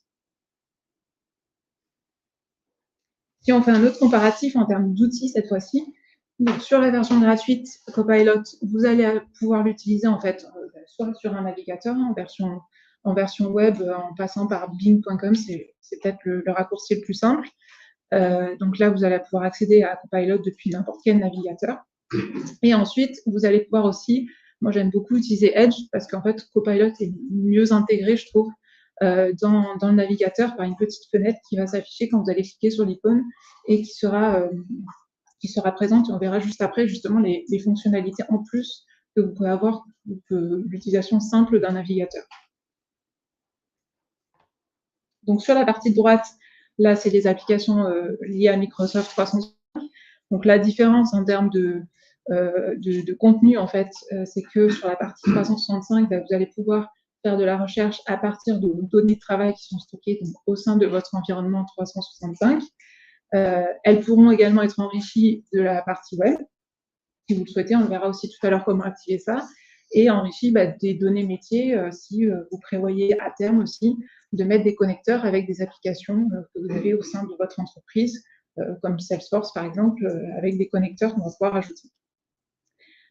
En termes d'applications, voilà, vous avez dû le voir, hein, on va retrouver les applications classiques qui sont déjà dans les usages, on va dire, standards des utilisateurs, notamment principalement Teams, Outlook, on va dire que c'est les deux plus importants, mais on le retrouve dans tous les autres outils. Dans le whiteboard aussi, c'est assez intéressant comme cas d'usage, et dans la nouvelle application aussi, Microsoft Loop, qui est en train aussi d'arriver auprès des utilisateurs. Il y a aussi des nouveautés qui ont été annoncées sur OneDrive, sur Forms, etc. Donc ça change assez régulièrement en fonction des annonces de Microsoft. Donc le point commun qu'on va avoir entre les deux versions, qu'on soit sur du Copilot gratuit ou licence payante, Ça va être, justement, on en a beaucoup parlé, ça va être le prompt, l'art du prompt. J'aime beaucoup cette slide parce qu'elle résume un petit peu les bonnes pratiques. Je vous l'ai mis en ressource aussi à la fin, vous pourrez la télécharger si ça vous intéresse. Mais voilà, ça c'est vraiment quelque chose à apprendre, à garder en tête. C'est ces quatre points clés en fait: objectif, contexte, source et attente. Donc, qui vont vous permettre d'interroger Copilot et d'obtenir une réponse vraiment très pertinente. Donc, ce qu'il faut savoir, c'est que ça, sur Copilot for Edge, ça marche beaucoup mieux quand on utilise cette méthode. Ensuite, quand on est sur des outils Copilot intégrés, par exemple, à PowerPoint, à Excel, à Teams, on a déjà un certain nombre d'éléments de contexte qu'il va prendre en compte sans forcément qu'on ait besoin de lui demander aussi. Donc ça, c'est aussi l'intelligence des outils qu'il va y avoir quand vous utilisez vraiment un outil particulier. Des fois, vous allez pouvoir être un petit peu plus succinct sur la requête puisqu'il a déjà en fait la connaissance du contexte par rapport à l'endroit où vous utilisez l'application Copilot. Vous le verrez aussi sur la partie attente. Voilà, des fois, on n'est pas obligé de le préciser parce qu'on est sur PowerPoint et on va avoir des choses qui sont différentes en fonction de l'application. Mais en tout cas, cette slide, elle est à retenir et c'est vraiment voilà, une façon de penser qu'il faut apprendre à tous quand on commence à utiliser Copilot. Au niveau des cas d'usage, je vous fais un petit top 3. Donc, déjà, ce que vous pouvez faire dans la version gratuite de Copilot. Donc, je vous conseille de faire plutôt sur Edge, parce que vous voyez les deux. Le premier, vous pouvez le faire dans un navigateur. Ça va être du classique de la recherche comme ChatGPT. Mais les deux suivants, ça va être vraiment de l'analyse d'un document d'une page web. Je donne un exemple assez simple. Vous avez un document PDF qui est une étude, un livre blanc qui fait 50 pages. Vous pouvez demander à Copilot, en ouvrant le fichier PDF avec le navigateur Edge, vous pouvez lui demander un résumé de ce document. Et ça marche plutôt bien. Vous pouvez lui demander le résumé sous forme de liste, sous forme de tableau. Ça, c'est à vous d'imaginer un peu le format que vous souhaitez, mais ça vous fait gagner quand même pas mal de temps. C'est pareil avec une page web. Vous consultez un site web qui a beaucoup d'informations, vous pouvez faire la même chose. Donc ça, c'est le cas d'usage numéro 2. Le troisième, ça va être la rédaction avancée. Donc, bon, là, j'ai pas mis de capture d'écran, mais quand vous ouvrez Copilot dans Edge, vous avez deux onglets. Un premier qui est vraiment du questionnement pur, comme du chat GPT, et un deuxième onglet qui s'appelle Rédiger. Et dans celui-ci, en fait, vous allez pouvoir définir quel est le format que vous attendez de votre contenu à rédiger. Donc, un email, un post LinkedIn, un rapport, etc. Vous avez tout un tas d'options, en fait, qui vous permettent de ne pas mettre ça dans votre prompt, en fait, mais de cocher, en fait, des options. Ça va vous aider un petit peu à formater, en fait, ce que vous souhaitez obtenir en résultat. Donc ça, c'est assez intéressant. Vous pouvez, par exemple, rédiger un email à partir de Copilot depuis Edge. Donc tout ça dans une version gratuite. Voilà, donc ça, c'est un peu les cas d'usage, le résumé, les emails, les images aussi. Vous pouvez générer des images avec le moteur DALL-E qu'il y a derrière. On a un petit peu ce matin la plénière. J'aime bien aussi l'utiliser dans Edge parce qu'en fait, il va nous proposer, en plus de générer notre image, il va aussi nous proposer des contenus qu'il aurait potentiellement trouvé sur le web et qui pourraient correspondre à ce qu'on veut comme image. Voilà, et après, vous allez avoir la partie traduction, correction de texte aussi disponible. Et bien sûr, voilà, obtenir des réponses sur des questions très spécifiques et complexes pour avoir une dissertation sur un sujet, etc. Donc ça, c'est la partie gratuite. Maintenant, si on passe à la version 365, on va avoir 3 cas d'usage qui sont les plus récurrents, même si après, on peut faire vraiment beaucoup de choses. Après, ça dépendra de vos métiers. Mais ceux qui reviennent le plus souvent, ça va être la partie réunion. Donc, avoir un compte-rendu de sa réunion afin de savoir voilà, quelles sont les actions à effectuer dans la semaine et la liste des questions non résolues, par exemple. Donc, voilà, je pense qu'on a tous beaucoup de réunions et on a tous plein de réunions où on n'a pas eu de compte-rendu parce que voilà, on ne prend plus le temps de le faire, on enchaîne et c'est quelque chose d'assez rébarbatif, pas très fun à faire. Donc si Copilot peut le faire pour nous, autant s'en servir. Je vais vous montrer après un peu plus le détail pour voir quelle tête ça a vraiment dans Copilot sur un exemple concret. Ensuite, on va avoir la partie mail. Donc, bien sûr, de la rédaction d'email, un coaching de Copilot pour savoir un peu mieux rédiger ses emails. Et moi, ce que j'aime bien, c'est le résumé. Donc, vous avez une fonction qui va pouvoir vous permettre de résumer Par exemple, toute une discussion que vous avez eue, il y a eu 10 mails qui ont été envoyés sur un sujet, vous lui demandez un peu un résumé parce que par exemple, vous étiez en vacances, vous rentrez de vacances. Donc voilà, quels sont le résumé par rapport à cette description. Et donc ça, c'est vraiment très synthétique, ça vous permet voilà, d'avoir un ordre d'idée sans forcément rentrer dans tout le détail. Et enfin, la recherche d'informations. Donc Copilot, qui est plutôt intégré plutôt bien dans Teams, qui vous permet voilà, d'aller faire de la recherche à la fois de documents qui peuvent être stockés dans OneDrive, dans SharePoint, dans Teams, auxquels vous avez accès, bien sûr. Et vous pouvez même enrichir cette recherche et rajouter aussi des éléments de contexte qui pourraient provenir du web. Donc ça, je vais vous montrer ici une petite capture pour voir où est-ce que ça s'ajoute. Donc, sur la partie compte-rendu de réunion, donc au niveau des prérequis, en fait, quand vous voulez utiliser Copilot pour faire un compte-rendu de réunion, vous devez, il faut savoir qu'il faut être organisateur de cette réunion. Donc, c'est l'organisateur qui doit avoir la licence. Donc, typiquement, si tout le monde n'a pas de licence Copilot avec une seule personne, ça marche aussi pour cette personne-là. Donc, c'est elle qui doit organiser la réunion. On verra qu'il y a une alternative aussi au niveau de la licence avec la version Teams Premium, qui est moins cher pour le coup que Copilot, donc il peut être aussi une option si vraiment vous voulez utiliser que ce cas d'usage-là. Ensuite, il faut que la personne qui anime cette réunion lance l'enregistrement avec la transcription. Si vous n'avez pas de transcription, vous ne pourrez pas avoir de résumé par Copilot. Donc ça, des fois, ça peut nécessiter un petit paramètre à modifier dans l'administration. La transcription suffit. Est-ce que la transcription suffit et pas la vidéo, c'est ça? Ça pourrait suffire, mais c'est dommage parce que du coup, on n'a pas toutes les fonctionnalités que vous voyez à l'écran. Donc j'ai une question pour ceux qui n'ont pas entendu. La transcription pourrait suffire, mais en fait, vous allez voir que vous allez vous priver d'une partie des fonctionnalités de résumé qu'on va voir juste ici au niveau des points. Pour éviter d'oublier l'enregistrement automatique, vous pouvez le cocher quand vous planifiez votre réunion, si ça vous aide. Et ensuite, donc, comment vous accédez à ça? Donc, une fois que la réunion est terminée, vous allez dans votre calendrier Teams, vous recliquez sur votre réunion, vous double-cliquez dessus, et vous allez avoir un onglet récapitulatif ici qui s'affiche. Et donc, cet onglet va vous afficher que la partie violette là, que vous voyez là, sur la gauche. Donc, en termes de contenu, vous allez avoir des notes de la réunion. Donc, ça, c'est basé sur l'IA, comme c'est marqué juste au-dessus.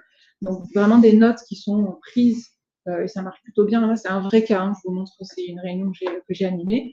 Donc, en fonction vraiment de l'ordre du jour de votre réunion et de ce que vous avez abordé comme sujet. Ensuite, en dessous, vous allez avoir la partie tâches de suivi, donc, qui, en plus, identifie les personnes qui seraient potentiellement à assigner sur ces tâches. Donc là, vous voyez peut-être pas, mais vous avez un petit bouton, si vous voyez, copier tout, qui vous permet de faire un copier-coller et de le mettre dans un email pour rédiger quelque chose un peu plus formel, si vous le souhaitez. Donc là, ça vous enlève toute cette partie, en fait, de preneur de notes pendant la réunion. Et sur la partie de gauche, en point numéro 3, vous avez, si vous enregistrez la vidéo, trois boutons ici. Le premier qui est vraiment sur les intervenants. On voit qui a parlé quand avec le code couleur, donc qui est assigné aux participants. Vous pouvez revenir des fois à des instants précis où la personne parle. Et là, on ne voit pas, mais ça génère aussi des rubriques et des chapitres pour la vidéo. Donc, si je clique sur rubrique, en fait, je vais avoir 3 parties dans ma vidéo. Et en cliquant sur la 3e partie, je vais directement lancer la vidéo à partir de ce moment-là. Donc ça, c'est assez intéressant. Déjà, c'est ce que vous permet de faire Teams Premium.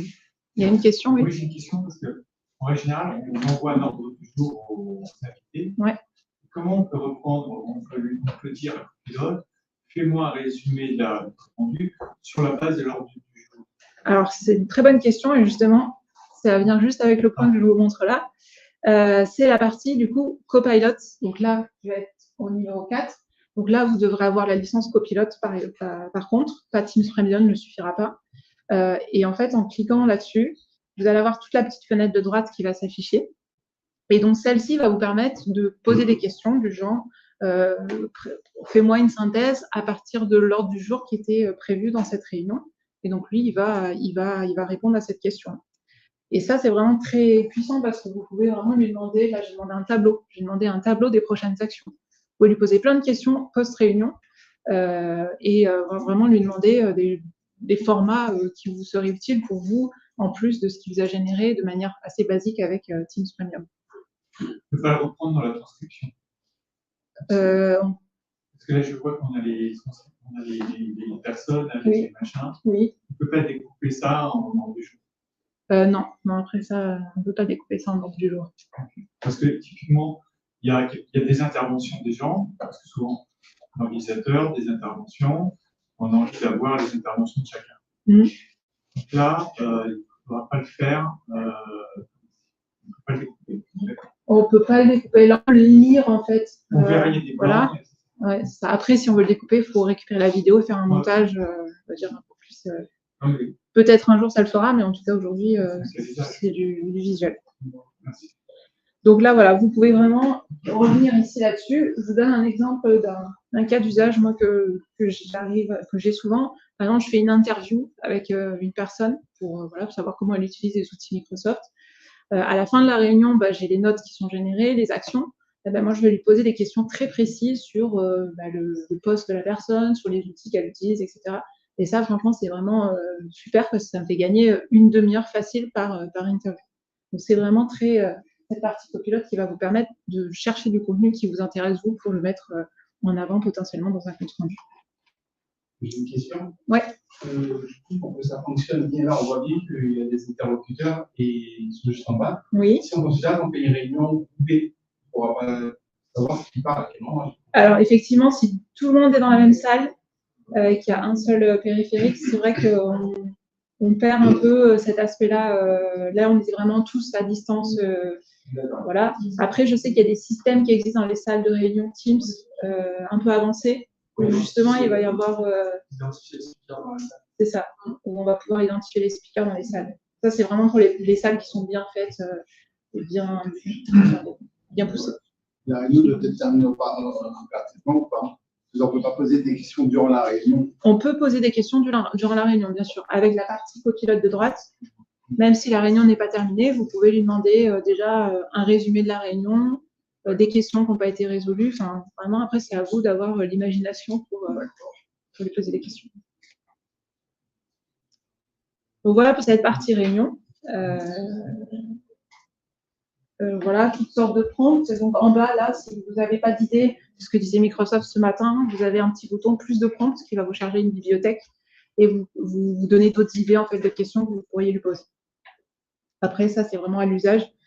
C'est vous qui en faites ce que vous souhaitez. Je vous montre rapidement un petit tableau comparatif entre Teams Premium et les licences Microsoft Copilot 365. Il y a une petite légende en bas, en fait, tout ce qui est en bleu, c'est des fonctionnalités dopées à l'IA, en fait. Donc déjà dans Teams Premium, la traduction en temps réel, elle est basée à partir d'IA pour être améliorée. Et l'intelligence récap, c'est ce qu'on a vu dans la partie juste avant, qui permet de générer à partir de l'IA les notes et les actions. Donc ça, c'est inclus dans Teams Premium. Après, si vous voulez aller plus loin avec Copilot, pouvoir poser des questions, etc., dans ce cas-là, il vaudra mieux partir sur une licence comme celle-ci. Mais déjà, Teams Premium pourrait faire découvrir, en fait, dans un premier temps, toute la partie, on va dire, basique qu'on a vue juste avant. Ensuite, sur la recherche d'informations, donc juste pour vous montrer aussi rapidement, donc quand vous avez la licence Copilot Microsoft 365, vous avez un petit onglet ici qui va venir se rajouter, donc qui va vous permettre d'accéder à Copilot. Donc là, c'est un peu comme s'il y en a certains qui utilisent ChatGPT, vous retrouvez un peu la logique, c'est-à-dire ici sur la droite, toutes vos historiques de conversation que vous avez eues avec Copilot sur les derniers jours. Donc ça conserve, ça vous permet de revenir dessus et récupérer une réponse qui vous avait déjà donnée. Au milieu, vous avez des exemples, des idées en fait de choses à lui poser comme question. Et en bas, bien sûr, c'est là où vous allez saisir votre prompt. Vous avez un petit carré ici, application, et c'est là en fait où vous allez pouvoir activer des plugins. Donc par défaut, là, on en a 3. Mais après, vous pouvez aussi créer vos propres plugins, donc à enrichir avec de la donnée qui viendrait d'un outil comme un CRM, etc. Donc là, par exemple, moi, j'ai coché le web. Ça me permet à la fois d'interroger le web et en même temps les données qui peuvent être stockées dans mon environnement Microsoft. Et là, en plus petit, ce que vous voyez, en fait, c'est des exemples aussi d'invites copilotes. Ça, c'est quand vous cliquez sur le petit livre. Alors, il est caché dans la popote, mais vous avez un petit livre juste au-dessus qui vous donne des exemples de prompts.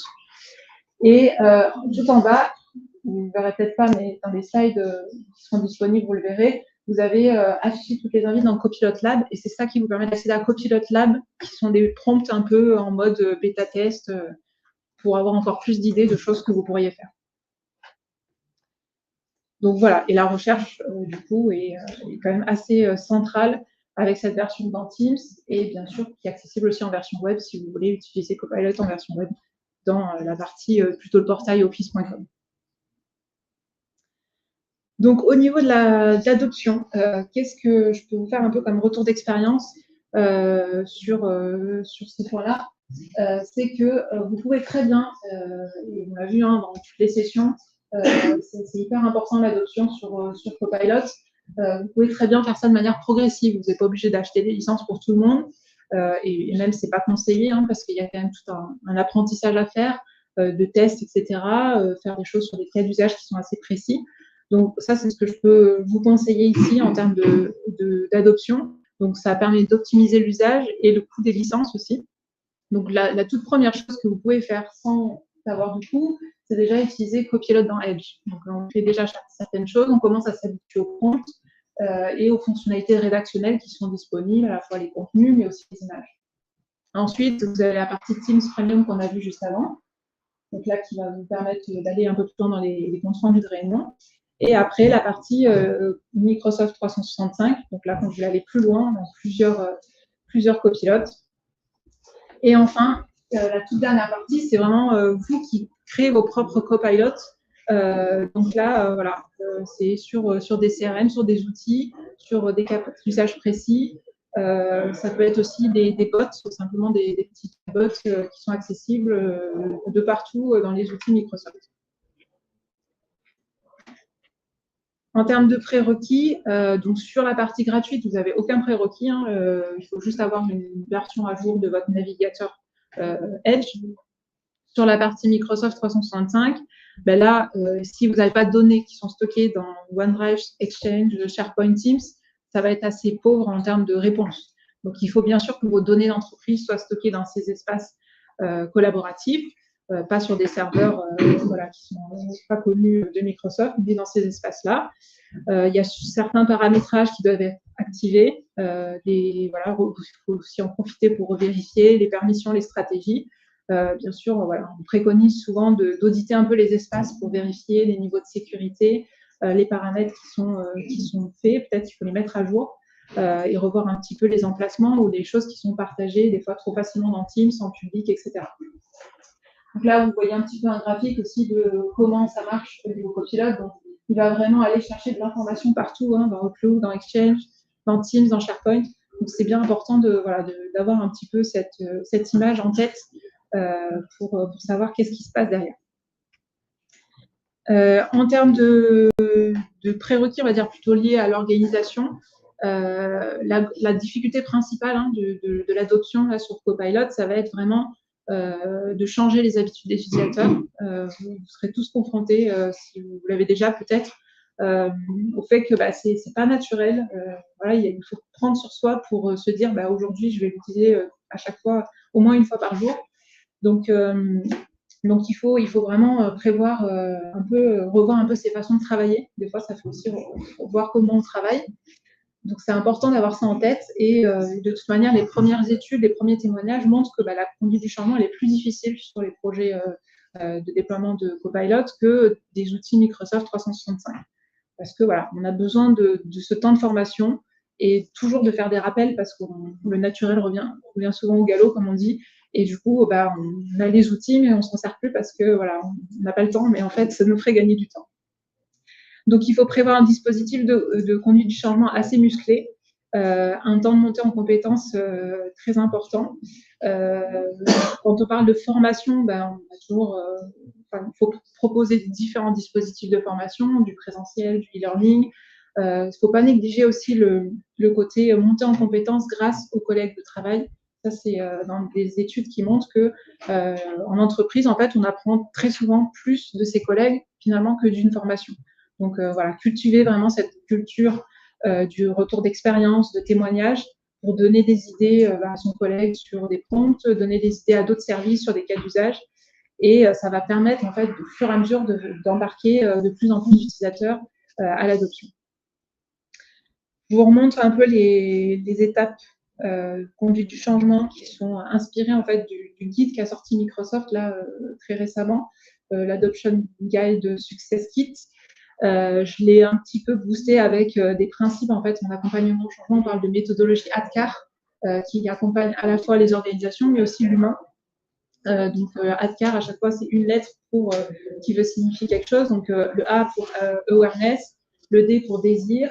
Voilà, vous avez chaque lettre qui veut dire quelque chose. Et en fait, quand on fait de la conduite du changement, on est obligé de passer par ces 5 étapes qui sont vraiment la sensibilisation, l'embarquement, la formation, le renforcement et bien sûr, voilà, toujours essayer d'embarquer le plus possible d'utilisateurs.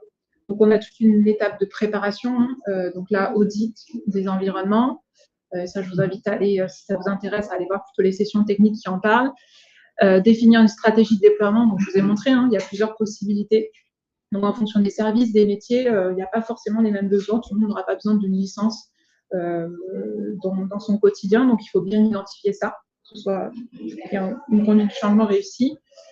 Microsoft en parlait ce matin à la plénière, c'est important aussi de créer un comité d'adoption voilà, qui est assez transverse à l'entreprise, qui vous permettra de prendre des décisions, de veiller au pilotage de la stratégie, donc avec différents métiers qui sont embarqués là, dans ce comité. La partie sensibilisation, donc, qui va permettre de sensibiliser les collaborateurs, de rappeler aussi les bonnes pratiques de stockage, du partage avant tout, pour que justement Copilot ait ce qu'il faut pour utiliser les données. Et donc sensibiliser vos collaborateurs à l'IA et à ses bénéfices. Ça, c'est aussi un gros travail à faire. Sur la partie embarquement et engagement, voilà, bien sûr, créer une communauté d'utilisateurs, des ambassadeurs, et faire de la formation continue un rituel, en fait, pour l'ensemble de l'entreprise. On va mesurer l'impact avec les KPI et les dashboards que propose Microsoft, reporter au comité de pilotage, partager, célébrer les succès, et enfin, voilà, étendre, optimiser, développer des copilotes sur des cas d'usage précis. Désolée, je vais un petit peu vite, mais je crois que le timing est serré. Je vous mets ici la page des ressources. Donc, je vous ai mis un petit QR code qui vous envoie vers une page où vous retrouvez toutes ces ressources classées par type, donc utilisateur, équipe adoption, administrateur. Voilà, parce qu'il y en a beaucoup qui sortent tous les jours. Donc, je mettrai à jour cette page-là. Donc, si ça vous intéresse, n'hésitez pas à aller dessus. Ça renvoie aussi des fois sur le site de Microsoft. Et puis, si vous avez des questions, on n'a plus trop le temps, mais pour ceux qui sont là en présentiel, n'hésitez pas à venir me voir. Merci.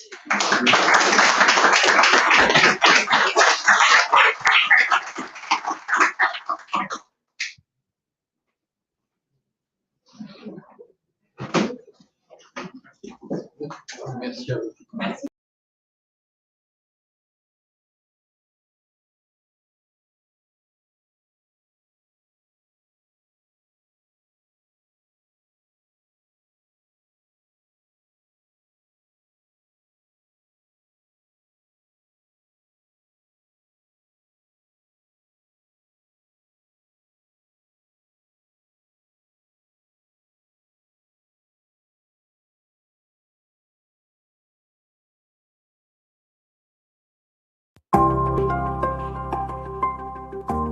Nous sommes Aero, spécialistes dans la gestion intelligente de l'information. Créé en 2004, Aero, c'est aujourd'hui 230 consultantes et consultants, ainsi que 5 agences à travers le monde. Vous nous connaissez bien comme le leader OpenText, mais Aero, c'est également un partenariat depuis plus de 10 ans avec Microsoft. Le partage de connaissances et la montée en compétences inscrits dans l'ADN, des équipes qui comptabilisent ensemble des dizaines de certifications, des milliers de jours hommes délivrés en mode projet ou en régie auprès de plus de 200 clients. Une participation active dans les communautés Microsoft en tant que sponsor, et 6 conférenciers dont un MVP qui dispensent des conférences en Europe et dans le monde. Le travail hybride entraîne des changements d'organisation, un besoin de résilience, le nécessaire équilibre entre la vie professionnelle et la vie personnelle et le respect des contraintes liées à la cybersécurité et à la réglementation. Cela se traduit aujourd'hui par la démocratisation des composants de Modern Workplace et le fait de fournir aux citizen développeurs la possibilité de créer leurs propres applications, leurs propres automatisations ou encore la gestion des contenus intelligents qui portent en eux-mêmes leur sécurité, leurs règles de conservation et leur rôle dans les différents processus métiers. Nous sommes les experts qui vous accompagnent dans vos grands projets, comme dans le coaching individuel autour des meilleures technologies. Sur la gestion des contenus, leur capture, leur création, leur migration. Sur l'automatisation, le développement d'applications low-code et pro-code. Sur la protection de l'information et la collaboration sécurisée, ainsi que des compétences transverses sur la conformité réglementaire et la gestion du changement. Pour vos besoins actuels et futurs, faites confiance à Aero pour vous aider à relever vos défis.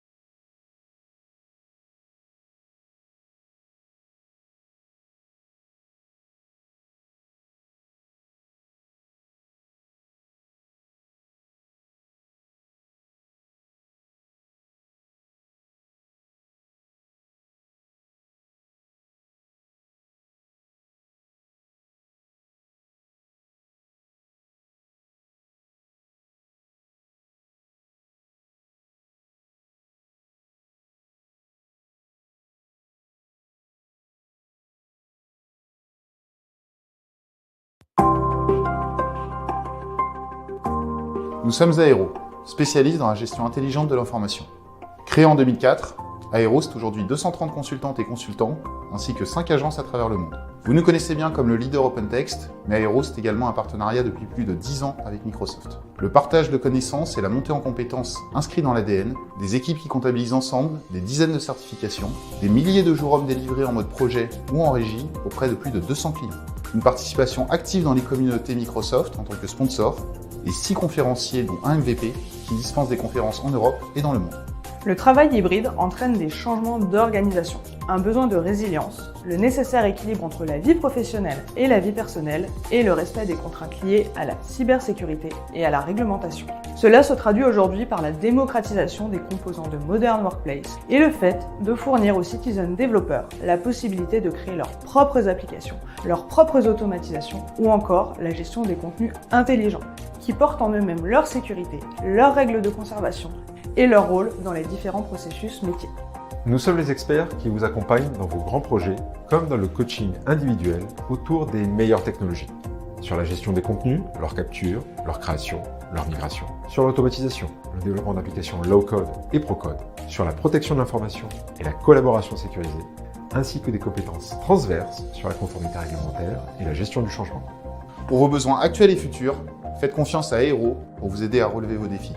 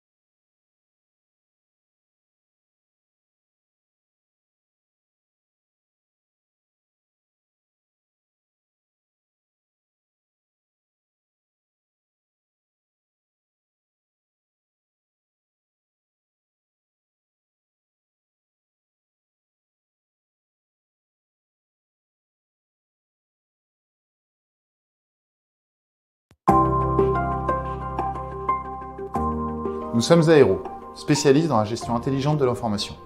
Créé en 2004, Aéro, c'est aujourd'hui 230 consultantes et consultants, ainsi que 5 agences à travers le monde. Vous nous connaissez bien comme le leader OpenText, mais Aéro, c'est également un partenariat depuis plus de 10 ans avec Microsoft. Le partage de connaissances et la montée en compétences inscrits dans l'ADN, des équipes qui comptabilisent ensemble des dizaines de certifications, des milliers de jours hommes délivrés en mode projet ou en régie auprès de plus de 200 clients. Une participation active dans les communautés Microsoft en tant que sponsor, et 6 conférenciers dont un MVP qui dispensent des conférences en Europe et dans le monde. Le travail hybride entraîne des changements d'organisation, un besoin de résilience, le nécessaire équilibre entre la vie professionnelle et la vie personnelle et le respect des contraintes liées à la cybersécurité et à la réglementation. Cela se traduit aujourd'hui par la démocratisation des composants de Modern Workplace et le fait de fournir aux citizen développeurs la possibilité de créer leurs propres applications, leurs propres automatisations ou encore la gestion des contenus intelligents qui portent en eux-mêmes leur sécurité, leurs règles de conservation et leur rôle dans les différents processus métiers. Nous sommes les experts qui vous accompagnent dans vos grands projets, comme dans le coaching individuel autour des meilleures technologies. Sur la gestion des contenus, leur capture, leur création, leur migration. Sur l'automatisation, le développement d'applications low-code et pro-code. Sur la protection de l'information et la collaboration sécurisée, ainsi que des compétences transverses sur la conformité réglementaire et la gestion du changement. Pour vos besoins actuels et futurs, faites confiance à Aéro pour vous aider à relever vos défis.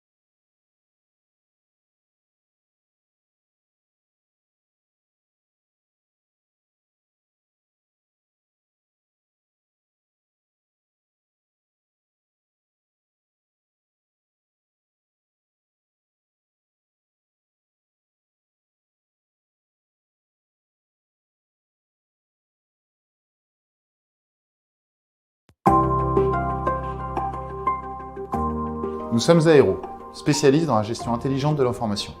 Créé en 2004, Aéro, c'est aujourd'hui 230 consultantes et consultants, ainsi que 5 agences à travers le monde. Vous nous connaissez bien comme le leader OpenText, mais Aéro, c'est également un partenariat depuis plus de 10 ans avec Microsoft. Le partage de connaissances et la montée en compétences inscrits dans l'ADN, des équipes qui comptabilisent ensemble des dizaines de certifications, des milliers de jours hommes délivrés en mode projet ou en régie auprès de plus de 200 clients.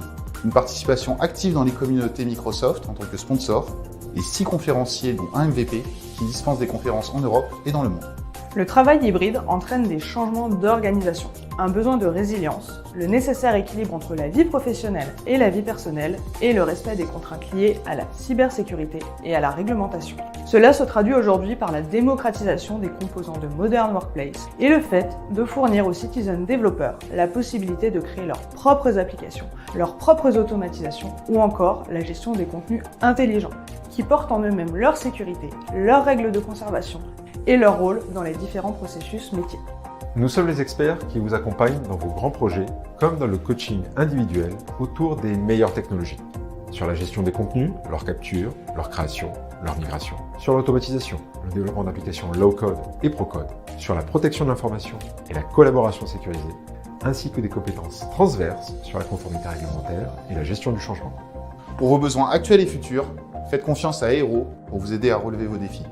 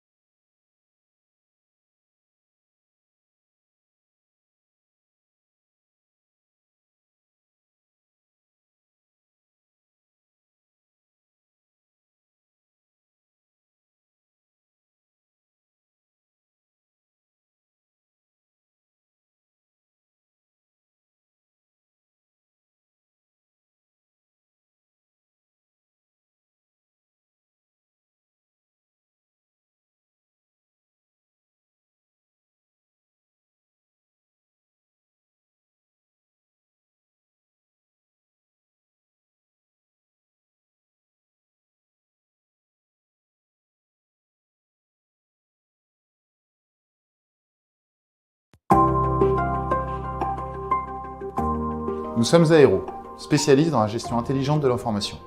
Créé en 2004, Aero, c'est aujourd'hui 230 consultantes et consultants, ainsi que 5 agences à travers le monde. Vous nous connaissez bien comme le leader OpenText, mais Aero, c'est également un partenariat depuis plus de 10 ans avec Microsoft. Le partage de connaissances et la montée en compétences inscrits dans l'ADN, des équipes qui comptabilisent ensemble des dizaines de certifications, des milliers de jours hommes délivrés en mode projet ou en régie auprès de plus de 200 clients.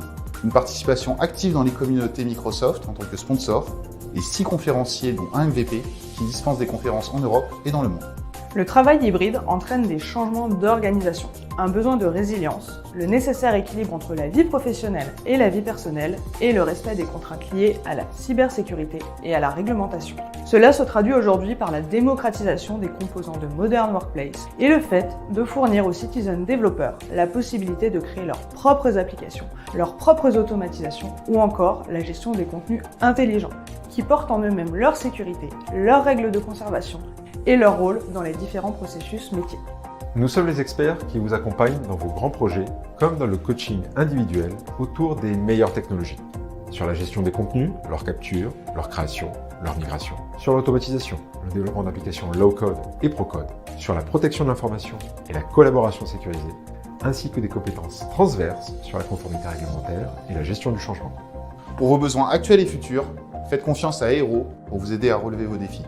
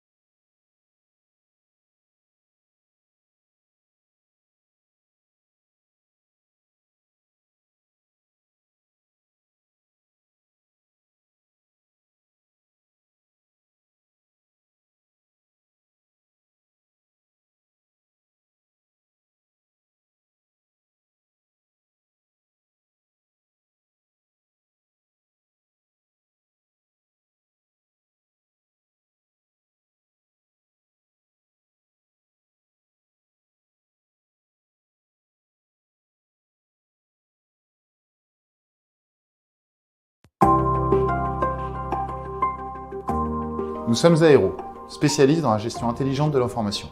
Créé en 2004, Aéro, c'est aujourd'hui 230 consultantes et consultants, ainsi que 5 agences à travers le monde. Vous nous connaissez bien comme le leader OpenText, mais Aéro, c'est également un partenariat depuis plus de 10 ans avec Microsoft. Le partage de connaissances et la montée en compétences inscrits dans l'ADN, des équipes qui comptabilisent ensemble des dizaines de certifications, des milliers de jours hommes délivrés en mode projet ou en régie auprès de plus de 200 clients. Une participation active dans les communautés Microsoft en tant que sponsor, et 6 conférenciers dont un MVP qui dispensent des conférences en Europe et dans le monde. Le travail hybride entraîne des changements d'organisation, un besoin de résilience, le nécessaire équilibre entre la vie professionnelle et la vie personnelle et le respect des contraintes liées à la cybersécurité et à la réglementation. Cela se traduit aujourd'hui par la démocratisation des composants de Modern Workplace et le fait de fournir aux citizen développeurs la possibilité de créer leurs propres applications, leurs propres automatisations ou encore la gestion des contenus intelligents qui portent en eux-mêmes leur sécurité, leurs règles de conservation et leur rôle dans les différents processus métiers.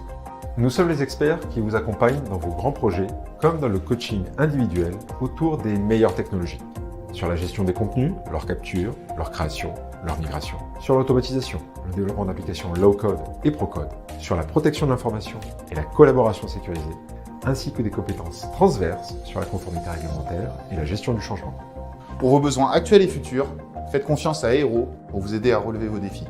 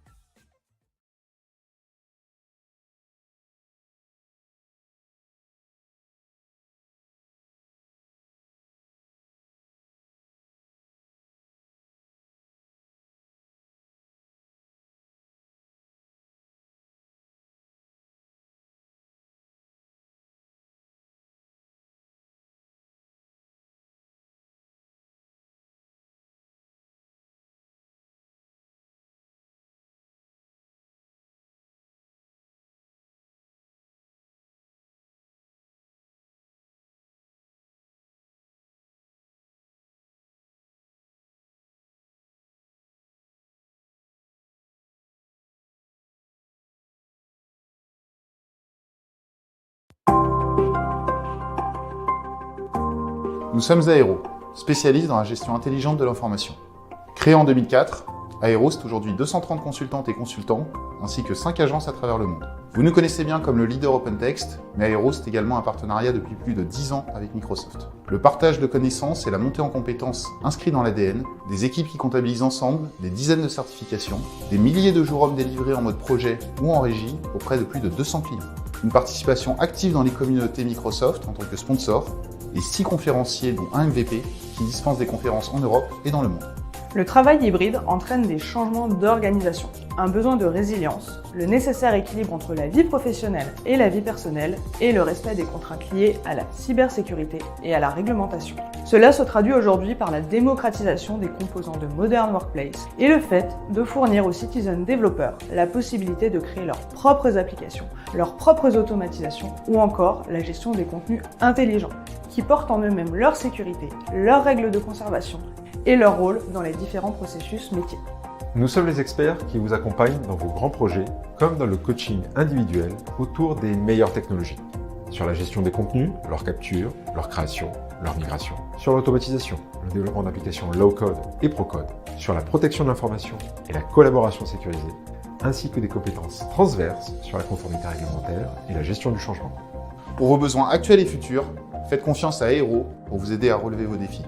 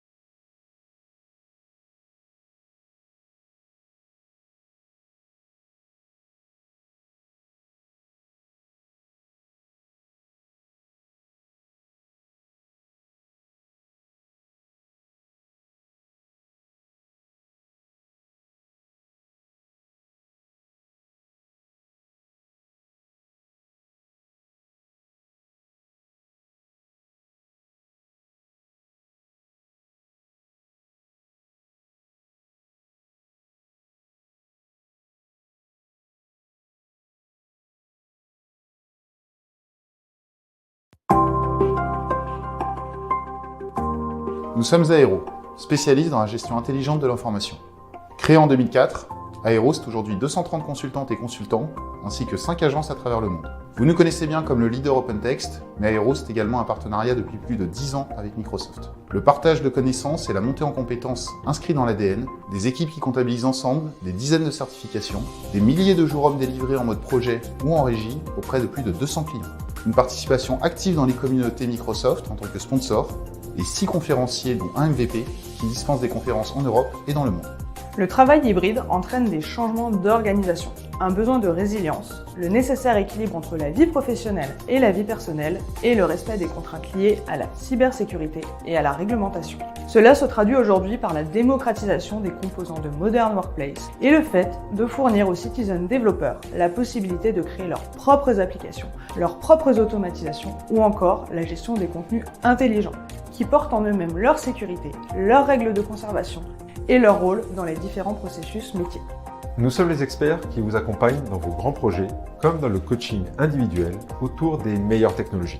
Sur la gestion des contenus, leur capture, leur création, leur migration. Sur l'automatisation, le développement d'applications low-code et pro-code. Sur la protection de l'information et la collaboration sécurisée, ainsi que des compétences transverses sur la conformité réglementaire et la gestion du changement. Pour vos besoins actuels et futurs, faites confiance à Aero pour vous aider à relever vos défis.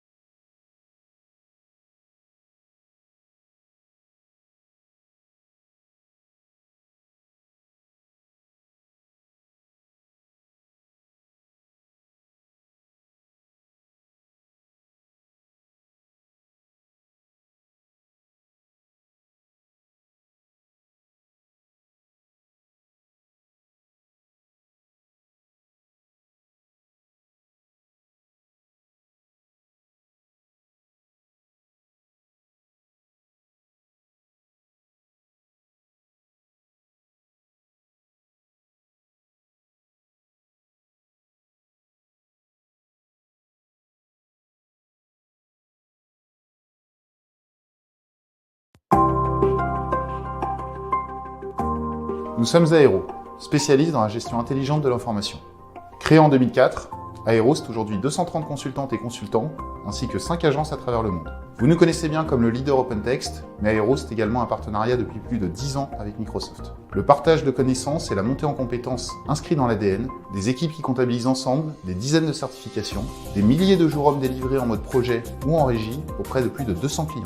Une participation active dans les communautés Microsoft en tant que sponsor, et 6 conférenciers dont un MVP qui dispensent des conférences en Europe et dans le monde.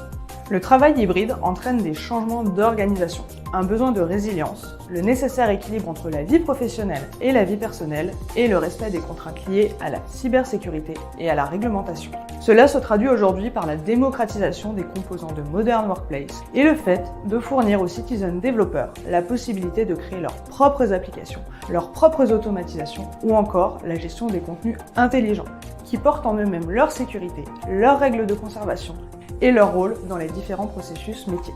Nous sommes les experts qui vous accompagnent dans vos grands projets, comme dans le coaching individuel autour des meilleures technologies. Sur la gestion des contenus, leur capture, leur création, leur migration. Sur l'automatisation, le développement d'applications low-code et pro-code. Sur la protection de l'information et la collaboration sécurisée, ainsi que des compétences transverses sur la conformité réglementaire et la gestion du changement. Pour vos besoins actuels et futurs, faites confiance à Aéro pour vous aider à relever vos défis.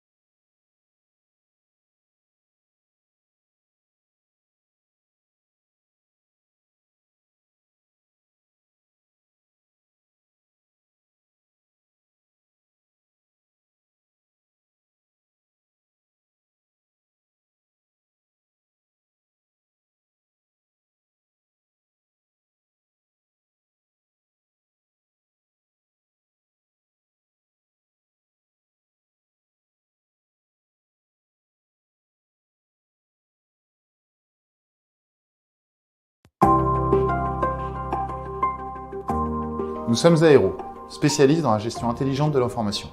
Créé en 2004, Aéro c'est aujourd'hui 230 consultantes et consultants, ainsi que 5 agences à travers le monde. Vous nous connaissez bien comme le leader OpenText, mais Aéro c'est également un partenariat depuis plus de 10 ans avec Microsoft. Le partage de connaissances et la montée en compétences inscrits dans l'ADN, des équipes qui comptabilisent ensemble des dizaines de certifications, des milliers de jours hommes délivrés en mode projet ou en régie auprès de plus de 200 clients.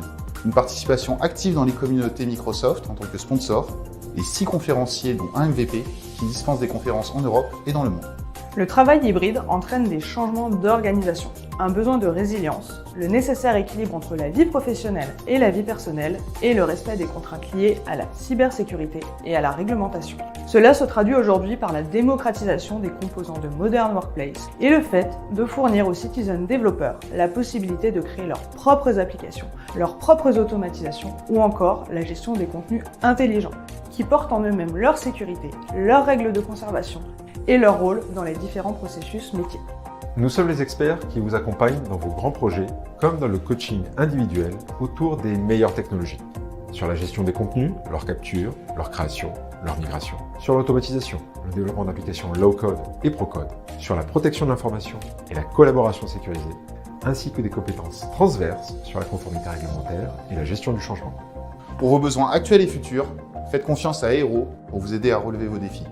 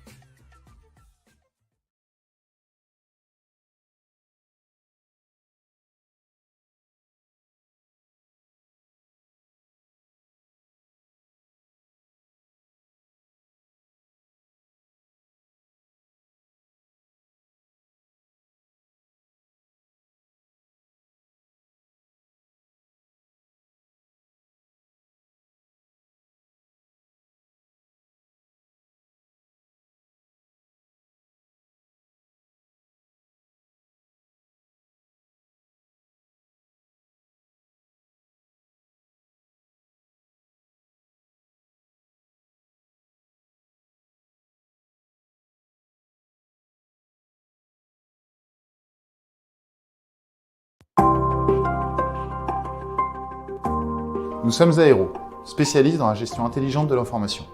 Créé en 2004, Aero c'est aujourd'hui 230 consultantes et consultants, ainsi que 5 agences à travers le monde. Vous nous connaissez bien comme le leader OpenText, mais Aero c'est également un partenariat depuis plus de 10 ans avec Microsoft. Le partage de connaissances et la montée en compétences inscrits dans l'ADN, des équipes qui comptabilisent ensemble des dizaines de certifications, des milliers de jours hommes délivrés en mode projet ou en régie auprès de plus de 200 clients. Une participation active dans les communautés Microsoft en tant que sponsor, et 6 conférenciers dont un MVP qui dispensent des conférences en Europe et dans le monde. Le travail hybride entraîne des changements d'organisation, un besoin de résilience, le nécessaire équilibre entre la vie professionnelle et la vie personnelle et le respect des contraintes liées à la cybersécurité et à la réglementation. Cela se traduit aujourd'hui par la démocratisation des composants de Modern Workplace et le fait de fournir aux citizen développeurs la possibilité de créer leurs propres applications, leurs propres automatisations ou encore la gestion des contenus intelligents qui portent en eux-mêmes leur sécurité, leurs règles de conservation et leur rôle dans les différents processus métiers. Nous sommes les experts qui vous accompagnent dans vos grands projets, comme dans le coaching individuel autour des meilleures technologies, sur la gestion des contenus, leur capture, leur création, leur migration, sur l'automatisation, le développement d'applications low-code et pro-code, sur la protection de l'information et la collaboration sécurisée, ainsi que des compétences transverses sur la conformité réglementaire et la gestion du changement. Pour vos besoins actuels et futurs, faites confiance à Aero pour vous aider à relever vos défis.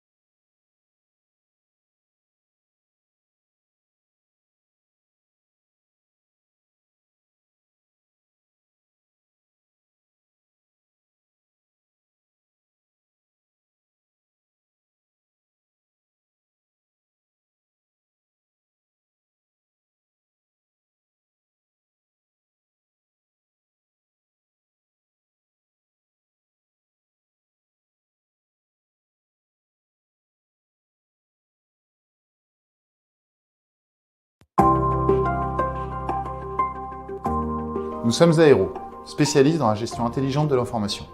Créé en 2004, Aéro, c'est aujourd'hui 230 consultantes et consultants, ainsi que 5 agences à travers le monde. Vous nous connaissez bien comme le leader OpenText, mais Aéro, c'est également un partenariat depuis plus de 10 ans avec Microsoft. Le partage de connaissances et la montée en compétences inscrits dans l'ADN, des équipes qui comptabilisent ensemble des dizaines de certifications, des milliers de jours hommes délivrés en mode projet ou en régie auprès de plus de 200 clients. Une participation active dans les communautés Microsoft en tant que sponsor, et 6 conférenciers dont un MVP qui dispensent des conférences en Europe et dans le monde. Le travail hybride entraîne des changements d'organisation, un besoin de résilience, le nécessaire équilibre entre la vie professionnelle et la vie personnelle et le respect des contraintes liées à la cybersécurité et à la réglementation. Cela se traduit aujourd'hui par la démocratisation des composants de Modern Workplace et le fait de fournir aux citizen développeurs la possibilité de créer leurs propres applications, leurs propres automatisations ou encore la gestion des contenus intelligents qui portent en eux-mêmes leur sécurité, leurs règles de conservation et leur rôle dans les différents processus métiers. Nous sommes les experts qui vous accompagnent dans vos grands projets, comme dans le coaching individuel autour des meilleures technologies. Sur la gestion des contenus, leur capture, leur création, leur migration. Sur l'automatisation, le développement d'applications low-code et pro-code. Sur la protection de l'information et la collaboration sécurisée, ainsi que des compétences transverses sur la conformité réglementaire et la gestion du changement. Pour vos besoins actuels et futurs, faites confiance à Aéro pour vous aider à relever vos défis.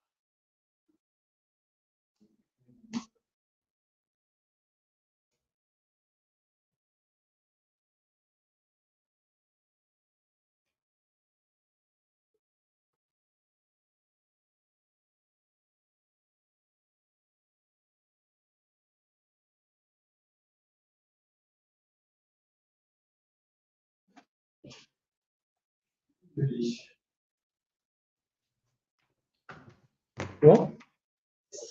Bonjour à tous. Bienvenue à cette session sur la gestion du stockage et l'infobésité dans Microsoft 365. L'idée de cette session, donc on va passer 3 quarts d'heure ensemble sur qu'est-ce que propose Microsoft, quel est un peu le statut actuel, qu'est-ce que propose Microsoft, comment aller plus loin, à la fois à la main, via des configurations, via l'outillage. Et on va commencer donc par remercier les différents sponsors. Donc, vous avez vu la petite vidéo juste avant, AFPoint et Ilexi. qui sont du coup, les 3 sponsors de du coup l'intégralité de la journée. Cet événement, donc la MWCP, est organisé par la communauté AMS, qui communique et organise régulièrement des événements tout au long de l'année. Donc, n'hésitez pas à suivre les différents réseaux sociaux. Et pour me présenter, donc, je m'appelle Thibaut Joubert. Je suis actuellement Product Manager chez Idexi, une solution de Data Access Governance, qui est également sponsor de l'événement, donc je l'ai montré juste avant. Et en parallèle de ça, donc, vous avez dû en voir un certain nombre, mais je suis également MVP sur la partie Microsoft, sur la partie 365, sur deux aspects, la partie sécurité et conformité, également la partie gestion de stockage. Et j'ai un site sur lequel j'essaie de publier régulièrement, même si je n'ai pas forcément été des plus réguliers cette année. N'hésitez pas à y faire. Donc aujourd'hui, comme je l'ai dit, donc on va s'intéresser au sujet de l'infobésité. Pourquoi est-ce que c'est nécessaire d'en parler de manière générale et dans le 35? Quelle stratégie Microsoft met en avant en termes de discours, en termes de responsabilité, en termes d'outillage? Et concrètement, comment aller traiter les différents sujets? Donc, premier sujet, pourquoi est-ce que c'est un sujet qui nous concerne tous? Moi, j'ai commencé à m'intéresser, pas forcément à travers le volet conformité, à travers le volet, on va dire, pécunier ou le volet productivité, mais plus par le côté, on va dire, sobriété numérique. Parce que quand je m'étais intéressé au sujet il y a 2-3 ans, j'ai pas forcément conscience, on a tous en tête ce genre d'image de voilà, il y a tant de vidéos, tant de messages envoyés sur WhatsApp, tant de tweets, ce genre de choses. Mais concrètement, en fait, je me suis posé la question de qu'est-ce qu'il y a derrière. Et derrière, c'est là où en fait, je suis tombé sur un certain nombre d'articles dans la nomenclature et la gestion des données qui disaient qu'en fait, en 2007, sur Internet, ce qui était disponible sur l'ensemble du patrimoine informationnel de l'humanité représentait pour la première fois 1 zétaoctet, soit 1 milliard de gigaoctets, qui a été donc le premier seuil franchi en 2007. On est passé en 2023, donc c'était l'année dernière, à 120 zétaoctets et on prévoit d'ici 2035 d'arriver à 2000 zétaoctets. Pour information, pour ce qu'on c'était le premier, on va dire, prise de conscience. La prise de conscience, c'est qu'en fait, 120 zétaoctets, ça représente, s'il fallait qu'on mette toute la donnée qui existait aujourd'hui, il faudrait qu'on rase tous les arbres de la planète, qu'on le mette sous forme de papier et qu'on fasse 2000 fois pour pouvoir mettre toutes ces données. Donc ça, c'est une estimation en 2020. Ça, c'est le premier impact, on va dire sobriété. Deuxième impact, le chiffre qu'on a tous en tête, c'est 4% d'impact énergétique en 2020. C'est dû à l'informatique, 8% en 2030. Et encore, ça, c'était des estimations avant ChatGPT, avant Copilot, avant l'IA générative, avant tout ce qui est création de contenu en masse, dont on s'amuse et on ne fait pas grand-chose. Et en fait, déjà, on voit les premiers impacts depuis 3-4 ans, qui sont que les fournisseurs SaaS réduisent de plus en plus les vannes. On a eu Google qui a commencé à réduire les stockages sur photo. On a eu toute la partie Google Drive qui a réduit, la partie Microsoft qui ont réduit leur plan et qui font payer de plus en plus de stockage. Apple qui a fait monter ses prix de stockage. Tout ça, même avant, on va dire, la crise. Si on parle de crise énergétique et la montée des prix qu'on a pu avoir sur les derniers mois, dernières années. Concrètement, dans Microsoft 365, il y a un chiffre qui a été publié côté Microsoft à la Inspire, donc 2023, c'était en novembre 2023, qui disait qu'il y avait plus de 2 milliards d'éléments créés chaque jour dans ces différents systèmes. 2 milliards d'éléments, de fichiers, de vidéos, d'enregistrements Teams, et qui sont en pleine exposition, même si Microsoft ne s'est pas engagé sur des chiffres de projection, avec du coup Copilot qui va arriver, qui va du coup créer des fichiers à gogo, la transcription automatique des fichiers Teams Premium qui nécessitent d'enregistrer les vidéos et qui prennent du stockage. Donc tout ça, c'est du stockage qui vient du coup avoir 4 impacts. L'éco-responsabilité, donc j'ai dit le sujet qui m'avait intéressé au départ, où là encore, c'est très difficile d'avoir des informations sur la nomenclature. Il y a beaucoup d'acteurs qui se positionnent comme on va réduire du stockage dans SharePoint, on va réduire du stockage dans telle ou telle donnée, et ça va permettre de faire moins de CO2. La vérité est qu'aujourd'hui, personne ne sait mesurer et qu'on a des chiffres qui varient entre 0,25 grammes de CO2 par giga par an à 1000 fois ça en fonction des sources. Donc, on va dire que ce n'est pas le sujet sur lequel il faut se mesurer, mais il faut quand même avoir en tête que dans le nuage, ce n'est pas uniquement des nuages, c'est de la donnée, c'est de l'énergie, et que c'est un premier sujet qui nécessite d'être traité. La partie conformité, plus on a de données qui sont exposées, qui sont, c'est logique, hein, qui sont accessibles potentiellement à toute l'entreprise, qui sont accessibles à tout terme, qui sont traités plus ou moins. Il faut les garder avec le GDPR, pas les garder. Donc, c'est un sujet qu'il faut traiter.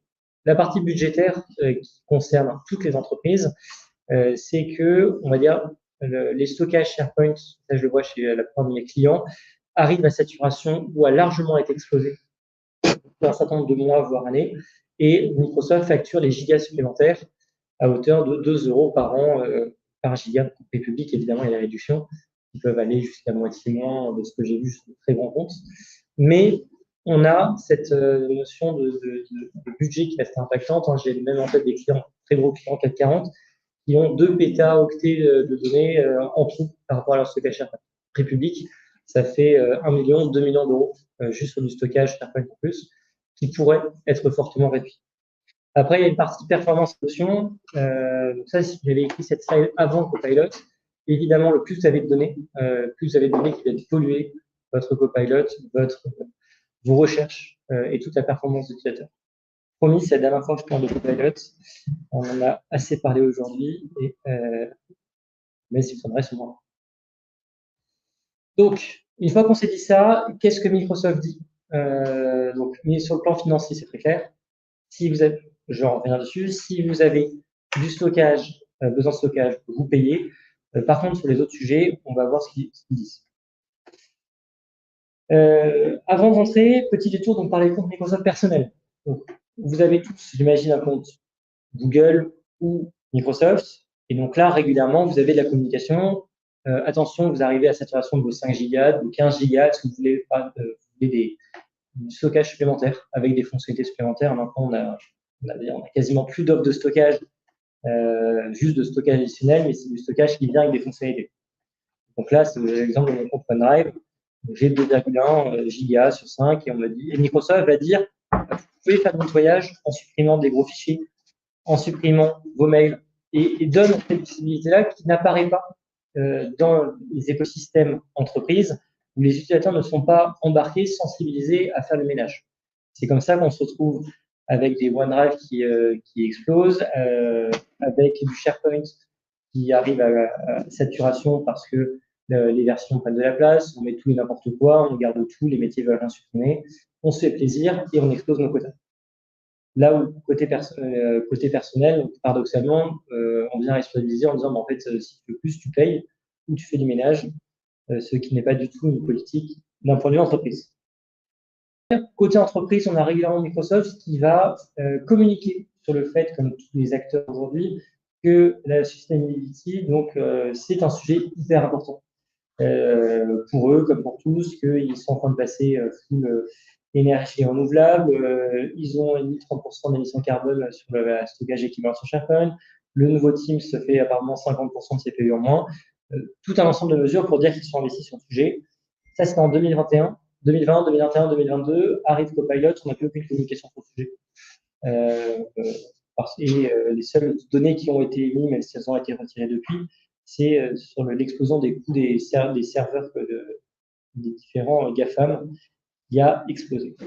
Une fois qu'on s'est dit ça, Microsoft nous fournit un serveur, un tableau de bord Power BI que vous connaissez peut-être, qu'ils appellent donc les Mission Impact Dashboards, qui viennent en fait donner des chiffres sur, pour vos utilisateurs, vous avez tant d'utilisateurs actifs, ils manipulent tant de données, ça représente tant de stockage. La démarche est intéressante, elle a le mérite d'exister sensibilisée. Après, comme je l'ai dit tout à l'heure, hein, se piloter par ces chiffres, pourquoi pas, mais on peut dire qu'ils font loin de faire consensus sur la méthodologie, sur les données, parce que donc, les données publiques, hein, c'est qu'un utilisateur Microsoft consomme 200, 300 grammes de CO2 par an, si vous voyez un peu les ordres de grandeur, et que grâce à Office 35, ils en émettent 90% de moins que s'ils étaient sur du Filer. Plutôt sur un avantage commercial à utiliser Office 35 que à utiliser du Filer. On en revient donc à la matrice de responsabilité partagée de Microsoft qui nous dit globalement je m'occupe de tout, vous vous occupez de rien sur la partie applicative, sur la partie serveur, application, maintenance. Ça, c'était vrai sur la partie sécurité. C'était vrai sur la partie, on va dire, mise à jour. C'est également vrai sur la partie gestion de la donnée. Vu que les clients sont en responsabilité complète sur, donc c'est la petite ligne du haut, sur la gestion et cycle de vie de leurs données. On parle même plus sécurité, hein, on gère la sécurité des entités, des terminaux, des configurations. Et en fait, on a le même discours et on vient le transposer sur la partie gestion des données. Et donc, Microsoft émet 5 grandes recommandations pour arriver à contrôler cette explosion de données, hein, data scrolling comme il évoque, en disant c'est pas forcément dans l'ordre, mais ayez de la visibilité avec le tableau de bord Mission Impact Dashboard Microsoft 35.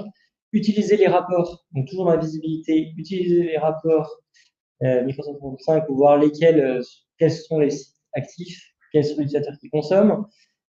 Utilisez le score adoption et le Sustainability Manager, tout ça pour encore avoir de la visibilité sur qui consomme pas. Donc ça, c'est un gros volet visibilité. Et ensuite, agissez en mettant en place du coup des périodes de rétention sur vos données pour supprimer en masse les fichiers non accédés, les mails non accédés. Donc c'est vraiment, on va supprimer les données. Et donc là, on est vraiment sur la suppression, ce qui peut ne pas faire plaisir à la fois au métier, à l'IT qui ne veut pas s'engager sur la responsabilité pour supprimer les données qui ne sont pas accédées, qui pourraient être utiles. Et donc, on va dire, on a à la fois un besoin de visibilité qui est hyper important, mais qui est malheureusement peu quantifié, peu utilisable, et s'arrêter uniquement à la suppression de données au sens nettoyage, ça ne correspond pas forcément aux besoins de l'entreprise. Ça, c'était le discours en 2021, et en 2023-2024, on a une communication de Microsoft qui dit sur la partie gestion de cycle de vie des données, vous avez 2 pans qui sont intéressants. Il y a un pan qui est le pan historique qui vient de la conformité, qui s'appelle maintenant Purview Data Lifecycle Management, sur lequel on va mettre en place des règles de gouvernance pour dire garde-moi où je peux faire les données. Et en fait, c'est un peu ce que vous voyez à l'écran ici. En fait, on va dire l'ensemble de la stratégie de conformité de rétention de Microsoft, ça a été découpé en 2, si vous n'avez pas suivi.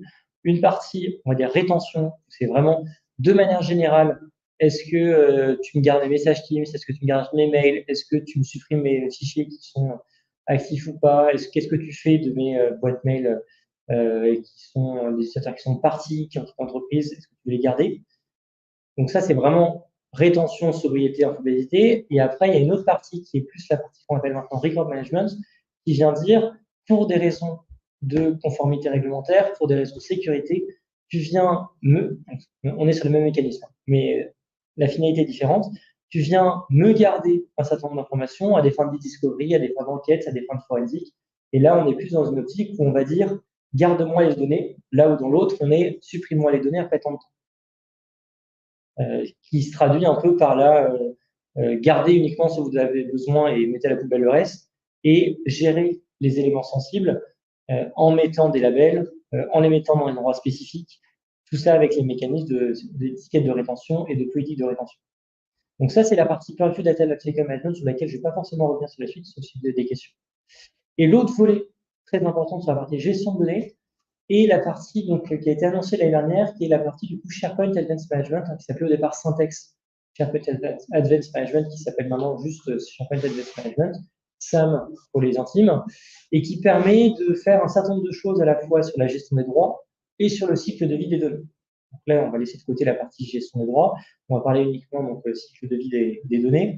Et en fait, dans les fonctionnalités que vous allez retrouver dans votre site SharePoint, dans l'administration SharePoint, on va retrouver donc un onglet qui est la partie Advanced Management, sur lequel on va retrouver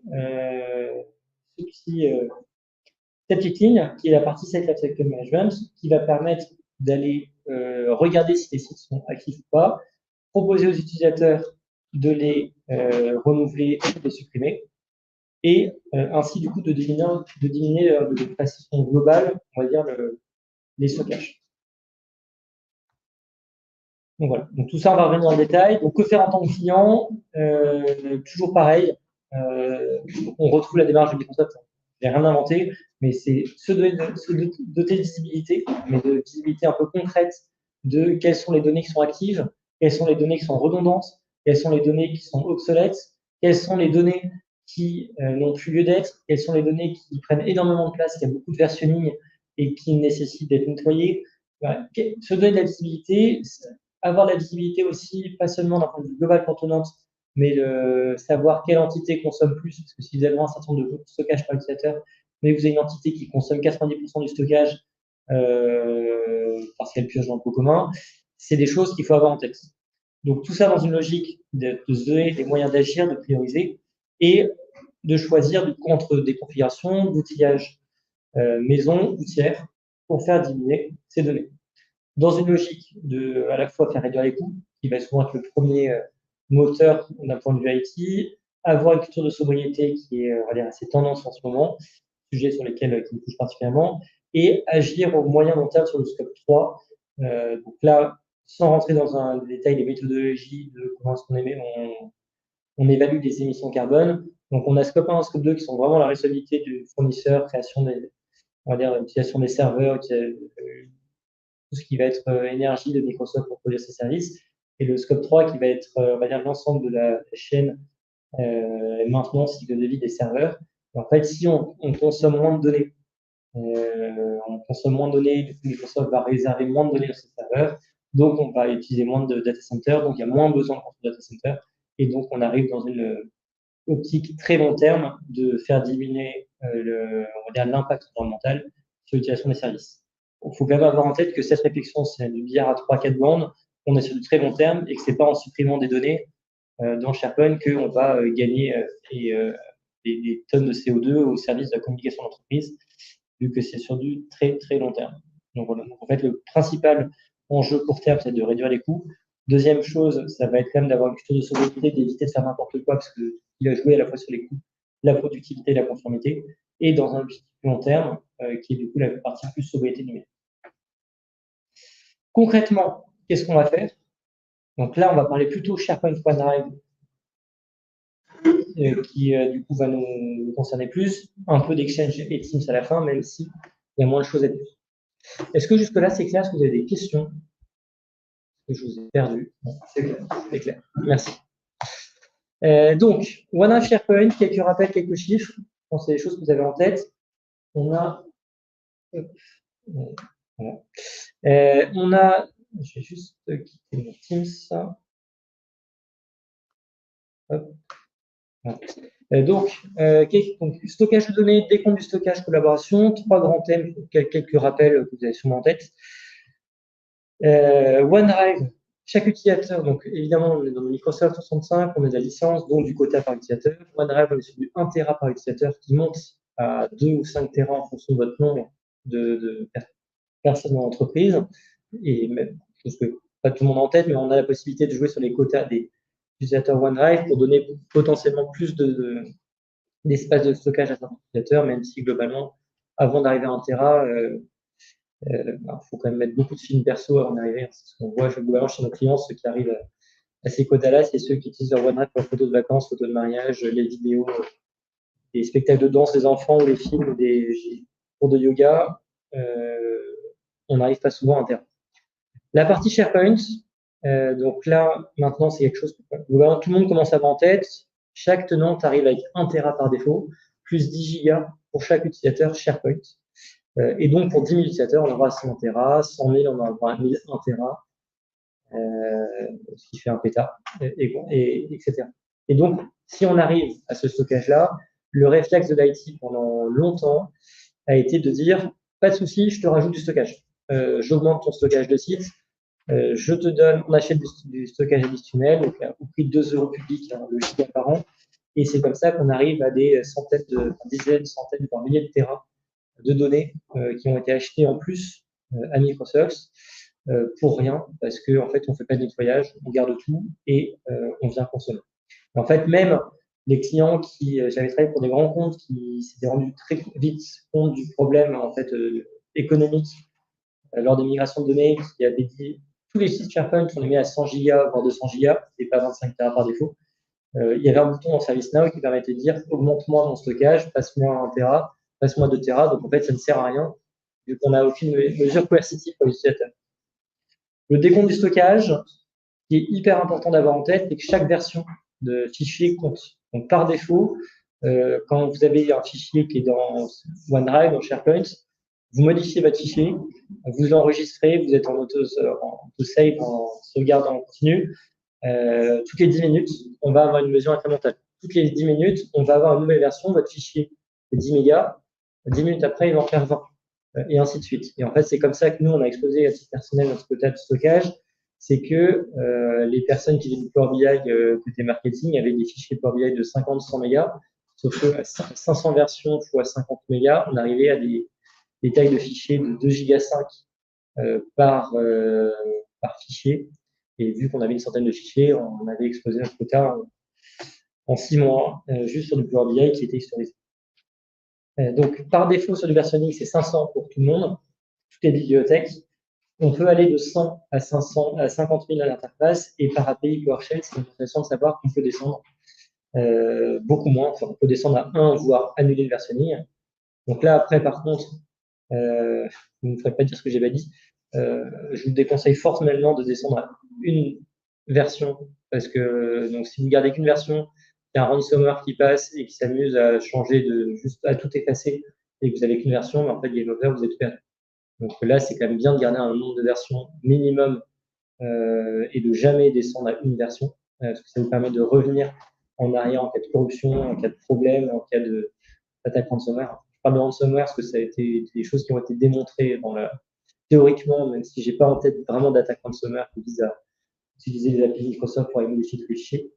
Mais c'est quelque chose qui est possible, théoriquement, et donc il faut éviter de supprimer toutes les versions. On garde toujours un minimum, mais ça ne sert à rien de garder 500 versions.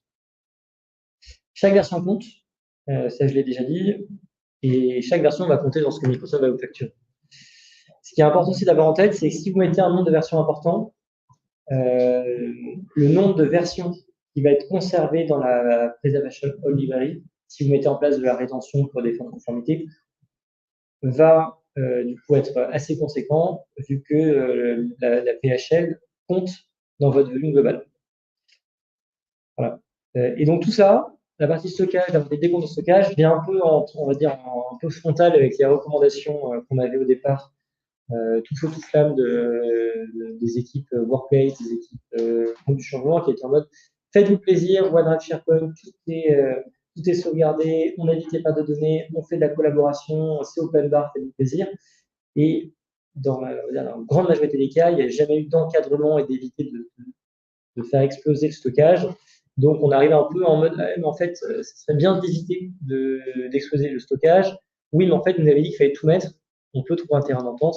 Et l'idée, c'est d'arriver à mettre en place ce cadre. Donc, la démarche, rien de sorcier. On se donne de visibilité. On définit, on implémente un cadre pour les équipes IT utilisateurs. Mais on ne fait pas juste des bonnes pratiques et on vient implémenter des choses. Et on s'alerte en cas de déviation. Une démarche tout à fait classique, mais qui devient intéressante dès lors qu'on décide de faire des choses sur ce côté-là. Donc, en 3 étapes, on va dire 3 niveaux, je rentre, je marche, j'apprends à courir tranquillement. On va voir ensemble donc, quelques astuces pour apprendre à maîtriser son stockage et éviter de faire un certain nombre de choses. La partie d'un point de vue côté admin, et équipe admin côté workplace, et d'un point de vue utilisateur. Donc, d'un point de vue admin, ce qui est intéressant d'avoir en tête, c'est qu'il y a un petit bouton, est-ce que je l'ai là? Il est là. Qui vous permet, en fait, pour tous les nouveaux sites SharePoint, d'éviter d'être à 25 Tera par défaut. Et ça, c'est vraiment c'est à la portée du premier admin SharePoint venu. Vous pouvez dire pour tous les nouveaux sites, ce sera plus de 25 Tera par site, mais ça peut être 100 Go, 200 Go, 1 Tera. Donc là, par contre, c'est un quota standard, pour tout le monde. Il n'y a pas il faut aller sur des outillages tiers pour avoir des quotas spécifiques par type de population, par type d'usage. Deuxième chose, configurer le versionning. Donc là, pour le coup, à ce niveau-là, je ne vais pas parler scripting, je ne vais pas parler outillage. Donc là, c'est vraiment pour chaque propriétaire, owner, d'aller de configurer, éviter d'être à 500 et de pouvoir, donc de les interfaces, donc là c'est déjà un peu plus avancé, dire on ne garde pas 500 mais on ne garde vraiment que 100 versions. Ce qui est intéressant donc, dans le versionning que vous avez en tête, on avait ces 500 versions, entre 100 et 50 000, gardées indéfiniment. Microsoft avait annoncé pour novembre 2023, ce qui a été décalé donc, pour juin de cette année, ce qu'ils appellent Intelligent Versioning, qui va permettre en fait automatiquement d'adapter le nombre de versions conservées en fonction de l'usage des données et en fonction de la probabilité de restauration d'une version antérieure. Autrement dit, un document sur lequel il y a 50 personnes qui travaillent en permanence, on va potentiellement garder plus que 500 versions. Pourquoi? Tout simplement parce qu'en fait, les 500 versions, on va les attendre 2 semaines. Et si on veut revenir avant 2 semaines, eh ben, on est marron. Et en fait, donc, Microsoft va potentiellement aller plus haut que les 500 versions. Par contre, un fichier qui a 100 versions, mais qui n'a pas été touché depuis 10 ans, même un an, on va venir supprimer un certain nombre de versions. Donc ça, aujourd'hui, il y a peu d'informations sur ce qui va arriver, il y a beaucoup de spéculations, et c'est quand même intéressant d'avoir en tête que cette partie versionning va évoluer, et le modèle qu'on connaissait va un peu changer à partir d'avril en preview et de déploiement général en août. Donc ça devait arriver en novembre 2023 l'année dernière, ça a été décalé à août 2024, donc on va voir ce que ça donne, mais a priori, il y aura cette possibilité soit de passer en automatique, soit de rester un peu dans le mode d'aujourd'hui si on n'a pas confiance dans le nouveau mode automatique. Sachant que, comme tout, Microsoft devrait laisser le versionning actuel en place, permettre à ceux qui veulent le passer en automatique, et peut-être plus tard basculer en automatique pour tout. Donc ça, c'était côté admin. Côté utilisateur, bon, il y a à la main supprimer les versions des fichiers. Ça, je vous fais le topo, mais c'est-à-dire pour chaque fichier, il faut aller sur le fichier, 3 petits points, supprimer la version ou aller supprimer toutes les versions. Donc ça, je vous laisse imaginer qu'il faut le faire pour tous. Ça, personne ne le fera dans la vraie vie. Mais c'est une recommandation qui est mise en avant. Donc, je vous mets en avant. Supprimer les sites inactifs et supprimer les sites inactifs. Donc là, c'est intéressant parce que je vais vous montrer. Donc, hop. Donc, il y a une chose qui existait, que je vais vous montrer tout de suite. Je vais commencer par ça, tiens, qui s'appelait donc avec Entra ID, qui est donc là, c'est côté Azure AD. Pour tous les groupes au 35 et les Teams, il y a une policy qui s'appelle Expiration Policy, qui vous permet de dire en fonction d'une inactivité du groupe, va contacter les utilisateurs pour leur demander de renouveler leur Teams. Donc là, entre 30 et 1 an, 30 jours et 1 an, on peut demander aux utilisateurs si on détecte, Microsoft détecte automatiquement qu'il n'y a pas de données ni dans Teams, ni dans SharePoint, ni dans la boîte mail, ni dans l'utilisation des canaux Teams, on va détecter que le groupe était inactif depuis le temps et on va du coup communiquer aux utilisateurs pour chaque Teams. On va envoyer un mail, Microsoft va envoyer un mail automatiquement pour dire, donc, ce qui est intéressant, c'est que c'est envoyé par Microsoft Security, pour dire ce site-là, donc mon Teams qui s'appelait MG Expiration Policy, va expirer dans 30 jours, parce que moi je l'avais défini en 30 jours. Est-ce que tu veux le renouveler ou pas? En fait, si l'utilisateur clique sur Renew, que je l'ai juste après, non. Renew, en fait, il va être renvoyé sur une page où il a plus ou moins jamais l'habitude d'aller, qui est du coup la partie My Group, et cliquer sur Renew, ou alors il a invité à aller faire des actions sur le. Donc ça, c'est ce qui existait jusqu'à présent. Ça nécessitait du coup du Azure AD P1, Entra ID P1 maintenant, inclus dans ME3, inclus dans ME5 et compagnie. Et ça, c'est une fonctionnalité qui est peu utilisée aujourd'hui, mais qui permet déjà de faire un premier nettoyage. Donc là, on va concerner uniquement tout ce qui va être groupe, Microsoft 365, et donc tout ce qui va être Teams. Intéressant, on a la partie du coup avec SharePoint Attendance Management, on a du coup une nouvelle politique qui va permettre de cibler l'ensemble des sites SharePoint. Pas uniquement les sites qui sont liés à des groupes, qui sont liés à des Teams, que vous avez là, mais également les sites classiques, Les sites de communication, les sites qui sont liés à un groupe mais sans avoir un Teams, les sites qui sont, bon, bref, toutes sortes de Teams. Pouvoir choisir s'ils ont été créés par l'utilisateur, créés par API, créés par PowerShell, créés par une application spécifique. Et donc, on va définir une politique qui va cibler tous ces Teams-là. On va pouvoir mettre en place des politiques différentes en fonction du label de sensibilité qu'il y a sur le site en question et exclure nominativement. Donc là, vraiment, s'il y a un site en particulier que vous ne voulez pas exclure, vous le mettez, mais vous n'allez pas vous amuser à mettre les 1000 ou 10 000 sites qui vont bien à la main, sachant que je crois que c'est jusqu'à 500 maximum. Et donc, vous mettez en place cette politique et vous dites qu'est-ce que vous voulez faire. Donc là, vous mettez votre nom. Et là, il y a deux modes. Soit un mode de simulation où en fait, vous allez uniquement créer un rapport CSV qui vous donne la date de dernière activité et la date de création. Soit vous avez en fait vous passez en mode actif et vous allez créer ce rapport, bien sûr, mais aussi communiquer aux propriétaires de sites en fonction, donc même logique que ce qu'on avait avant pour la partie expiration des groupes, pour dire attention, donc ça c'est le rapport juste après. Attention, donc là c'était mon site qui s'appelait projet site Missing Site MDM. Ce site est inactif depuis plus d'un mois. Donc là, parce que j'ai regardé un mois, mais on peut régler à 3 et 6 mois. Qu'est-ce que tu veux faire? Et donc là, soit l'utilisateur invité à cliquer sur Certified Site, et du coup, ce qui est intéressant, c'est qu'en fait, on clique, il ne se passe rien.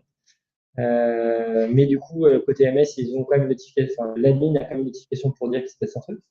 Soit il y a un bouton qui envoie à la documentation de Microsoft sur comment supprimer un site. Donc là-dessus, on va dire, c'est intéressant. Bon, là-dessus, c'est intéressant. Par contre, quand ça a été annoncé, il y a eu un peu un effet déceptif pour la mesure parce que ça a été annoncé à peu près en même temps que Microsoft Archive, qui est du coup la nouvelle fonctionnalité d'archivage côté Microsoft qui permet d'envoyer le site SharePoint vers du stockage froid. Et en fait, quand ça a été annoncé, l'espérance était qu'en fait, on avait communiqué aux utilisateurs sur ton site, ça fait longtemps qu'il est inactif, est-ce que tu veux le supprimer? Est-ce que tu veux l'archiver? Ou est-ce que tu veux rien faire? Et là, aujourd'hui, on est uniquement sur, en fait, je clique sur un bouton où il ne se passe pas grand-chose, je ne peux pas le supprimer, ou alors il faut que j'aille voir une doc qui m'explique comment supprimer, et je ne peux pas l'archiver. L'archivage étant uniquement la main des administrateurs. On y vient juste après. Donc voilà, donc il y a un peu un effet déceptif sur cette fonctionnalité-là. Et donc, on a d'une part la partie Site Lifecycle Policy qui existait avant, Group Expiration Policy qui existait avant, où il fallait du P1. Donc là, on pouvait cibler tout ce qui était groupe et Teams. C'est une politique unique pour tout le tenant. Et on a donc 30 jours, 60 jours, 3 mois d'inactivité. Pas de suivi administrateur.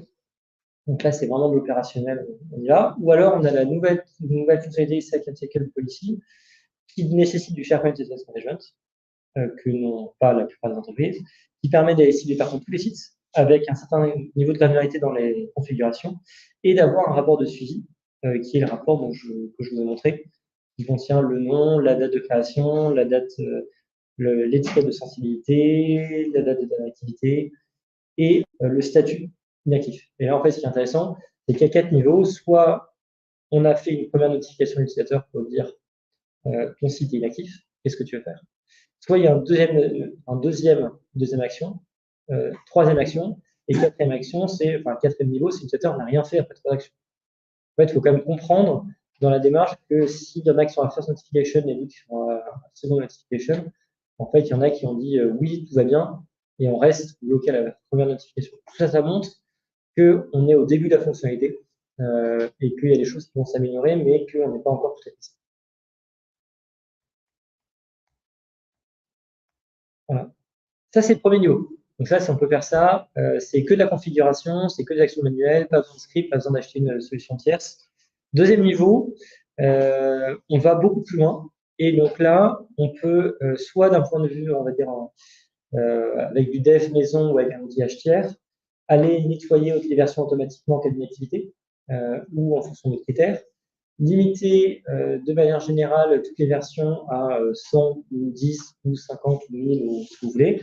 Diminuer les quotas pour les sites existants. Comme je vous l'ai dit tout à l'heure, les quotas disponibles, c'était pour les anciens sites, pardon, pour les nouveaux et pas pour les anciens. Vous pouvez mettre en place des rapports sur les consommations de quotas, parce que vous allez dire qui consomme, qu'est-ce qui est consommé. Et pareil, la partie outillage, supprimer les fichiers volumineux, supprimer les doublons, supprimer les fichiers obsolètes, nettoyer les versions, nettoyer les fichiers. Donc là, j'ai même eu des discussions avec un partenaire où on a imaginé un truc assez loin, mais aujourd'hui, je crois qu'il n'y a pas de solution qui permet de le faire. C'est d'aller voir chaque fichier PowerPoint, supprimer les masques, supprimer les vidéos, supprimer les images pour avoir une version finale compressée. Et ça, aujourd'hui, ça n'existe pas, mais c'est intéressant de le faire. Et pourquoi je dis ça? Tout simplement parce que dans les statistiques qu'on a fait chez nos clients, on a 20% à peu près du stockage qui est consommé non pas par des vidéos, 10-15%, mais par du PowerPoint où on a énormément de versions. Et en fait, on a en moyenne 20 30 versions pour chaque PowerPoint. Et dont des PowerPoints aujourd'hui qui dépassent 50-100 mégas. Et donc, on expose des quotas pour ça. Donc, 2-3 choses que je vais vous montrer. Il y a des rapports Power BI open source qui existent, qui sont présents dans la communauté, qui permettent d'identifier notamment des doublons sur base de choses assez simples comme la taille et comme le titre. Donc ça, c'est des choses qui sont très simplement, il n'y a pas besoin d'être loin. Mais ça mérite d'exister et je l'ai fait sur mon OneDrive et ça m'avait permis déjà de libérer quelques gigas sur base de choses très simples. Donc là, c'est ma petite pub personnelle. Donc, côté IDEXI, donc on travaille dans une solution qui s'appelle historiquement My Data Security qui permet de montrer à l'utilisateur simplement quels sont ses droits, permissions et d'agir pour revoir ses permissions à tous les niveaux très simplement. On va sortir dans 1, 2, 3 mois une solution qui s'appelle My Data Management qui va permettre de montrer quels sont les gros fichiers, quels sont ceux qui prennent de la place, quels sont ceux qui sont obsolètes, quels sont ceux qui sont inactifs et de pouvoir les supprimer ou les nettoyer simplement. C'était la petite minute de pub. Et on arrive au dernier niveau où là, pour le coup, on va plus faire uniquement du nettoyage dans la plateforme. On va du coup venir externaliser le stockage, du stockage à froid qui coûte moins cher ou faire de la suppression en masse. Donc là, aujourd'hui, ce qu'on voit sur le marché, il y a Halfpoint, plus pour les partenaires aussi, il y a Halfpoint qui propose de remplacer des fichiers par des liens et d'aller externaliser le fichier ailleurs. Il y a d'autres solutions comme ça qui font ça. Pour ne laisser dans Microsoft que le lien vers un portail qui permet de récupérer le fichier et le ramener dans l'écosystème Microsoft. Il y a également des sociétés qui vont externaliser sur de l'Azure Filer. Voilà, et on avait discussion avec Franck juste avant l'échange, la présentation. En fait, historiquement, Microsoft, il y avait certaines voies non officielles qui disaient vous pouvez utiliser Azure Filer pour stocker vos données sur du long terme, moins cher que SharePoint, 100 fois moins cher au stockage. Et en fait, maintenant, la recommandation de Microsoft, il y a même une page de documentation, c'est de ne pas utiliser Azure Filer parce qu'on casse le modèle de permission. On n'a plus les logs, les logs, on n'a plus la rétention, on n'a plus les systèmes de discovery qui marchent sur Azure Filer.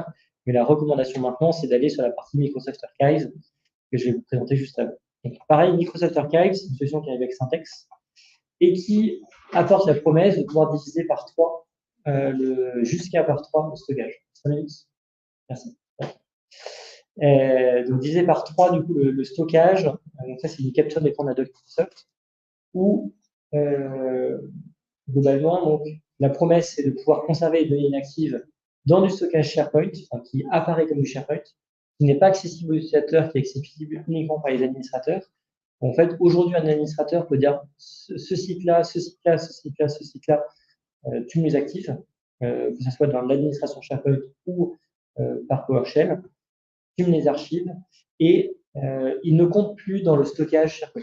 Ils ne comptent plus dans le stockage SharePoint. Ils vont par contre être facturés séparément. Donc là, vous avez aujourd'hui les prix en preview. On a encore une solution en preview. Et en fait, on n'est plus à 20 centimes au giga à 18 centimes au giga par mois. D'ailleurs, je crois que c'est une coquille là. On est sur du 5 centimes. Pardon, ouais, c'est ça. On est sur du 5 centimes au giga par mois au lieu de 20. On divise par 4. Et par contre, on paye à la réactivation au giga. Donc, on prend la donnée qui est archivée, on la rebalance dans SharePoint. Et donc, ça, c'est facturé donc, à 60 centimes le giga. Et donc là, le petit tableau de Microsoft montre que globalement, si on fait la restauration maximum une fois tous les trimestres et que l'on restaure moins de 30% qui sont la recommandation, on a des économies de stockage de 30 à 75%. Voilà. Donc ça veut quand même dire qu'on prend un site, on l'archive, les utilisateurs n'ont pas accès. Aujourd'hui, s'ils arrivent sur le site qui est archivé, ils ont un message d'erreur. Donc, il y a encore des choses qui nécessitent d'être améliorées. On ne peut pas archiver certains fichiers là où la promesse était de pouvoir archiver des fichiers ou des sites. Là, aujourd'hui, c'est uniquement des sites. Et ça se présente de cette façon-là. En pratique, c'est une fonctionnalité qui est uniquement administrateur. Vous avez donc, là, vous retrouvez le site d'administration SharePoint, vos sites actifs. Vous sélectionnez clic ce que vous voulez. Vous cliquez sur archiver. Là, on vous dit est-ce que vous êtes sûr? Oui, je suis sûr. Oui, je suis très très sûr, parce que du coup, il y a 2 fenêtres de confirmation. Et on a un petit message, on a du coup une nouvelle entrée qui apparaît donc, sur la partie Archive Site, qui permet de voir tous les sites qui sont activés et de voir aussi le coût nécessaire pour réactiver. Et donc là, par exemple, là, mon site de test, hein, c'était 20 mégas, ça coûterait $1 pour réactiver. Une question par rapport à ce que vous mentionniez tout à l'heure, la partie Azure Fire. Oui. En utilisant cette feature, on peut continuer à utiliser l'historique, l'inconvénient que vous avez mentionné tout à l'heure. Et il me semblait que j'avais pu comprendre justement la partie archive déplacée justement dans Azure, dans un blog ou un truc comme ça. Ça, c'est ce qui était annoncé au départ. Ouais. Et maintenant, il n'y a plus trop de communication là-dessus. Et en fait, au départ, c'est ce qu'on disait avec tout à l'heure, c'est la promesse de Microsoft, c'était de dire on vous déplace dans du blog. Ouais, voilà, c'est ça. Et sauf qu'aujourd'hui, ce qu'on a en preview, c'est une fonctionnalité qui est sûrement dans du blog, mais qui supporte le modèle de permission SharePoint et la partie compliance et la partie machin. Donc ça continue de fonctionner dans le cas. Exactement. Et c'est en fait pour ça que Microsoft pousse ce truc-là d'archivage plutôt que du file. Ouais. Donc voilà. Voilà, donc ça c'est fini. Sur la partie Exchange, j'ai 2 minutes, mais globalement, donc là, il n'y a pas de notion de surfacturation, on est uniquement sur de l'explosion des boîtes mail. Globalement, la première chose à faire, c'est de configurer, sans entrer dans le détail, des politiques qui vous permettent de vraiment supprimer ce qui ne sont pas faits par défaut dans les boîtes mail Exchange, de vider les corbeilles. En fait, aujourd'hui, en tant qu'utilisateur, vous supprimez, et on se retrouve souvent, et moi je m'en ai rendu compte, honnêtement, je fais partie de mon entreprise de conseil après 6 ans, j'avais 40 000 mails dans ma boîte mail qui n'avaient jamais été supprimés, enfin, dans la corbeille supprimés, sauf qu'ils n'avaient jamais été supprimés vraiment. Donc, il faut mettre en place une politique, c'est de la configuration, hein, qu'on appelle historiquement les MRM, pour du coup supprimer, vider la corbeille au bout de 30 jours, 90 jours, comme vous voulez, et pas garder indéfiniment. Voilà. Donc, c'est la partie MRM, la partie forcée de l'expression des éléments archivés, après à la main, mais ça, évidemment, on va le faire. Et après, il y a pareil, la partie Data Lifecycle Management, qui paraît c'est une nettoyage global, plus un point de vue conformité réglementaire ou bonne pratique. Et la partie Teams, et je vais finir par ça. C'est-à-dire qu'il n'y a pas grand-chose à faire. Dans les messages, c'est pas ça qui prend la place, c'est pas ça qui est facturé. La seule chose qu'il y a à avoir en tête, c'est que Microsoft, en fait, va supprimer automatiquement les enregistrements de réunions Teams. Donc, par défaut, c'est 60 jours. C'est réglable. Et c'est quand même important d'avoir ce paramètre en tête, vu qu'on a de plus en plus d'enregistrements de réunions, notamment avec le transcript Premium qui permet de faire des réunions, des comptes de réunion automatiques. Voilà, il me reste 2 minutes. C'est-à-dire si vous, il y a d'autres choses que vous faites, ça m'intéresse d'avoir vos retours des choses que vous faites qui ne sont pas dans ce que j'ai dit. Ou pas. Et sinon, c'est merci. Une question par rapport à ce que, en particulier, pour Exchange, on met en place des politiques de réduction.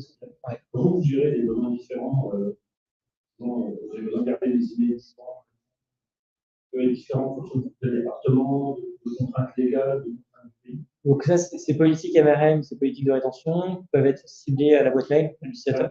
Ouais. Donc on peut faire des politiques différentes.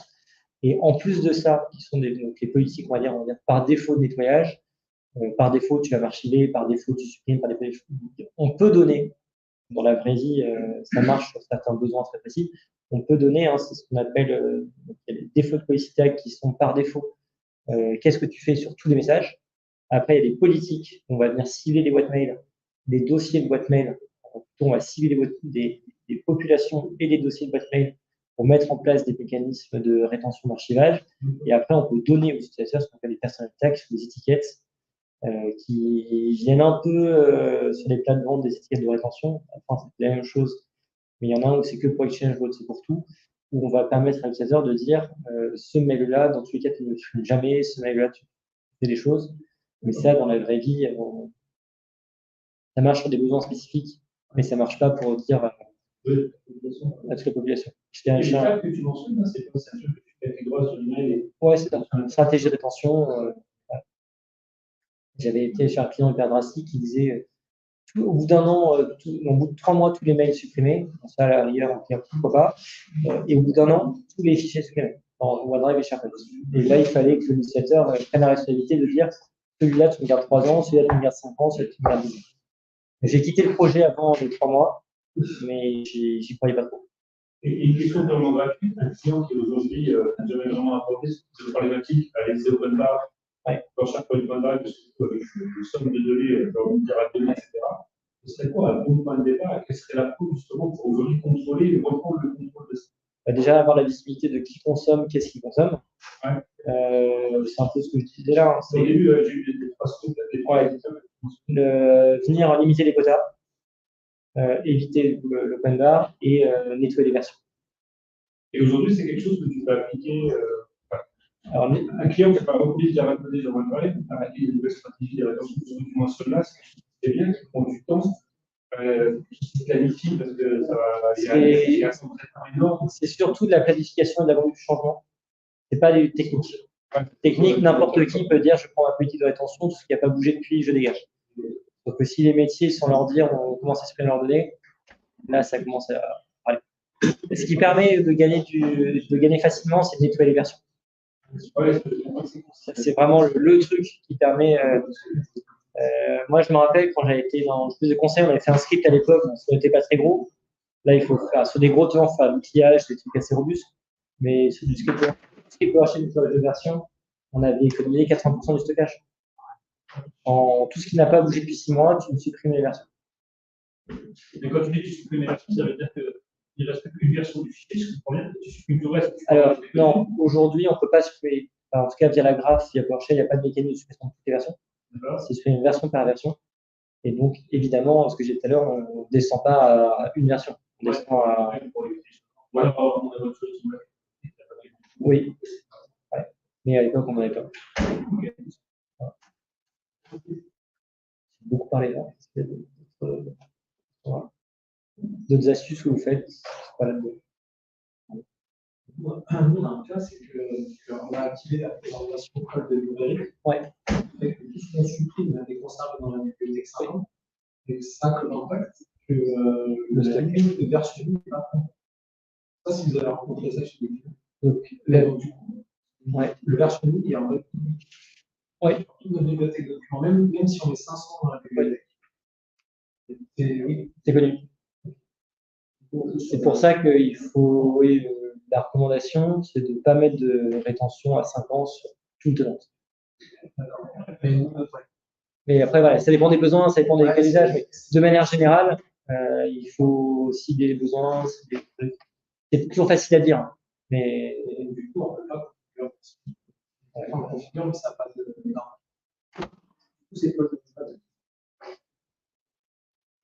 Ça dépend des réponses énormément. Ça dépend.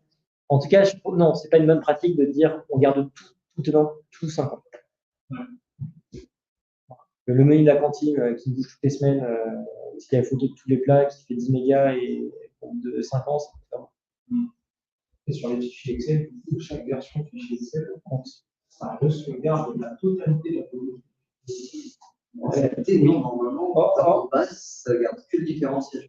Oui. Mais dans le quota, c'est compté. Et Microsoft les facture. Microsoft les facture. Alors, en vrai, c'est ça qui est. C'est SharePoint Server on-prem, oui. SharePoint Online, même sur Microsoft, les avis divergent. En fonction de s'ils l'ont vraiment mis en place. Et on l'avait demandé à Microsoft, soit notre référent, j'ai demandé à 2 référents de grands comptes, quelle est vraiment la réalité? Il y en a un qui m'a dit oui, l'autre qui m'a dit non. Et j'ai un troisième, il m'a dit je sais pas si personne ne ce qui est sûr, c'est que on-prem, oui. Mais online, on ne sait pas. Ce qui est sûr, c'est que Microsoft le facture. Il facture la version. Ouais. Et tu as connaissance d'un sur-partie qu'on pourrait greffer dans l'écosystème qui amènerait des choses complémentaires justement autour de ce genre de problématique? Il y a nous, déjà. Oui. Partie des sites. Il y a Point qui fait des choses. Il y a pas de. Brownies, ils font des choses, mais qui sont plus d'un point de vue archivage égal. Et toi, par exemple, et vous, qu'est-ce que vous apportez par rapport au mécanisme de Microsoft?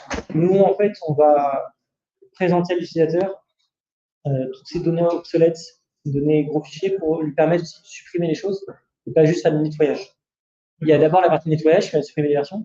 Par contre, il y a souvent des vidéos, des choses, des très gros fichiers, des PSC qui existent où l'IT ne veut pas prendre la responsabilité de supprimer les choses. Et par contre, nous, le message qu'on a et qu'on a mis en place chez un client, c'est de dire on met à 100 gigas tous les quotas sur tous les sites, sauf besoin exceptionnel. Et par contre, en contrepartie, on vous donne la possibilité d'aller faire le nettoyage, supprimer, modifier. Ouais. J'ai fini, il y a des questions. Mais... il faut qu'on change. Oui, mais on l'a aussi sur Teams, SharePoint. Ouais, c'est ça.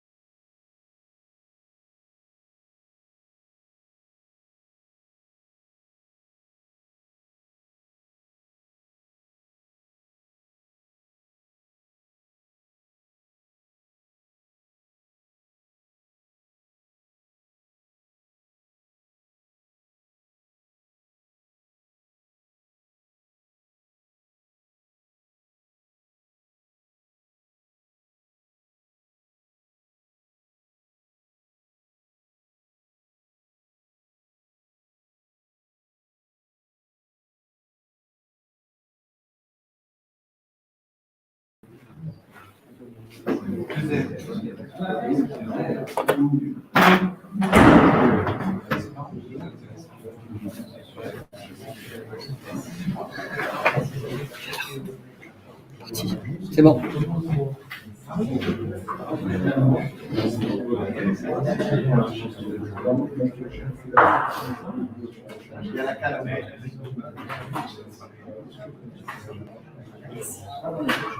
Ok.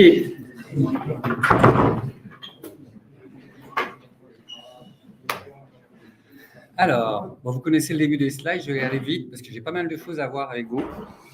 Je vais vous expliquer, je vois qu'il y a du monde, donc je vais vous expliquer un petit peu un retour d'expérience sur un an où j'ai fait énormément de projets GED. J'ai jamais fait autant de projets GED que l'année dernière.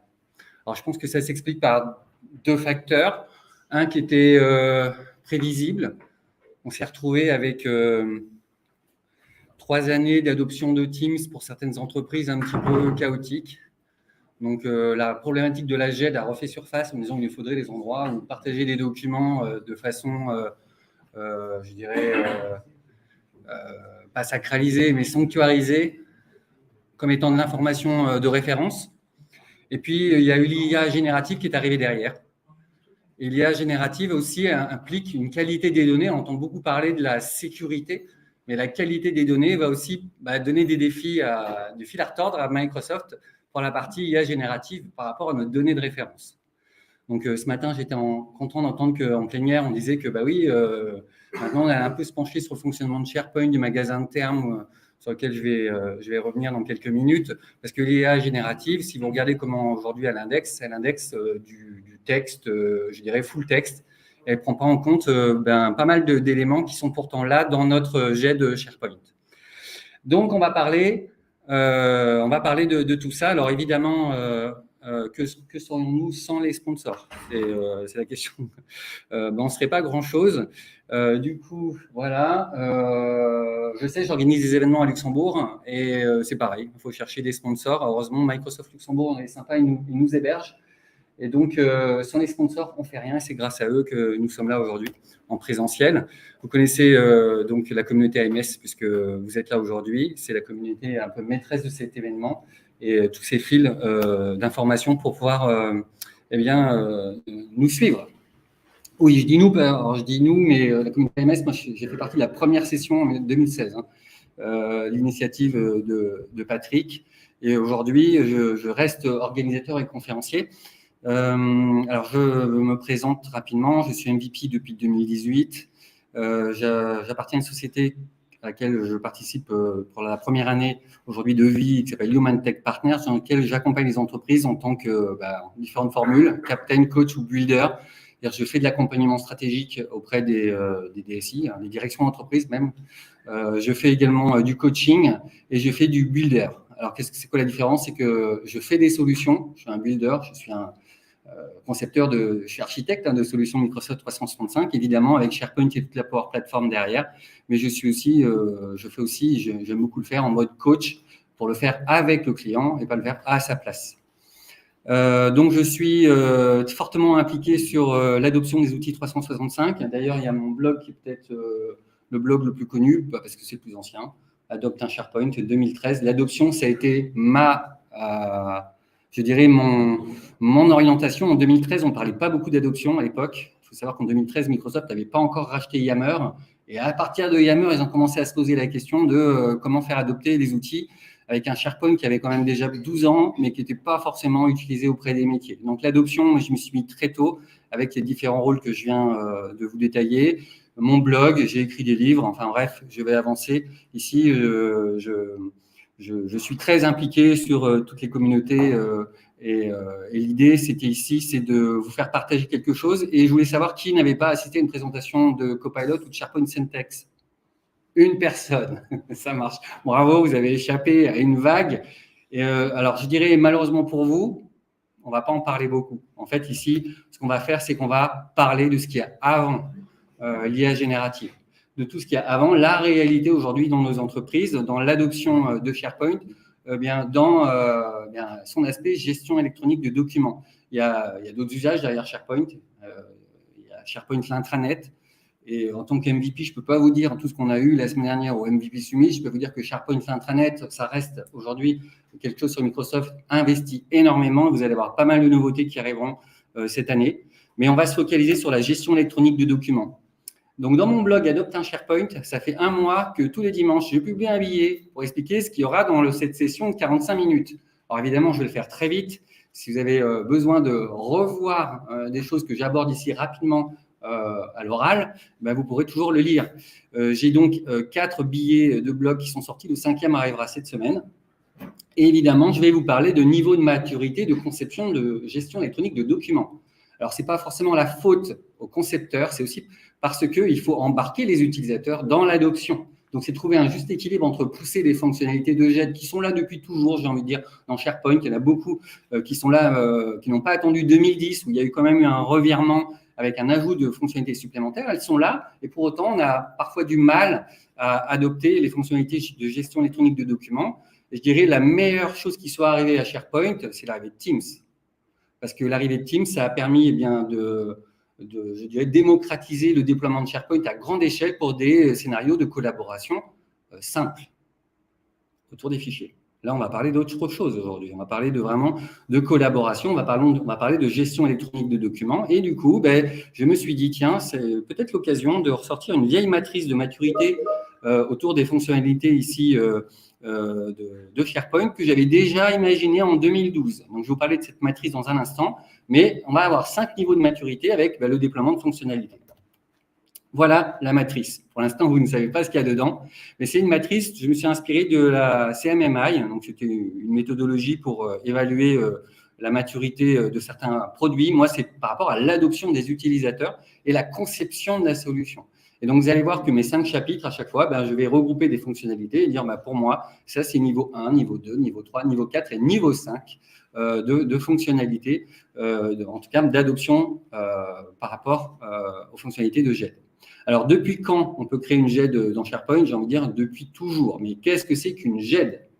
Une GED, si on prend la dénomination française, gestion électronique de documents, on peut la décliner selon des GED de référence.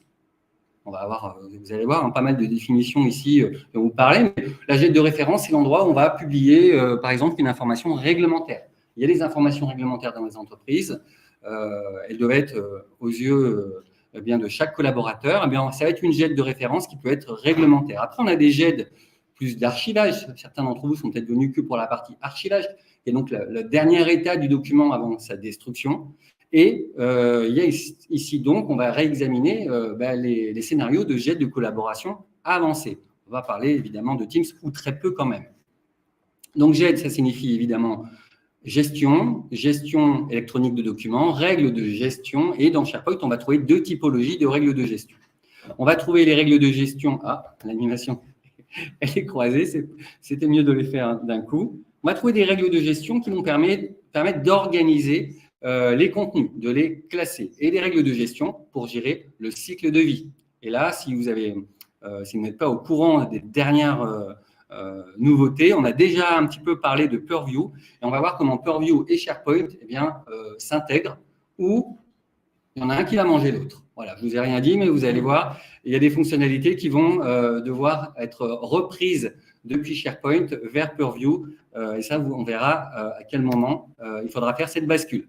Alors, sur ces matrices de maturité, je me suis permis de vous montrer simplement que je le fais pour la GED SharePoint aujourd'hui, mais ces matrices de maturité, ça me permet de faire des audits et des assessments chez mes clients en disant, où est-ce que vous en êtes par rapport à l'adoption des fonctionnalités de SharePoint, mais également, évidemment, de Teams, parce que Teams, on dit souvent, Teams, c'est bon, c'est fait, on a déployé la partie communication, mais la partie collaboration, elle reste souvent hackée, on reste sur les standards. Et donc, en fonction de ce qu'on déploie comme fonctionnalité, je mets des scores. Voilà, je mets des scores de 20 à 100. Je suis sympa, il n'y a jamais 0. Voilà. Et évidemment, Copilot, on en reparlera, même si je dis que j'en parlerai très peu. On parle beaucoup d'adoption de Copilot. Il y a eu 2 sessions là, quasiment coup sur coup cet après-midi pour parler de l'adoption de Copilot. Évidemment, ce sera un peu ma conclusion, celle que vous avez probablement déjà dû entendre, mais je répéterai. Alors, au commencement, le niveau 1, l'approche serveur de fichiers. L'approche serveur de fichiers, il ne faut pas jeter la pierre à l'IT. parce que c'est quand même une belle tentation de se dire on va faire une approche serveur de fichiers. On va partir ici sur une migration serveur de fichiers sur SharePoint Online. On sait qu'il y a un système de serveur de fichiers sur SharePoint et on sait en plus de ça qu'on a derrière du SQL. Et donc, ce sont des solutions qui sont robustes. En plus de ça, en termes de capacité de stockage, par défaut, lorsque vous créez un site SharePoint, c'est un stockage de 25 teraoctets. Donc là, sky is the limit. On peut imaginer qu'on ne va jamais entendre parler de problème ici de stockage sur un site. Sur SharePoint Server, il ne faut pas oublier SharePoint Server, on est plus sur des approches plus granulaires avec des bases de données de 200 gigas qu'on est capable de rajouter en fonction de nos besoins de notre site. Du point de vue de l'IT également, la tentation d'aller sur une approche uniquement serveur de fichiers, c'est la satisfaction ou un peu l'inquiétude mitigée quand même de se dire que les utilisateurs vont pouvoir eux-mêmes gérer leurs accès. Donc là, sur SharePoint, on a ces rôles de propriétaires, on a donc des propriétaires de sites qui sont capables de gérer les accès utilisateurs et les administrateurs de collection de sites, qui sont un rôle qui était plus délégué aux IT, sont de plus en plus délégués aux métiers. Quand vous allez dans une équipe Teams, le site SharePoint, tout propriétaire est administrateur, qui va lui permettre d'accéder aux corbeilles. Et comme ça, l'IT est content, on a beaucoup moins de tickets au support par rapport aux accès. Donc la tentation ici, c'est de faire une migration technique 1-1. Ici, il faut simplement ici se dire que la migration technique, ici, on va trouver des limites. Mais il y a quand même une force ici, c'est que on va pouvoir considérer ici qu'effectivement ça marche. On va pouvoir se dire, on a la capacité de créer 2 millions de sites sur un tenant 365. 2 millions de sites. Alors, on peut retrancher les 500 000 équipes Teams, qui consomment donc 500 000 sites SharePoint, mais ça veut dire qu'effectivement, là, on va avoir une approche où, oui, on est tranquille, on va pouvoir prendre un site SharePoint pour pouvoir faire une migration 1 à 1 avec une lettre réseau, un serveur de fichiers. Ça va être simple, encore une fois, la tentation ici pour l'IT, de se dire l'impact du changement, il est quand même très limité. On va avoir une navigation comme si on était dans un explorateur de fichiers. D'ailleurs, on va pousser la synchronisation par OneDrive, et c'est ce qui a été fait pendant de nombreuses années. J'ai même eu une fois un client qui m'a dit « on a SharePoint ». Je lui ai dit « ok, vous pouvez me le montrer ». Il m'a montré juste son explorateur de fichiers. Ok. Et donc, vous imaginez qu'ici, ma surprise, j'ai dit « mais vous n'utilisez pas les fonctionnalités de SharePoint ici. Vous ne passez que par l'explorateur de fichiers, donc il y a tout un tas de fonctionnalités que vous ne connaissez pas. Alors ok, on va utiliser la coédition, mais on passe à côté de tout le reste de la partie gestion électronique de documents. Alors, les forces de l'approche, comme je vous l'ai dit, c'est comme dans OneDrive, l'impact du changement est minimisé. Ça peut convenir dans le cadre d'un scénario de collaboration simple, avec peu de dossiers à l'intérieur, parce qu'on va trouver une limite, on va voir dans un instant. Et donc, oui, comme dans l'onglet, comme le choix qu'a fait Microsoft, en fait, dans les équipes Teams, en fait, on crée un canal, ça crée un dossier dans la bibliothèque de documents, et c'est parti. Donc, cette collaboration d'équipe ou projet relativement simple et éphémère, c'est une GED, oui, c'est une GED de premier niveau. En tout cas, c'est celle qu'on pourrait se contenter de faire. Le problème qu'on va avoir, c'est peut-être dès la migration, quelques mois après le démarrage, on va se retrouver avec des arborescences de dossiers, mais très longues. On n'imaginait pas ça. 7, 8, 9, j'arrête là. Une arborescence de dossiers et de sous-dossiers, avec une contrainte du nombre de caractères qu'on avait non seulement sur le nom du document, et des caractères spéciaux, mais également le nom du dossier, mais également le nom du chemin. Il faut savoir qu'on est limité à 400 caractères pour le chemin, en fait. Donc, à partir du site jusqu'au le nom du fichier. Et donc, des arborescences de dossiers et de sous-dossiers, ça peut entraîner ici des problèmes. Même si Microsoft passe par des jeux d'URL, ça peut quand même provoquer des problématiques, des problèmes. Alors, la politique de l'autruche ici pour l'IT, en fait, c'est que si on fait ça, on n'a rien modifié par rapport à la gouvernance de la donnée qu'on va découvrir à travers les stades suivants. Et également, l'expérience utilisateur par rapport à la recherche, on est comme sur le serveur de fichiers. Donc, en fait, on a une recherche plein texte et on va se rendre compte que le dossier n'est pas l'ami de la recherche dans SharePoint. Donc, des solutions à ce stade, par exemple, ici, j'ai un serveur de dossier à gauche. Ça pourrait être déjà d'imaginer une solution en site. En site, voilà. Alors, je suis parti sur l'approche serveur. peut-être certains ont connu, hein, où on disait, bon, bah voilà, en fait, on peut créer une bibliothèque et dedans, on va gérer les dossiers. Mais on peut aussi remonter d'un niveau. On peut se dire, mais au lieu d'avoir, vous savez, les dossiers de premier niveau, tous dans la même bibliothèque, et rarement, il y a des documents d'ailleurs à ce niveau-là, en premier niveau. Il y a que des dossiers. Pourquoi ne pas multiplier les bibliothèques? Et de la même manière, on pourrait dire, mais OK, on peut mettre 200 bibliothèques dans un site SharePoint. Du coup, bah, les dossiers de premier niveau, bah, on va créer autant de bibliothèques. Et de la même manière, on pouvait aussi se dire, on peut créer des bibliothèques au niveau du site principal, au niveau de la collection de sites, au niveau du site parent, mais également on créait autant de sous-sites. Ça, c'était l'approche qu'on avait en SharePoint Server. En approche SharePoint Online, on nous a dit le nouveau monde est plat au début. L'est-il vraiment?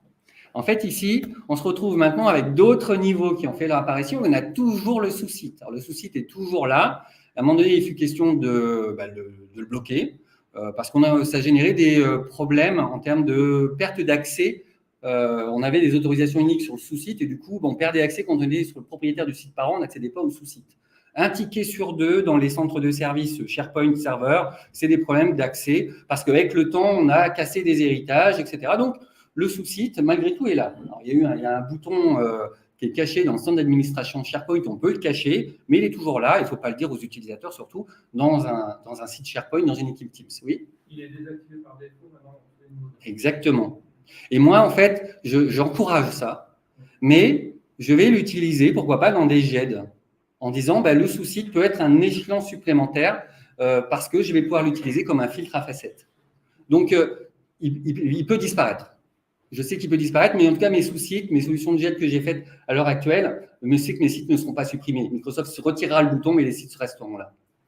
Alors, du coup, on se retrouve avec mon premier niveau de dossier, il est là. Et ensuite, on pourrait avoir ici des arborescences comme ça, mais avec les hubs de hub, on pourrait aussi avoir des arborescences comme ça. Alors, si vous ne voulez pas faire de sous-site, moi, ce que je peux comprendre, vu que par défaut, il le retire, on pourrait arriver comme ça à des solutions comme ça. Alors, j'ai développé des solutions comme ça, niveau gestion documentaire, en utilisant cette carte de site SharePoint. Alors, du coup, voici la solution, qui est quand même vachement plus sympa. C'est d'utiliser ici la navigation supérieure. Et là, on a 3 niveaux, on a 4 niveaux. On a le niveau travaillé chez Human Tech Partners. Et ensuite, on a 1, 2, 3 niveaux. Donc, on a 4 niveaux, en fait, de documentation. Je ne sais plus. Ah oui, il est quelque part ici. Non, je l'ai enlevé. Voilà. Donc, c'est quand même plus sympa, mais effectivement, embarquer les utilisateurs sur une navigation web comme ça, c'est très déroutant quand ils viennent de l'arborescence et de l'exportateur de fichiers. Mais ici, c'est une GED de référence. Donc, ce n'est pas n'importe laquelle, ce n'est pas une GED métier. C'est une GED de référence qui est publiée sur l'intranet. Et donc, on va retrouver cette arborescence ici où j'ai différentes bibliothèques ici. Mais je vais passer par un site ou un hub, un site ou un sous-site ou un hub de site et un site. L'approche un site par groupe de travail, ici, c'est donc un effort d'architecture qui vous devez prendre en compte l'arborescence de dossiers telle qu'elle existe aujourd'hui et essayer de vous projeter en disant, bon alors ça, ce sera un site, ça, ce sera une bibliothèque. Ça, ce sera peut-être un hub de site. Ça nécessite également d'engager une navigation plus fine, comme je l'ai faite ici, sur une navigation supérieure, et montrer aux utilisateurs la recherche dans le site. Parce qu'ils vont devoir se déplacer dans les différentes bibliothèques, là où on pensait avoir qu'une seule bibliothèque de documents. Il va falloir aller dans la recherche dans le site pour pouvoir retrouver les différents éléments dans les différentes bibliothèques. Donc, on va y venir sur la personnalisation de la recherche, évidemment. Donc ici, dans la progression, dans la matrice de maturité, lorsque j'arrive chez un client et je découvre qu'il fonctionne en serveur de fichiers, évidemment, je vais me mettre uniquement dans la partie ici de gauche et je vais lui proposer de travailler son architecture en site. Et il y a également donc une règle ici qui est à prendre en compte, c'est que c'est un site par groupe de travail dans SharePoint. Et d'ailleurs, cette règle s'applique maintenant à Teams. C'est aussi une équipe Teams par groupe de travail. Et donc, il ne s'agit pas de penser que à la navigation, il s'agit aussi de penser simple en termes de maintenance, en termes de groupe. Si par exemple, ici dans mon exemple, c'est le même groupe de travail qui travaille sur onboarding, eh bien, je vais privilégier un site et 3 bibliothèques. Par contre, si ce n'est pas si c'est pas le même groupe de travail, je peux tout à fait imaginer que les liens soient présentés au même endroit, mais que le checklist nouvel arrivant soit par exemple dans la documentation RH. Donc, il faut aussi ne pas aller trop vite sur la conclusion que les éléments de navigation reflètent la structure du site. Voilà. Donc, maintenant, on passe à l'étape 2. On passe la seconde. La fonctionnalité « Ajouter une colonne ». Donc, celle-là, on ne peut pas y échapper. On la voit quand on arrive dans une bibliothèque de documents. On a envie de cliquer dessus. L'utilisateur se retrouve à devoir gérer la possibilité d'ajouter une colonne de métadonnées. Alors, il existe des différents types de colonnes. Je ne sais pas si vous savez. Mais c'est intéressant parce que ça va ouvrir de nouveaux usages. Et là, évidemment, on n'est plus dans l'explorateur de fichiers.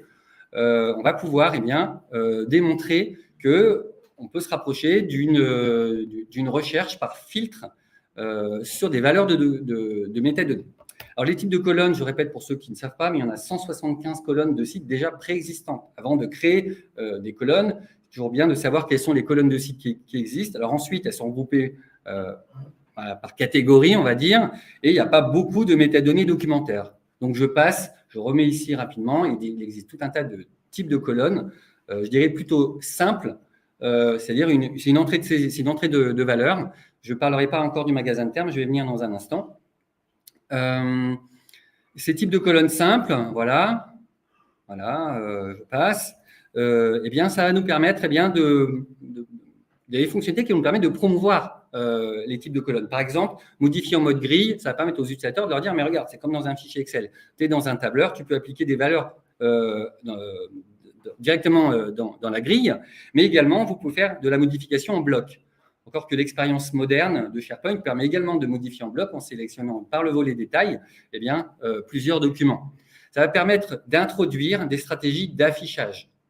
C'est-à-dire qu'on va pouvoir dire, mais est-ce que tu sais que l'affichage par défaut peut ne pas te convenir et tu peux toi-même te créer un affichage privé, personnel. Dans cet affichage, que ce soit privé ou public, on a des options de filtrage et de tri. Par exemple, moi j'aime bien mettre les derniers documents modifiés en haut et pas se récupérer uniquement que par ordre alphabétique. Parce qu'il y a 8 chances sur 10 qu'un des collaborateurs vienne modifier un des 10 derniers documents modifiés dans cet espace de travail. On va aussi pouvoir utiliser le regroupement et on a aussi des stratégies d'affichage avec et sans dossier sur lesquelles je vais revenir. Est-ce que vous connaissez tous la valeur de colonne par défaut?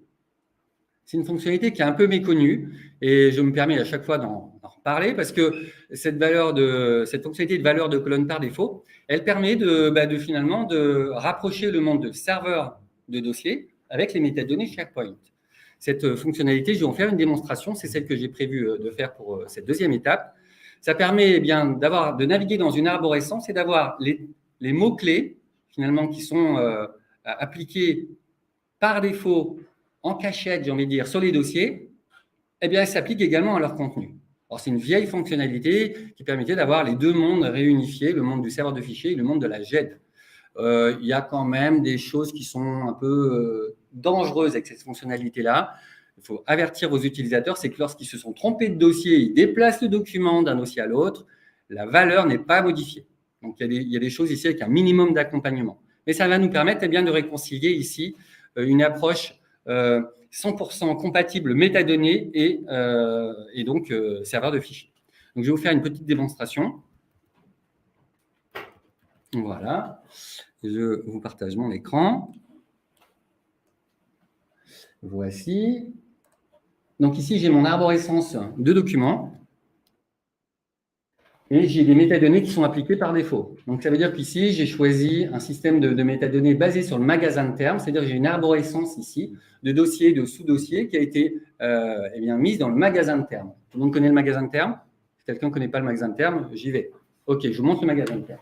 Donc, je me rends dans les paramètres ici du site et il y a ce qu'on appelle l'endroit du Master Data Management. On va l'appeler comme ça. C'est l'endroit où on va gérer ici les valeurs de référence qui sont administrables par il est caché ou pas. Ah, il est là. C'est l'endroit où on va pouvoir déléguer cette gestion de mots-clés à des experts. C'est pour ça qu'on parle de Master Data Management. On va se rendre dans la banque de termes. C'est le seul endroit ici de toute la version française de SharePoint où on parle de banque de termes. Ensuite, ce sera le Term Store. Et ici, je vais créer ici mon arborescence de données. Alors, je ne sais plus où il est. Il doit être là. Voilà. Avec mes dossiers A, B et C. Donc, je vais créer mon arborescence de termes. Ici, même chose, pouvoir reproduire 7, 8, 9 niveaux, il n'y a pas de problème. Et ensuite, on va appliquer cette arborescence ici, cette arborescence-ci, à nos dossiers.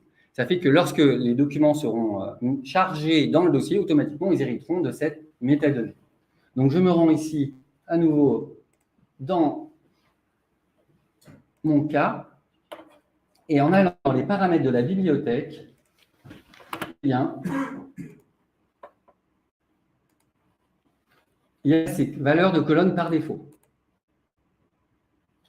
qui sont donc ici représentées sous forme des dossiers, et également, vous voyez ici, j'ai donc la métadonnée gérée, l'ensemble de termes qui va s'appliquer. Donc, si je suis ici sur l'ensemble de termes A, la métadonnée appliquée sera la valeur A. Et donc, ça, c'est une fonctionnalité qui est chouette, qui est sympa, mais la limite, en fait, je ne sais pas si vous l'imaginez, je pense que de vous-même, on ne va pas faire ça n'importe quand, dans n'importe quel GED. Pourquoi? Parce qu'à chaque fois qu'un utilisateur va vouloir créer un dossier, ça va nécessiter ici de rajouter également ce terme dans le magasin de termes et de l'associer. Du coup, on va le faire pour des, j'ai envie de dire, des GED de référence où on va se mettre d'accord sur une structuration de données, par exemple sur l'intranet, en disant voilà, comment on va gérer les documents de l'intranet. Et ce n'est pas une GED métier ici, c'est plutôt ici une GED pour les, je vous l'ai mis, j'ai dû le mettre après, plutôt pour les GED de référence. Donc, je disais, il ne faut pas embêter les utilisateurs avec les colonnes. Simplement, il faut leur démontrer la valeur. Et ici, dans le cadre ici d'un intranet, vous avez la solution de pouvoir leur dire, bon voilà, si tu utilises une arborescence de dossier, mais tu ne fais pas évoluer ton arborescence de dossier souvent, alors on pourrait trouver ce statu quo. On pourrait utiliser les valeurs de colonnes par défaut. Alors, hop, je vais cliquer par là maintenant. Voilà, donc c'était ici le...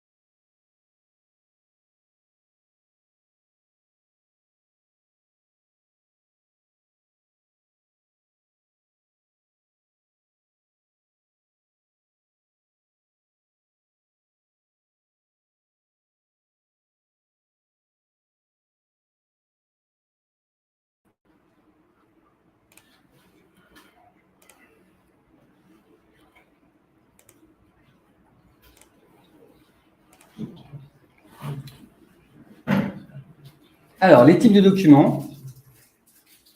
En fait, l'idée, c'est qu'on va être en capacité de proposer des colonnes de façon circonstanciée. Pourquoi? Parce que si dans une bibliothèque de documents, on crée une colonne, on la met facultative, qu'est-ce qui se passe? Les gens ne la remplissent pas. Alors, du coup, on se dit, bah oui, mais moi, j'en ai besoin là que pour ce type de document-là. Et là, on arrive sur la notion de type de document, et ça existe dans SharePoint, ça s'appelle les types de contenu. Et donc, on va pouvoir créer ces types de documents et d'associer des colonnes obligatoires pour avoir de la donnée. On va pouvoir aussi utiliser les bons dossiers. C'est comme les chasseurs, les bons chasseurs et les mauvais chasseurs. Ici, il y a les bons dossiers et les mauvais dossiers. il existe la fonctionnalité d'ensemble de documents qui sont des dossiers plus puissants que ce qu'on vient de voir auparavant. Les dossiers auparavant, c'est des dossiers Windows, en fait, qui remontent dans SharePoint. Et les ensembles de documents, eh bien, vont nous permettre de faire hériter toujours la métadonnée appliquée au dossier à son contenu. Mais ça va beaucoup plus loin que ça. Et j'estime également que lorsqu'on en arrive là, qu'on a des colonnes, des ensembles de documents, eh bien, on est prêt à aller sur une expérience de recherche avec des filtres à facettes pour MAGED. Donc, ce sont les fonctionnalités que je vais promouvoir à ce stade-là.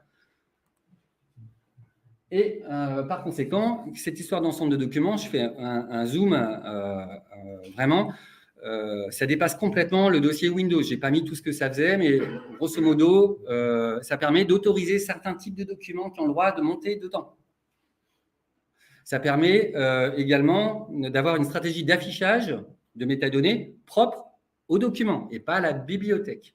C'est propre au dossier, pardon, donc à l'ensemble de documents. Vraiment, c'est une fonctionnalité ici qui va nous servir pour construire des GED de type application métier. On ne va pas utiliser ça, là je l'ai dit, sur une GED de type référence. Une GED de référence, une arborescence de dossiers et de sous-dossiers avec des mots-clés tels que je vous ai montré à l'instant, ça peut suffire. Ici, on est passé au stade d'une GED avec des fonctionnalités de collaboration par dossier, parce que les gens gèrent des dossiers dans les entreprises et ils ne gèrent pas que des fichiers à la pièce. Donc, c'est cet ensemble de documents, donc la force de l'approche, c'est qu'on reste toujours sur l'idée qu'on va pouvoir avoir des métadonnées de façon circonstanciée. On va pouvoir avoir des métadonnées appliquées au dossier et les faire hériter, tout ou partie, aux documents qui sont à l'intérieur. Ça va éviter de devoir, comme tout à l'heure, réappliquer des métadonnées sur les documents. Et on va pouvoir, par conséquent, à nouveau, utiliser le magasin de termes comme endroit pour gérer les mots-clés de façon centralisée. Je ne rentre pas dans le détail, mais le magasin de termes, c'est un outil qui est centralisé, mais qui est également, qu'on va pouvoir aussi décentraliser. C'est une logique d'arbre de taxonomie et de branches qu'on peut distribuer aux métiers en fonction de leurs besoins. Donc, cette organisation ici avec les types de contenus et l'ensemble de magasins de termes, eh bien, je voulais vous faire une démo. Est-ce que vous voyez une faiblesse à ça? Oui, c'est une faiblesse si on ne l'utilise pas au bon endroit. Moi, ici, c'est d'utiliser ça plutôt pour des GED de type collaboration avancée sur des dossiers.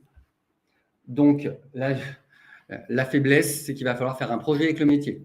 Et là, parfois, on parlait de l'approche, la tentation de l'IT, c'est de faire une migration technique. Ici, il va falloir demander au métier comment il travaille, de mettre les mains un peu dans la solution, de concevoir une solution à partir du produit. Et là, il ne faut pas quand même sortir avec des centaines de jours pour concevoir une GED. On va plutôt le faire en mode sprint. Et franchement, moi, je fais des sprints de 5-10 jours, allez, 10 jours, en 10 jours c'est fait avec, je dirais même la phase de test des documents. Le sprint est validé, la solution peut être mise en production. Il reste encore le plan d'accompagnement, le plan de déploiement, le plan de migration.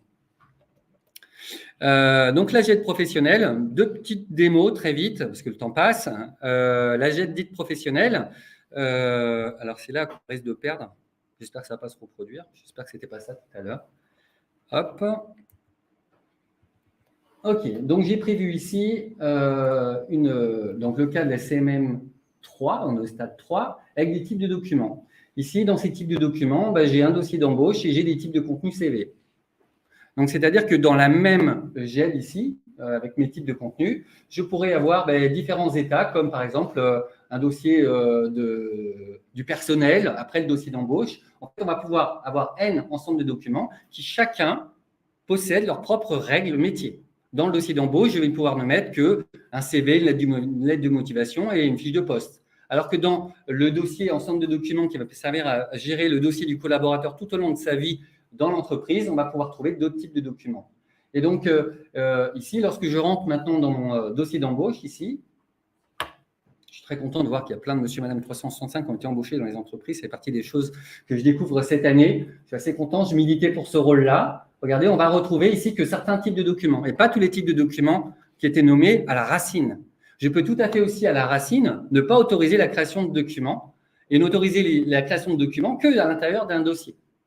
On peut vraiment faire des choses comme ça voilà, qui correspondent eh bien, à des scénarios d'utilisation de nos utilisateurs. Et de leur montrer combien ici, on pourrait avoir une GED métier qui reflète leur façon de travailler, c'est-à-dire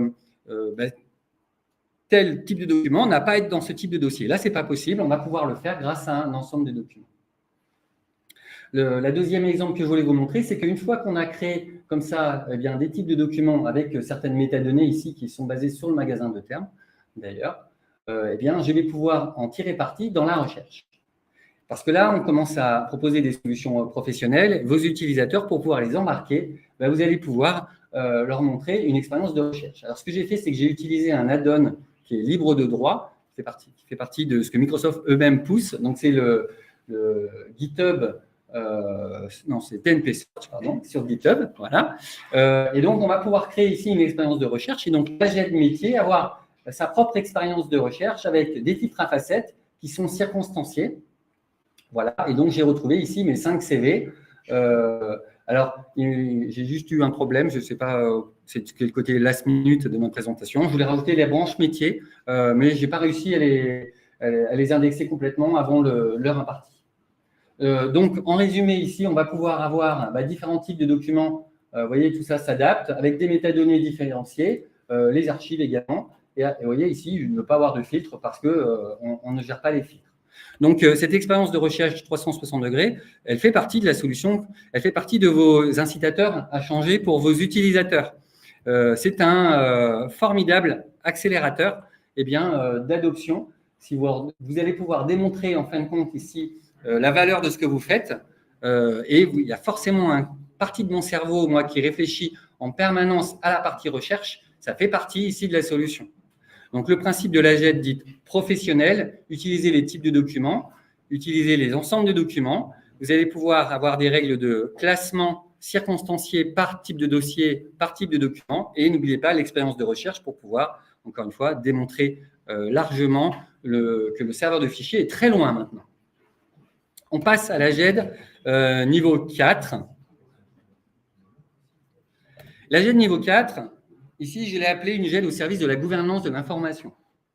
En fait, ici, moi, j'ai toujours eu un problème avec les dossiers. Vous allez voir pourquoi.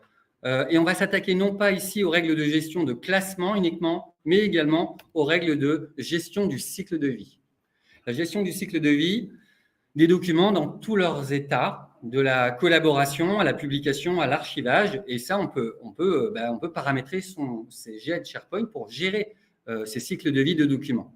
Et donc, le problème que j'ai avec le dossier Windows, c'est qu'il ne structure pas l'information au sens data du terme. Il faut savoir que finalement, le serveur de fichiers, c'est de la donnée non structurée pour une machine. Et là, le fait d'appliquer des colonnes de métadonnées permet de structurer l'information dans le SQL et de pouvoir l'appeler dans la recherche avec des filtres à facettes. Et donc, les colonnes et les types de contenu, c'est la solution SharePoint pour pouvoir avoir une gestion électronique de documents structurée. Et les dossiers, qu'est-ce qu'on en fait des dossiers en cours, les dossiers archives, qui sont finalement que des étapes de traitement? Alors, première chose qu'on pourrait en faire, évidemment, ici, la tentation serait d'utiliser des colonnes pour définir des statuts de documents. 5 minutes, OK. Ça tombe bien, l'épisode 5, ce sera un renvoi vers les replays sur la partie SharePoint Syntax et l'IA. Mais sur la partie 4, ici, je vais parler d'autres fonctionnalités qui sont intrinsèques à SharePoint, mais également des choses qui vont bouger. Les colonnes SharePoint, définir des statuts, ça permet de créer ce qu'on appelle des machines à état. Donc, on rajoute une colonne de type choix et on dit, voilà, c'est un document qui est en cours de traitement, c'est un document à valider, c'est un document publié, c'est un document archivé. Et donc, ça, ce sont des machines à état et effectivement, on peut jouer avec, entre guillemets, avec des affichages et même des alertes. On peut créer des alertes sur des affichages particuliers. On pourrait également se dire, allez, ma GED SharePoint, elle a longtemps eu intrinsèquement des workflows. Sur SharePoint Server, on a encore des workflows. Sur SharePoint Online, les workflows ont été décommissionnés en octobre 2020. Et on nous incite à faire du workflow Power Automate. Les workflows Power Automate vont pouvoir répondre aux règles de publication, par exemple, pour les documents stratégiques ou engageants. Qu'est-ce que c'est un document stratégique? Vous savez, dans ma doc de référence, dans ma GED de référence, c'est bien d'avoir des documents qui soient à jour. C'est bien de pousser une GED au départ, mais au bout de 2 ans, est-ce que le document est encore à jour? Tout à l'heure, il y avait mon document pour accueillir mes nouveaux arrivants. Est-ce qu'au bout de 2 ans, ce ne serait pas intéressant d'avoir une alerte qui nous dise peut-être revoir ce document? Donc, c'est Power Automate, ce n'est pas seulement un déclenchement immédiat, c'est pas du déclenchement planifié. Et donc, avoir une GED qui respire à la qualité parce qu'on a mis des règles de rappel sur les documents. Également, on va pouvoir y avoir ça sur les documents que j'appelle engageants. Les documents engageants, ce sont ceux de la GED métier, cette fois. Alors, on a aussi des documents engageants dans l'intranet. Vous savez, il y a des publications réglementaires qui doivent être mises dans l'intranet. Mais des documents engageants, ça peut être des contrats. Là, vous avez des obligations exogènes et endogènes qui s'appliquent à vous. C'est-à-dire que le droit commercial vous dit que les contrats, vous devez les garder pendant 10 ans après la fin de la prestation. C'est-à-dire que 10 ans et un jour, vous devez, vous devez les supprimer. Après, vous pouvez avoir des règles intrinsèques en disant tel type de document, nous, on les garde 2 minutes. 2 minutes, c'est le chat. On les garde 2 ans. Et ensuite, je réponds au chat, 2 minutes. Et ensuite, on a nos propres règles. Et donc, on va pouvoir faire du Power Automate. Ensuite, il existe, pour terminer, Purview. Et Purview, j'accélère. Parce que Purview, en fin de compte, on l'avait déjà, vous l'avez peut-être assisté à des présentations sur des étiquettes de rétention, des étiquettes de confidentialité. Donc, je vous renverrai vers ces présentations-là autour de Microsoft 365 Archives qui vient de s'achever à l'instant. C'était mon prédécesseur. Et il y en a d'autres. Il y a eu pas mal de sessions sur Purview. Mais qu'est-ce qu'on a appris? On a appris, alors je me souviens, c'était quelque chose comme le 16 novembre, c'est l'anniversaire de mon fils, de l'année dernière, nous ont dit attention, on va décommissionner à partir de janvier les fonctionnalités suivantes. Organisateur de contenu, site d'archivage, et on va décommissionner la rétention intrinsèque à SharePoint. Donc, je n'aurai pas le temps de vous faire la démo. Et du coup, il faut passer sur Purview. Donc, breaking news, attention, à partir de l'année prochaine, si vous avez appliqué des règles de rétention dans vos sites SharePoint, c'est normal, c'est sur centre de conformité que ça se joue maintenant. On ne va pas laisser ça entre les mains des propriétaires ou des administrateurs de collection de sites. Moi, je peux le comprendre en termes de gouvernance. Et donc ici, je voulais vous faire 3 petites démos, mais non, j'ai plus le temps. Hein. C'est mort. Hein. Allez, si. Alors, je vais vous montrer rapidement, parce que c'est vrai que c'est assez rapide. Donc ici, je vais me rendre sur... Je vais faire un back. C'est mieux comme ça. Voilà, et je vais me rendre ici sur, sur ma bibliothèque avec type de contenu, parce que ce sont des CV, c'est de la donnée sensible. Non, je suis loin pour les gens qui sont là, vous avez raison. En plus, merci. Et donc, je vais me rendre dans les paramètres de la bibliothèque. Et je vais appliquer, par exemple, une étiquette de confidentialité. Donc là, je vais dire, ici, non, ce n'est pas une étiquette de confidentialité. C'est une règle de rétention. Je vais me rendre dans les paramètres de la bibliothèque et je vais appliquer une règle de rétention. Par exemple, les CV, c'est sensible au RGPD, il me semble. Et donc, ce que je vais faire, c'est que je vais créer ici, je vais appliquer une étiquette de rétention et j'ai une étiquette qui a été créée sur Purview que je vais pouvoir appliquer dans ma bibliothèque. On les garde pendant 2 ans ici. OK. Ensuite, je vais me rendre ici dans ma GED de conformité, oui, et cette fois ici, j'ai des comptes rendus de réunion. Donc ici, j'ai prévu une règle où les comptes rendus de réunion, on va les garder. Là, il n'y a rien de réglementaire.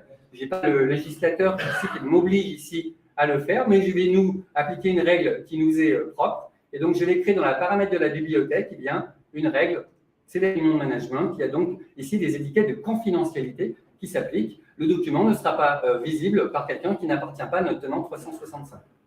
Et pour terminer, je voulais vous montrer donc sur les archives CV, les règles de rétention SharePoint qui vont donc disparaître. Je suis désolé, je vais vous le montrer ici. Je vais aller dans la bibliothèque de documents, il faut déjà considérer que c'est le passé. Et j'avais ici les paramètres de stratégie de gestion des informations qui me permettaient d'expliquer que sur tous les documents d'archives de la bibliothèque, je pouvais, c'est un peu long, je suis pour rien, activer la rétention et créer des règles de, c'est écrit ici, des règles de conservation et des règles de destruction. Voilà. Donc, ceci ici va remonter maintenant sur Purview. Donc, il faudra que vous accompagniez ici vos clients ou vous-même dans la mise en place de ces nouvelles règles. Voilà. Alors, je fais juste un aperçu sur le slide 5 pour vous dire que oui, je ne voulais pas aborder en fin de deuxième journée les fonctionnalités supplémentaires, mais je vous montre la matrice finale. Au final, ça va être mon slide de conclusion, où j'expliquais que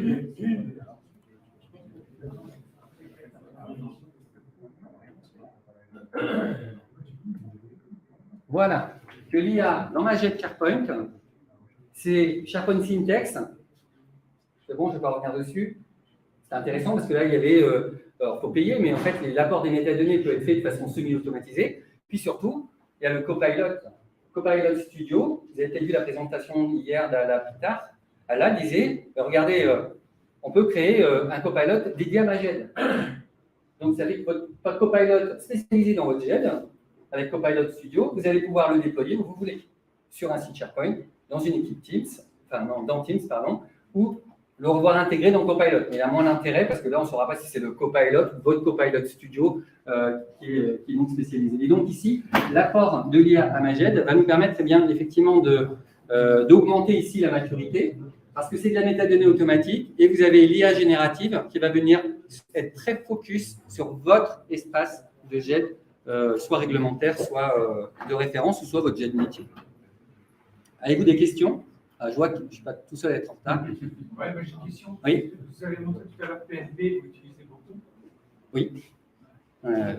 Oui, parce que la recherche Microsoft de base, on ne peut pas faire grand-chose dessus. PNP, là, on va être transverse à Teams et SharePoint. Voilà, donc c'est vrai que Microsoft, pendant longtemps, je disais à mes clients, bon, attendez, recherche classique, elle est là, il faut attendre la moderne. Et puis la moderne est arrivée, et puis elle n'est pas aussi personnalisable. Elle est simple, mais elle est trop basique. Et donc du coup, oui, Franck Cornu et Michael Svensson ont fait un très bon boulot. C'est pas tout seul, maintenant il y a toute la communauté. Mais oui, prenez-le, c'est plus puissant. Ça n'a pas l'esprit power user quand même. Hein. Enfin, moi, je ne suis pas développeur, je m'en sors. Mais c'est plus puissant. C'est power user, mais avec un peu de coaching. Voilà, je pense qu'en une journée, vous êtes formé, vous avez tout compris.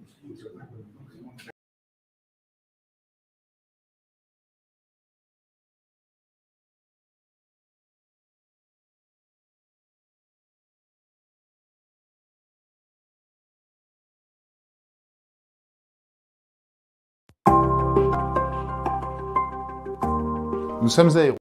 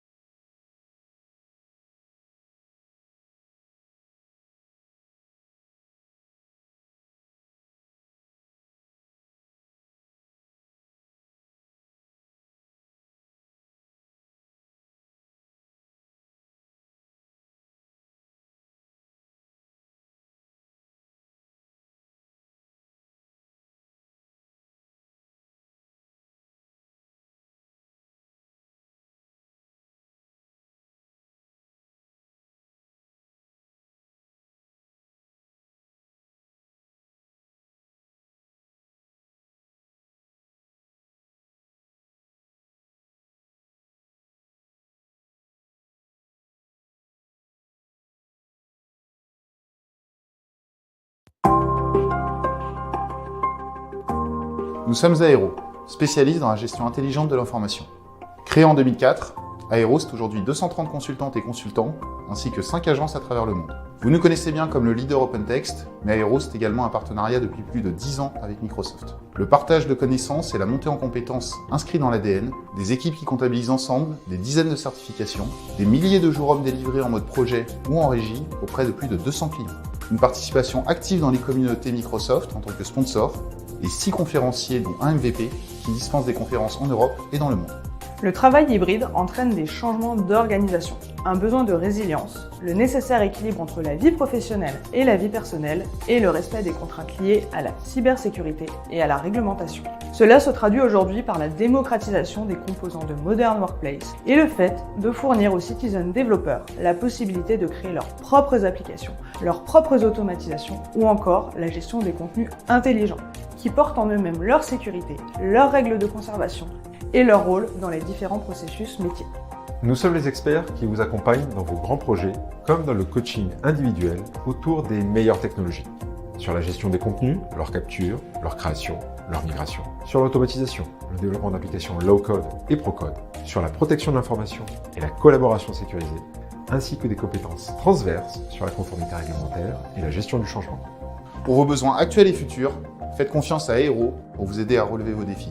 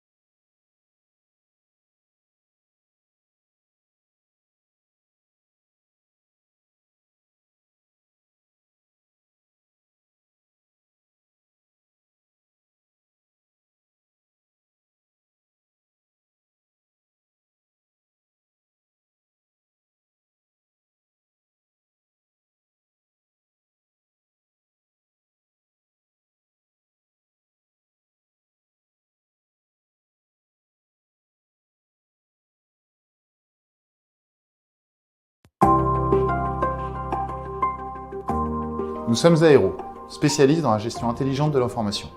Créé en 2004, Aéro, c'est aujourd'hui 230 consultantes et consultants, ainsi que 5 agences à travers le monde. Vous nous connaissez bien comme le leader OpenText, mais Aéro, c'est également un partenariat depuis plus de 10 ans avec Microsoft. Le partage de connaissances et la montée en compétences inscrits dans l'ADN, des équipes qui comptabilisent ensemble des dizaines de certifications, des milliers de jours hommes délivrés en mode projet ou en régie auprès de plus de 200 clients.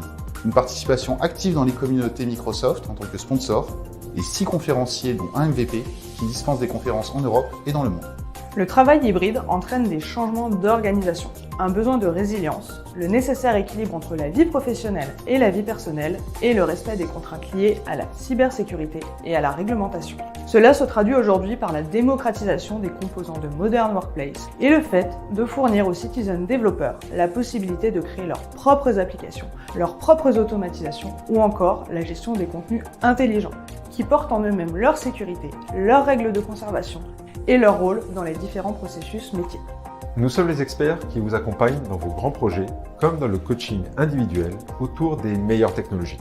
sur la gestion des contenus, leur capture, leur création, leur migration, sur l'automatisation, le développement d'applications low-code et pro-code, sur la protection de l'information et la collaboration sécurisée, ainsi que des compétences transverses sur la conformité réglementaire et la gestion du changement.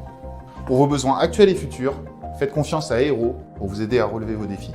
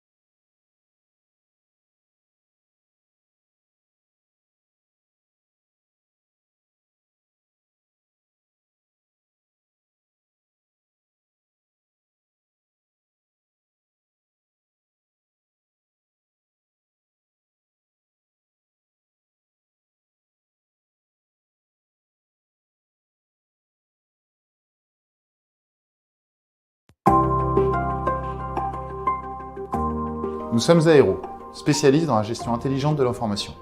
Créé en 2004, Aero, c'est aujourd'hui 230 consultantes et consultants, ainsi que 5 agences à travers le monde. Vous nous connaissez bien comme le leader OpenText, mais Aero, c'est également un partenariat depuis plus de 10 ans avec Microsoft. Le partage de connaissances et la montée en compétences inscrits dans l'ADN, des équipes qui comptabilisent ensemble des dizaines de certifications, des milliers de jours hommes délivrés en mode projet ou en régie auprès de plus de 200 clients.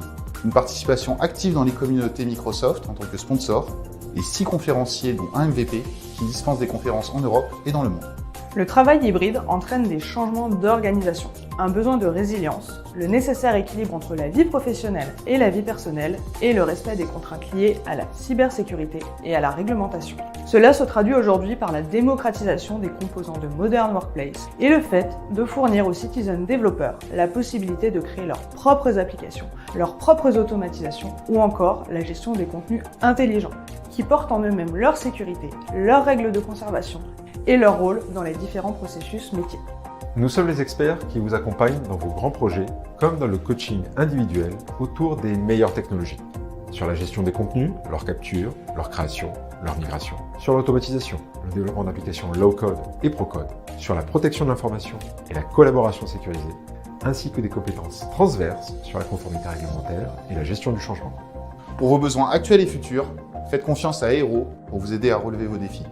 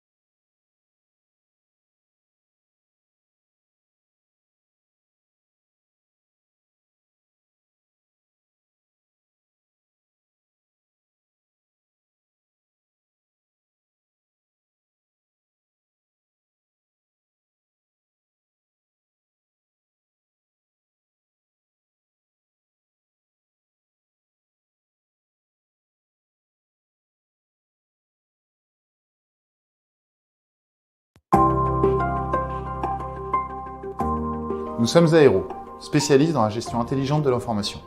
Créé en 2004, Aéro, c'est aujourd'hui 230 consultantes et consultants, ainsi que 5 agences à travers le monde. Vous nous connaissez bien comme le leader OpenText, mais Aéro, c'est également un partenariat depuis plus de 10 ans avec Microsoft. Le partage de connaissances et la montée en compétences inscrits dans l'ADN, des équipes qui comptabilisent ensemble des dizaines de certifications, des milliers de jours hommes délivrés en mode projet ou en régie auprès de plus de 200 clients. Une participation active dans les communautés Microsoft en tant que sponsor, et 6 conférenciers dont un MVP qui dispensent des conférences en Europe et dans le monde. Le travail hybride entraîne des changements d'organisation, un besoin de résilience, le nécessaire équilibre entre la vie professionnelle et la vie personnelle et le respect des contraintes liées à la cybersécurité et à la réglementation. Cela se traduit aujourd'hui par la démocratisation des composants de Modern Workplace et le fait de fournir aux citizen développeurs la possibilité de créer leurs propres applications, leurs propres automatisations ou encore la gestion des contenus intelligents qui portent en eux-mêmes leur sécurité, leurs règles de conservation et leur rôle dans les différents processus métiers. Nous sommes les experts qui vous accompagnent dans vos grands projets, comme dans le coaching individuel autour des meilleures technologies. Sur la gestion des contenus, leur capture, leur création, leur migration. Sur l'automatisation, le développement d'applications low-code et pro-code. Sur la protection de l'information et la collaboration sécurisée, ainsi que des compétences transverses sur la conformité réglementaire et la gestion du changement. Pour vos besoins actuels et futurs, faites confiance à Aéro pour vous aider à relever vos défis.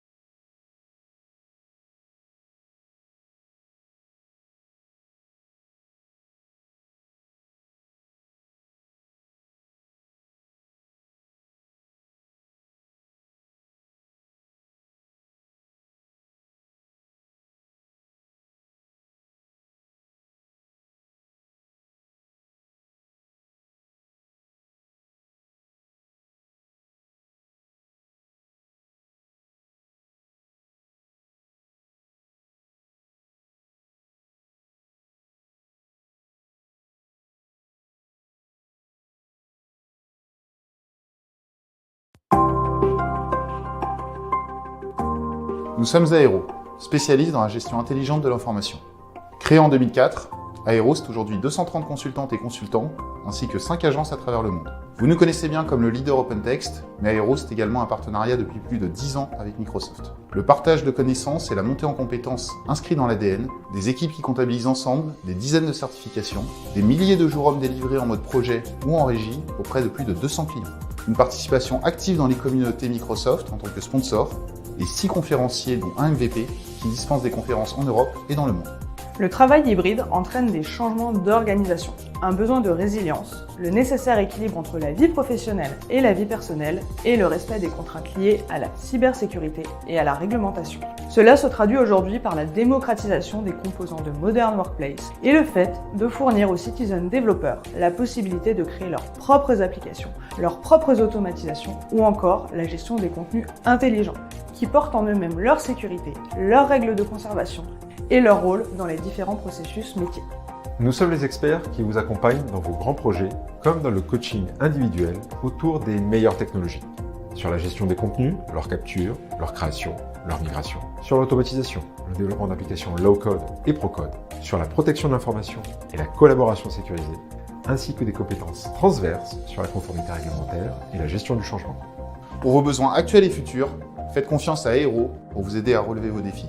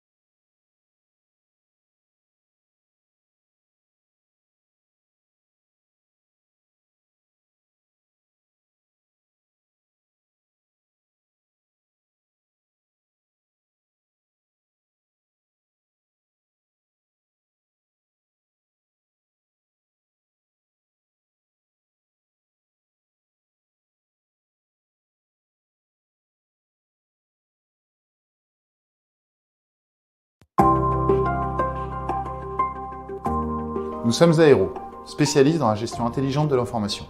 Créé en 2004, Aero, c'est aujourd'hui 230 consultantes et consultants, ainsi que 5 agences à travers le monde. Vous nous connaissez bien comme le leader OpenText, mais Aero, c'est également un partenariat depuis plus de 10 ans avec Microsoft. Le partage de connaissances et la montée en compétences inscrits dans l'ADN, des équipes qui comptabilisent ensemble des dizaines de certifications, des milliers de jours hommes délivrés en mode projet ou en régie auprès de plus de 200 clients. Une participation active dans les communautés Microsoft en tant que sponsor, et 6 conférenciers dont un MVP qui dispensent des conférences en Europe et dans le monde. Le travail hybride entraîne des changements d'organisation, un besoin de résilience, le nécessaire équilibre entre la vie professionnelle et la vie personnelle et le respect des contraintes liées à la cybersécurité et à la réglementation. Cela se traduit aujourd'hui par la démocratisation des composants de Modern Workplace et le fait de fournir aux citizen développeurs la possibilité de créer leurs propres applications, leurs propres automatisations ou encore la gestion des contenus intelligents qui portent en eux-mêmes leur sécurité, leurs règles de conservation et leur rôle dans les différents processus métiers. Nous sommes les experts qui vous accompagnent dans vos grands projets, comme dans le coaching individuel autour des meilleures technologies, sur la gestion des contenus, leur capture, leur création, leur migration, sur l'automatisation, le développement d'applications low-code et pro-code, sur la protection de l'information et la collaboration sécurisée, ainsi que des compétences transverses sur la conformité réglementaire et la gestion du changement. Pour vos besoins actuels et futurs, faites confiance à Aero pour vous aider à relever vos défis.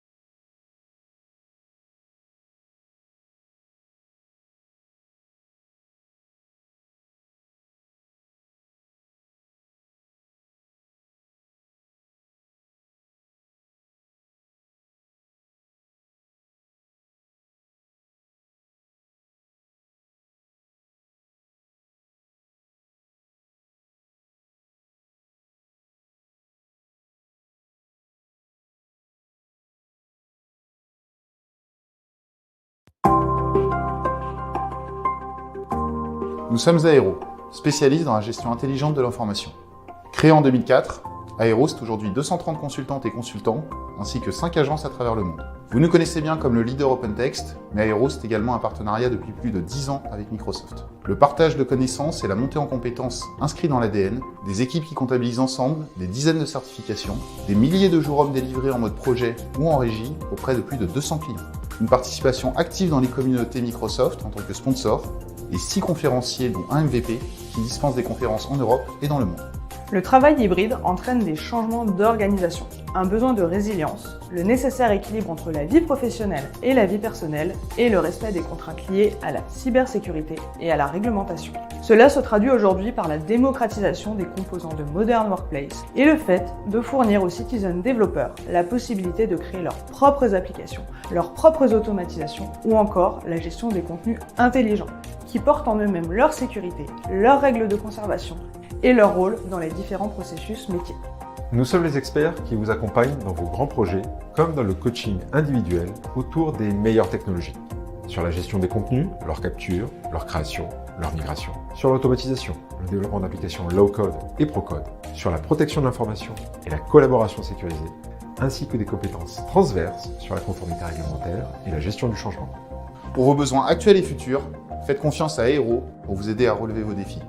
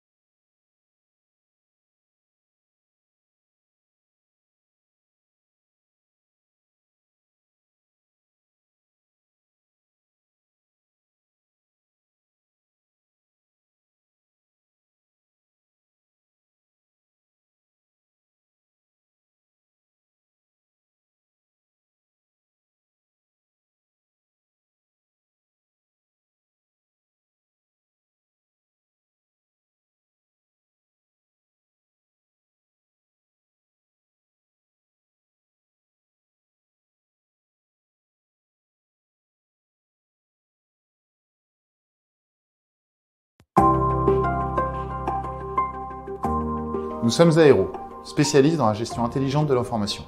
Créé en 2004, Aéro, c'est aujourd'hui 230 consultantes et consultants, ainsi que 5 agences à travers le monde. Vous nous connaissez bien comme le leader OpenText, mais Aéro, c'est également un partenariat depuis plus de 10 ans avec Microsoft. Le partage de connaissances et la montée en compétences inscrits dans l'ADN, des équipes qui comptabilisent ensemble des dizaines de certifications, des milliers de jours hommes délivrés en mode projet ou en régie auprès de plus de 200 clients. Une participation active dans les communautés Microsoft en tant que sponsor, et 6 conférenciers dont un MVP qui dispensent des conférences en Europe et dans le monde. Le travail hybride entraîne des changements d'organisation, un besoin de résilience, le nécessaire équilibre entre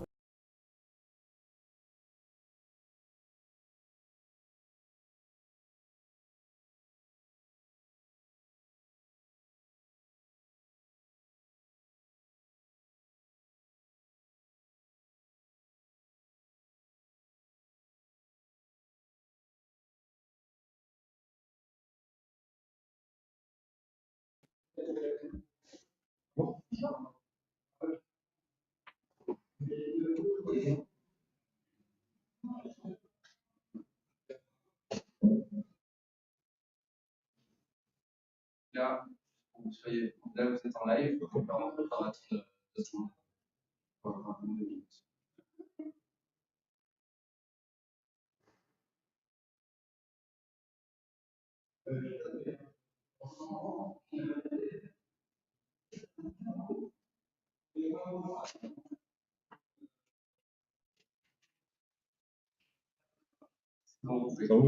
Merci.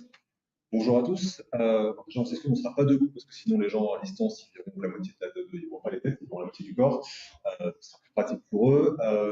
Bienvenue pour cette conférence qui va être dédiée à la protection de l'information à l'aune du déploiement de copilotes pour la plupart de nos clients et de nos entreprises. Tout d'abord, et comme c'est l'habitude pour ce genre de conférence, on va commencer par remercier nos sponsors qui permettent de réaliser ce genre d'événement. L'AMS n'est pas seulement la MWCP, c'est aussi des événements toute l'année qui rassemblent de nombreux professionnels.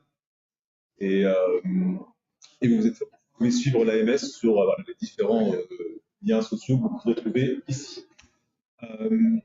En ce qui concerne les deux consultants qui vous parleront aujourd'hui, les deux experts, je suis accompagné de Rachel Papillon. Rachel, je vais te présenter. Je suis Rachel Papillon, ça fait 2 ans que je travaille pour Aéro et je suis spécialisée dans l'avance de la donnée. Je crois que tu parles plus fort si on peut rencontrer les gens qui sont derrière. Très bien. Donc, Guillaume Leternec, je suis directeur du domaine gouvernance et conformité chez Aéro. J'ai une quinzaine d'années d'expérience maintenant sur les contenus et les outils Microsoft. Et j'ai une spécialité sur la gouvernance de l'information, la protection de l'information, ainsi que le cycle de vie de l'information en règle générale chez nos clients. Donc, aujourd'hui, ce qu'on souhaite vous expliquer, la discussion va s'articuler autour justement des conséquences que peut avoir sur la gouvernance de l'information et la conformité de l'information ce déploiement d'un outil d'IA génératif tel que Copilot. On va commencer par faire un petit rappel réglementaire de ce qui se passe actuellement, ce qui va être encadré en fait ce genre d'outil. Rappeler rapidement les concepts Copilot, parce que je pense que vous en avez beaucoup vu depuis ces 2 derniers jours et que vous commencez à comprendre de quoi il s'agit, mais toujours important de reposer les termes du débat.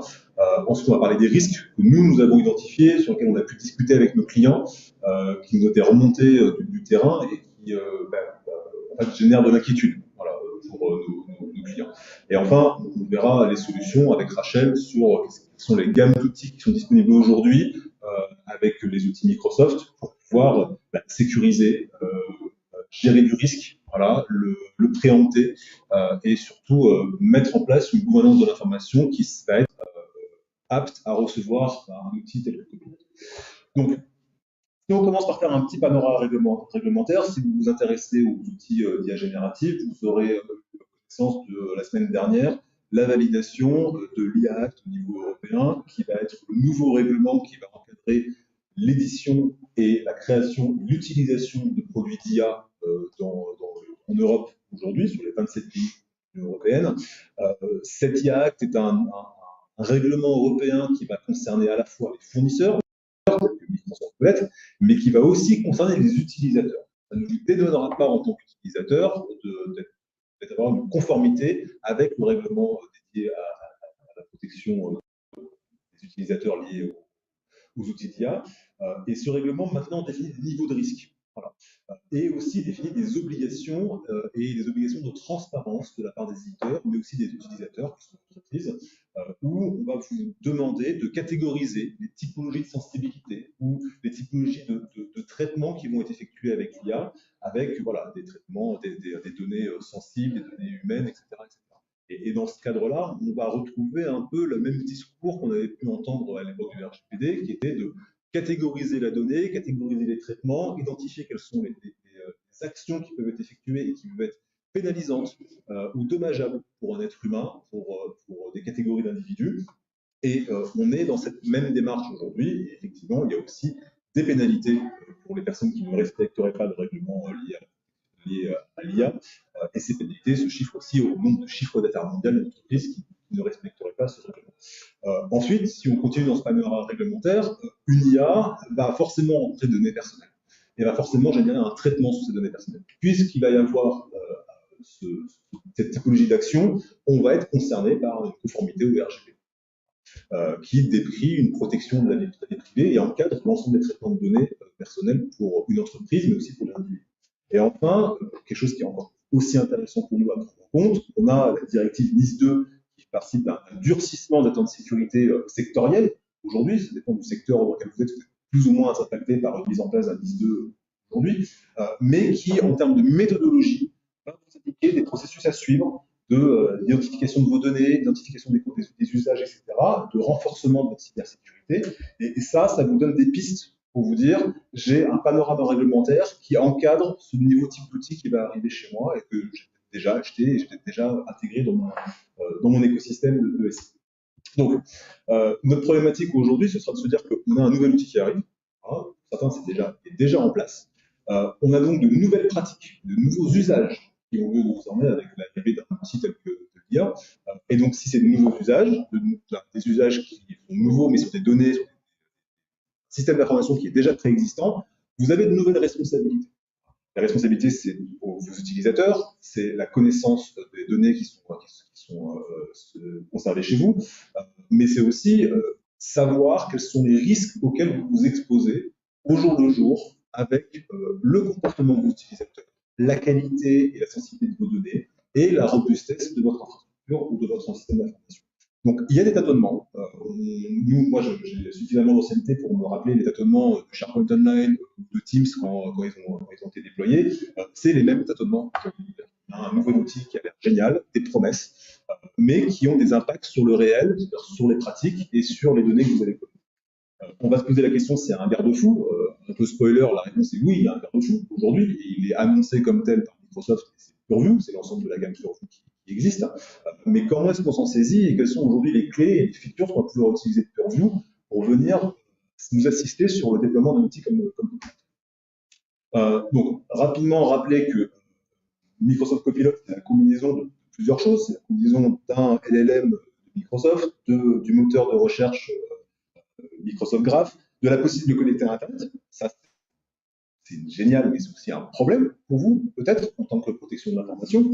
Et c'est la promesse d'autres applications qui vont pouvoir venir alimenter ce que Copilot va pouvoir faire. Le fonctionnement, lui, il est assez pratique à comprendre et assez clair à comprendre. On a un utilisateur qui va faire une demande, qui a été appelé prompt. Voilà, c'est le terme qu'il va falloir comprendre maintenant quand on va faire une demande d'un utilisateur, c'est un prompt, qui est adressé à Copilot, qui va faire après un travail de vérification d'informations, c'est-à-dire qu'il va aller chercher de l'information via le Microsoft Graph et via aussi toute la partie sémantique index sur laquelle on reviendra, et qui ensuite va faire travailler sa réponse avec ce modèle LLM dont il a l'accès, pour après renvoyer à l'utilisateur une réponse qui soit en cohérence avec la demande, qui soit intelligible par l'utilisateur et qui soit fait de façon la plus efficace possible. Donc ça, c'est le modèle. Et nous, on va voir dans ce modèle-là, principalement sur la partie haute, donc de contenu et utilisateur, mais aussi sur la partie grounding, pré-processing, post-processing, toutes les parties qui vont être impactantes pour nous en termes de protection de l'information et de gouvernance de l'information. Il y a plein de copilotes qui sont déployés aujourd'hui par Microsoft, que ce soit la sécurité, le Git, etc. Nous, aujourd'hui, on va d'abord s'occuper de la partie 365, parce que c'est la partie aujourd'hui que vous allez vraiment confier à vos utilisateurs. La partie sécurité, elle est dédiée à une catégorie de personnes particulières, la partie GitHub, elle est dédiée à une catégorie de personnes particulières. Votre utilisateur lambda, lui, ce qu'il verra, c'est ça. C'est le chat dans Teams, c'est la box Copilot dans Word, etc. Donc, comme on le disait avec l'IA Act, il y a des engagements et un respect de réglementation qui est demandé de la part des fournisseurs et des éditeurs de solutions d'IA générative. Donc, Microsoft a pris les devants. Ils ont déjà, eux, défini des engagements qu'ils s'engageaient à respecter. L'IA Fairness Act, qui déjà existait, c'est-à-dire un rassemblement, on va dire, d'éditeurs d'IA ou d'experts en IA ont déjà défini, on va dire, un corpus de choses à respecter pour s'assurer qu'on avait une IA qui était transparente, qui était sécurisée et qui surtout n'avait pas de biais, par exemple, à des problématiques de genre, d'éthicité, etc. Donc, on a ces engagements de la part de Microsoft, à savoir, Microsoft fait aussi tout un travail, et je pense que vous l'avez entendu si vous avez été à la plénière aujourd'hui, d'explication et de rassurer ses utilisateurs sur le fait que si du contenu est généré et qui peut enfreindre des copyrights, par exemple, et que vous n'avez pas fait exprès, que vous avez utilisé Copilot dans ses règles d'usage et que vous avez été conforme à vos engagements contractuels avec Microsoft sur l'utilisation de Copilot, Microsoft viendra vous aider, vous assister dans vos problématiques. Ça ne vous empêche pas de faire votre due diligence sur tout ce que vous allez générer et de mettre en place les garde-fous nécessaires. Alors, si on parle de risque rapidement, l'objectif, c'est pas de faire peur, l'objectif ici, c'est d'expliquer à quoi on s'expose. D'accord? Parce qu'on peut juste penser que c'est un nouvel outil de collaboration, d'efficacité opérationnelle, mais il faut bien comprendre les tenants et les aboutissants de ce à quoi aura accès Copilot. Déjà, commençons par dire qu'à partir du moment où la licence Copilot est activée par l'utilisateur, il a accès à tout ce que l'utilisateur a le droit de voir en lecture. D'accord? Un utilisateur a le droit de lecture sur un document, Copilot pourra lire le document. D'accord? Il n'y a pas de... C'est un opt-in par défaut. C'est-à-dire que vous avez un licence Copilot, par défaut, vous pouvez utiliser Copilot sur tout le contenu auquel vous avez accès en lecture. Okay? Donc, le fonctionnement, il est assez simple. Vous avez une source de données, vous avez un prompt qui est généré par l'utilisateur, et donc vous aurez un output. Cet output, c'est ce qui est généré et renvoyé par Copilot. Donc, si on considère que l'utilisateur peut utiliser Copilot sur toute la donnée auquel il a accès en lecture, alors, à partir du moment où vous avez une information qui n'est pas maîtrisée, le Copilot, il aura des accès étendus à l'ensemble du repository de votre silo documentaire. C'est aussi simple que ça. D'accord? Si vous ne maîtrisez pas vos données, si vous avez des repositories de données qui sont pléthoriques, vous avez ce qu'on a appelé un tsunami de la data, par exemple, c'est-à-dire que vous stockez de la donnée sans jamais la purger, vous stockez de la donnée qui n'est pas catégorisée, vous stockez de la donnée sur laquelle vous n'avez pas de maîtrise ou pas de confiance en termes d'intégrité ou de sécurité, eh bien, vous aurez des outputs qui seront à l'aune de ces informations-là. Voilà. Donc, vous avez un enjeu de qualité, un enjeu d'efficacité et de sécurité à déployer au moment où vous allez faire ce passage vers Copilot. Donc, si on va un peu plus dans le détail, ce qu'on peut dire en termes de risques qu'on va trouver, on va avoir une sensibilité d'information qui va être absolument diverse au sein des tenants de 365 ou même des autres repositories qu'on pourra avoir en tant qu'utilisateur qui va utiliser Copilot. Vous avez des obligations en tant que générateur de contenu, hébergeur de contenu, dans le cadre de vos activités, vous êtes audité sur certains points, vous êtes suivi, d'accord? Vous avez la donnée qui est la donnée sensible, identifiée comme telle, donc vous avez la donnée de santé, vous avez la donnée personnelle, vous avez la propriété intellectuelle. Sachez qu'à partir du moment où votre utilisateur a un accès Copilot lecture sur cette typologie de données, Copilot pourra avoir accès à ces données, d'accord? Et si vous n'avez pas fait un travail de catégorisation et d'éducation de vos utilisateurs, et bien demain, vous allez générer des outputs avec des copilotes sur la donnée de santé. C'est possible. Il y a même des fois où vous avez le droit de le faire, mais vous n'avez pas systématiquement le droit de le faire. D'accord ? Vous avez des engagements sur la typologie des traitements que vous effectuez. On a parlé de RGPD. Toute entreprise a une obligation de conformité au RGPD aujourd'hui. Ça veut dire que vous devez avoir un registre de tous les traitements automatisés que vous effectuez. D'accord ? Dans les engagements contractuels que vous prenez avec les individus qui vous confient leurs données, avec vos partenaires, avec vos éditeurs, le traitement par une IA automatisée n'est pas généralement pris en compte. D'accord ? Donc, il faut vérifier que les accords qui sont déjà été établis contractuellement, votre on va dire, couverture réglementaire et juridique aujourd'hui, vous autorise à accueillir ce genre de nouveaux processus, aujourd'hui de nouveaux outils. D'accord ? C'est quelque chose qui est assez simple à faire. Vous appelez le DPO de votre entreprise et vous lui parlez de votre projet. Alors, vous lui expliquez à quoi ça va toucher en termes de données. Il y aura un recueil de consentement qui doit être fait aussi avec certaines catégories de population qui peuvent confier de la donnée.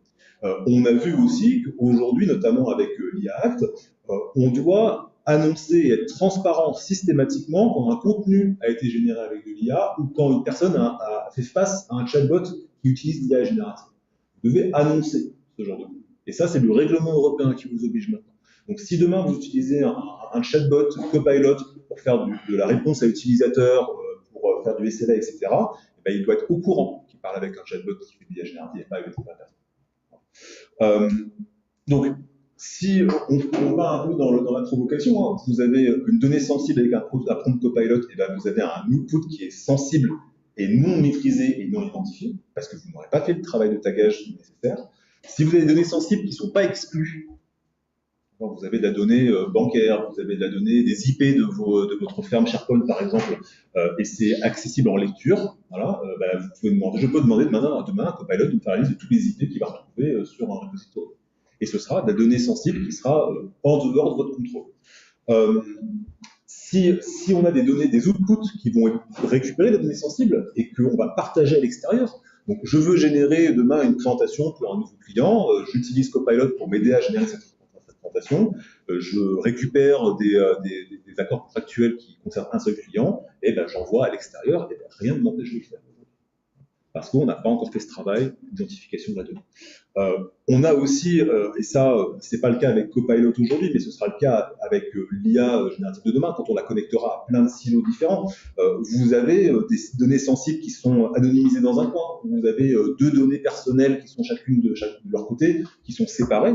Et ben, si j'ai accès en lecture en tant qu'utilisateur, je peux interroger mes deux silos et faire des regroupements de données. Et dépasser des barrières de pseudonymisation. C'est possible, ça le sera, il faut l'anticiper. Donc, on a une problématique éthique aussi. Ça, on est tous au courant qu'avec l'IA, on a une problématique éthique, on voit assez régulièrement. Là, on va surtout s'intéresser à nos comportements utilisateurs. Moi, j'ai fait le test rapidement, il n'y a pas si longtemps que ça, sur des données de test. On a chargé des CV, d'accord ? J'ai demandé à identifier tous les CV qui étaient présents dans un repository, et ensuite j'ai demandé à identifier les femmes. Et c'est possible. Voilà. Il m'a identifié tous les CV qui concernaient les femmes. Et c'est un traitement qui ne doit pas être possible. On est sur un traitement genré qui n'est pas autorisé. On doit pouvoir, vous ne devez pas pouvoir catégoriser des gens par leur genre, leur origine, leur croyance, etc. Donc, et ça, c'est pas la faute de Copilot, c'est la faute de l'utilisateur. Donc, cette formation et cette acculturation qu'on ne joue pas avec un produit trivial, elle est importante à faire aussi. Donc, nous, là où on travaille, c'est qu'on travaille, et ça, si vous avez déjà mis en place de la gouvernance des données, vous connaissez le chemin. Donc, chez Aero, on appelle ça la route de la gouvernance des données, et je suis tributaire du travail que Fiona Fruinzel a pu faire sur la route de l'adoption. C'est elle qui m'a inspiré ce graphique, qui est de se dire qu'il faut commencer par une approche de risque. On va d'abord identifier toutes les données qui peuvent être concernées par une sensibilité et sur lesquelles porte le risque pour moi en tant qu'entreprise. Ça, ce travail, il va être assez simple à faire. On sait identifier quelles sont les données d'entreprise sur lesquelles on est engagé ou qui peuvent porter préjudice si jamais il y a un événement qui arrive. Donc ça, avec une méthode de gestion du risque, une méthode IBIOS, etc., c'est assez facile à faire. Encore faut-il trouver les bons interlocuteurs métiers pour nous aider à identifier les données. Une fois qu'on a identifié les données et qu'on sait où elles se trouvent, il faut faire une revue des accès. Ça, on verra après comment est-ce qu'on fait tout ça. Puisqu'on aura fait cette revue des accès, on aura un contrôle sur nos données. Et ensuite, on pourra appliquer des protections de la donnée. Utiliser les mécanismes, les features, etc., qui vont nous permettre d'accoler des mécanismes de protection. Et à la fin de ça, on aura des données qui sont sécurisées. Ça ne s'arrête pas là, la donnée de la gouvernance de la donnée. Une fois qu'on a sécurisé notre tenante, derrière, il faut mettre en place une gestion du cycle de vie de la donnée pour s'assurer qu'on a toujours de la donnée de qualité et qu'on purge régulièrement les données qu'on n'a plus le droit d'utiliser ou les données qui n'ont plus de valeur pour nous. Microsoft le dit très bien dans leur learn et dans leur discours, Copilot ne sera aussi efficace que votre gouvernance de l'information et votre capacité à purger tout ce qui va être redondant ou trivial. Et ça, ce travail doit être fait. Et quand vous aurez fait tous ces steps-là qui seront maîtrisés, là, vous pourrez dire j'ai mis en place une gouvernance de la donnée. Ça s'applique à Copilot, mais ça s'applique à tous vos projets informatiques aujourd'hui. Donc, je vais passer la main à Rachel pour qu'on parle un petit peu plus dans le détail de comment est-ce qu'on peut faire, quels sont les outils, quelles sont les bonnes pratiques. Voilà. Donc là, on va se focaliser sur la protection de la donnée. Donc, c'est la troisième étape de notre roadmap. Ça sous-entend donc, que vous avez identifié vos données sensibles et que vous avez géré les accès ou vous les avez enlevés des Teams ou des SharePoint où il y a des personnes et ça ne sert à rien qu'elles soient là. Donc, si vous avez fait tout ce processus, ça veut dire que vous pouvez déjà passer à la création et l'application des étiquettes. Si ce n'est pas le cas, il va falloir faire le processus inverse. Donc déjà, c'est finalement limiter la casse. En gros, si vous avez installé Copilot sans avoir aucune gouvernance de la donnée, il va falloir déjà limiter les accès au contenu. Donc ça, c'est la première chose. Donc la deuxième étape dans le schéma que vous avez montré. Et sinon, on va avoir une solution temporaire, mais qui est radicale. cette solution, ça va être l'exclusion de contenu. Donc, l'exclusion de contenu, elle se fait individuellement sur les sites SharePoint. Donc, elle ne peut pas se faire en masse. Et ce qu'il faut savoir, c'est que, vu que Copilot se base sur l'index sémantique et par conséquent le graphe, si vous retirez la référence d'un site de l'index sémantique, il ne pourra plus le trouver. À l'heure actuelle, l'index sémantique ne prend pas en charge tout ce qui est boîte mail partagée et boîte mail déléguée. Donc ça, c'est une première chose à savoir. Deuxième inconvénient, vous n'allez pas pouvoir retrouver votre site via la barre de recherche vu qu'il n'est plus indexé. Un autre point, ça s'applique uniquement au SharePoint Online et c'est vraiment une solution temporaire pour limiter la casse en attente d'une solution sur le long terme. Donc une gouvernance de la donnée bien mise en place. Alors, première chose, les sensitive information type, ou type d'information sensible, il y en a environ 315 intégrés à Microsoft Purview. Donc, dès que vous allez sur l'application, vous l'avez déjà. Et vous avez la possibilité de créer vos propres types d'informations sensibles parce que les données sensibles, ça dépend vraiment de l'entreprise dans laquelle on est. Donc, celles qu'on va retrouver nativement, ça va être tout ce qui est données personnelles, données financières, des IP. Et si vous souhaitez créer votre propre type de données sensibles, vous allez pouvoir le faire soit en lui fournissant directement un type un contrat par exemple, et il va prendre le contrat comme un template et il va vérifier sur Planet s'il en a également. Donc ça va être l'un des outils principaux qui va nous... L'un des outils principaux qui va nous aider à identifier la donnée sensible. Ensuite, l'accès aux données. Donc, la deuxième étape sur la roadmap, il va falloir éviter les accès aux Teams et au SharePoint. Si vous étiez dans un projet il y a 5 ans, mais que vous n'en faites plus partie, est-ce que c'est toujours logique que vous ayez accès à ces données? Il va falloir également demander aux propriétaires des sites, donc hébergeant la donnée sensible, de vérifier et certifier les accès. Placer les groupes privés, les groupes publics contenant de la donnée sensible en privé, notamment pour les Teams. Si vous avez du self-service, par exemple, au niveau de Teams, et que vous avez des mails qui se baladent sans vraiment pouvoir les contrôler, que tout le monde peut s'ajouter à ce Teams, il va falloir le placer public pour justement éviter que tout le monde puisse s'ajouter à ces équipes. Juste un point sur la partie accès aux données. C'est une activité qui va nécessiter beaucoup d'audits de votre part au préalable. D'accord ? Soit par les mécanismes Purview qui vous permettent d'identifier par exemple des accès externes, des accès étendus, etc. Soit avec des éditeurs, on a pu voir ShareGate ou AvePoint qui sont ici, qui vous permettent d'auditer votre contenu et de voir quels sont les accès qui sont ouverts. Alors, lorsque vous n'avez pas encore d'étiquette de confidentialité mise en place, vous avez quand même une information dans Copilot. Si vous faites référence à un document dans un font Copilot, il va quand même vous préciser lorsqu'il y a des permissions particulières. S'il n'est pas ouvert à tout le monde et qu'un certain groupe dans votre tenant a accès à ce document, il va présenter comme une étiquette de confidentialité. Maintenant, les étiquettes de confidentialité. Alors, pour les étiquettes en elles-mêmes, vous allez pouvoir lui appliquer du chiffrement. Donc, ça veut dire que vous allez pouvoir restreindre l'accès déjà à ce document. Vous allez pouvoir dire si l'utilisateur a le droit d'accéder à ces documents en offline.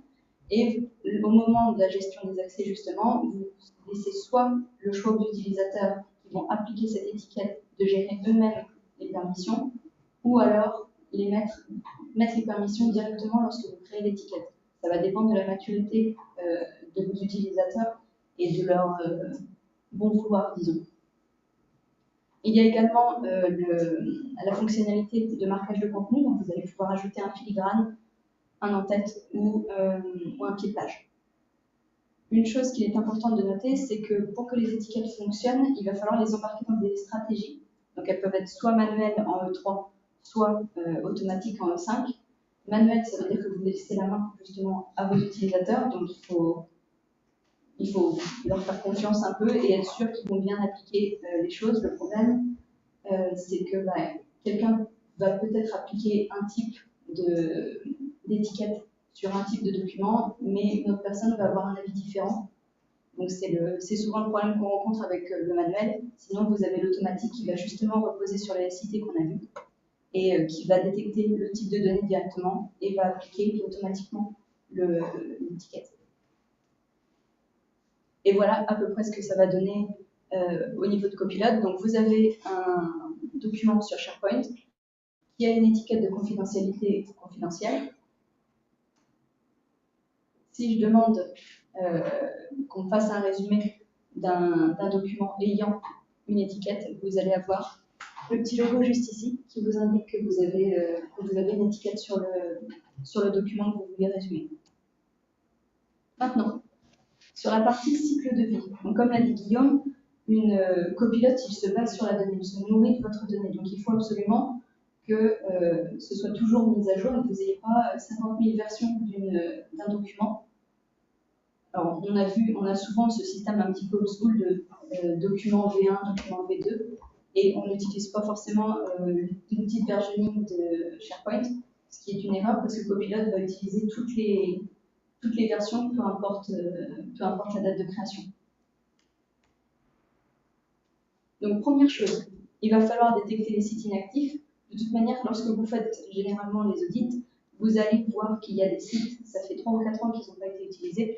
Donc, il va falloir permettre aux utilisateurs soit de supprimer le contenu qui est inactif, qui est obsolète, soit le mettre à jour, soit carrément supprimer les sites. Mais pour ça, il va falloir mettre en place une gouvernance de suppression des sites et du contenu obsolète. Et enfin, donc ça va plus être pour les documents et pas les sites SharePoint, ça va être d'appliquer des étiquettes de rétention. Fondamentalement, le principe des étiquettes de rétention, c'est la même chose que les étiquettes de confidentialité. Vous allez devoir en créer et ensuite les embarquer dans des stratégies manuelles ou automatiques. Et vous allez devoir choisir une date d'expiration, disons, par exemple 7 ans, si vous êtes dans un contexte RGPD. Et à la suite, disons, de cette date, vous faites quoi? Est-ce qu'on supprime le contenu? Est-ce qu'on le garde? Est-ce qu'on fait une disposition review? Voilà, donc ça ressemble à peu près à ça.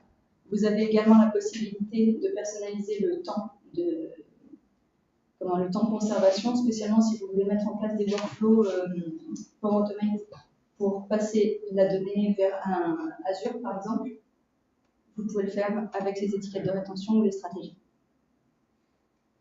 Donc, comme je vous l'ai expliqué, vous allez avoir les étiquettes, ce qu'on appelle les stratégies d'étiquette et les stratégies et les politiques de rétention. Donc, les stratégies d'étiquette, ça va être pour tout ce qui est application manuelle et ponctuelle, alors que les stratégies de rétention, ça va s'appliquer sur un site SharePoint, sur une librairie, et ça va être global, c'est-à-dire que tous les documents qui sont dans ce SharePoint, au bout d'un certain temps, vont être supprimés.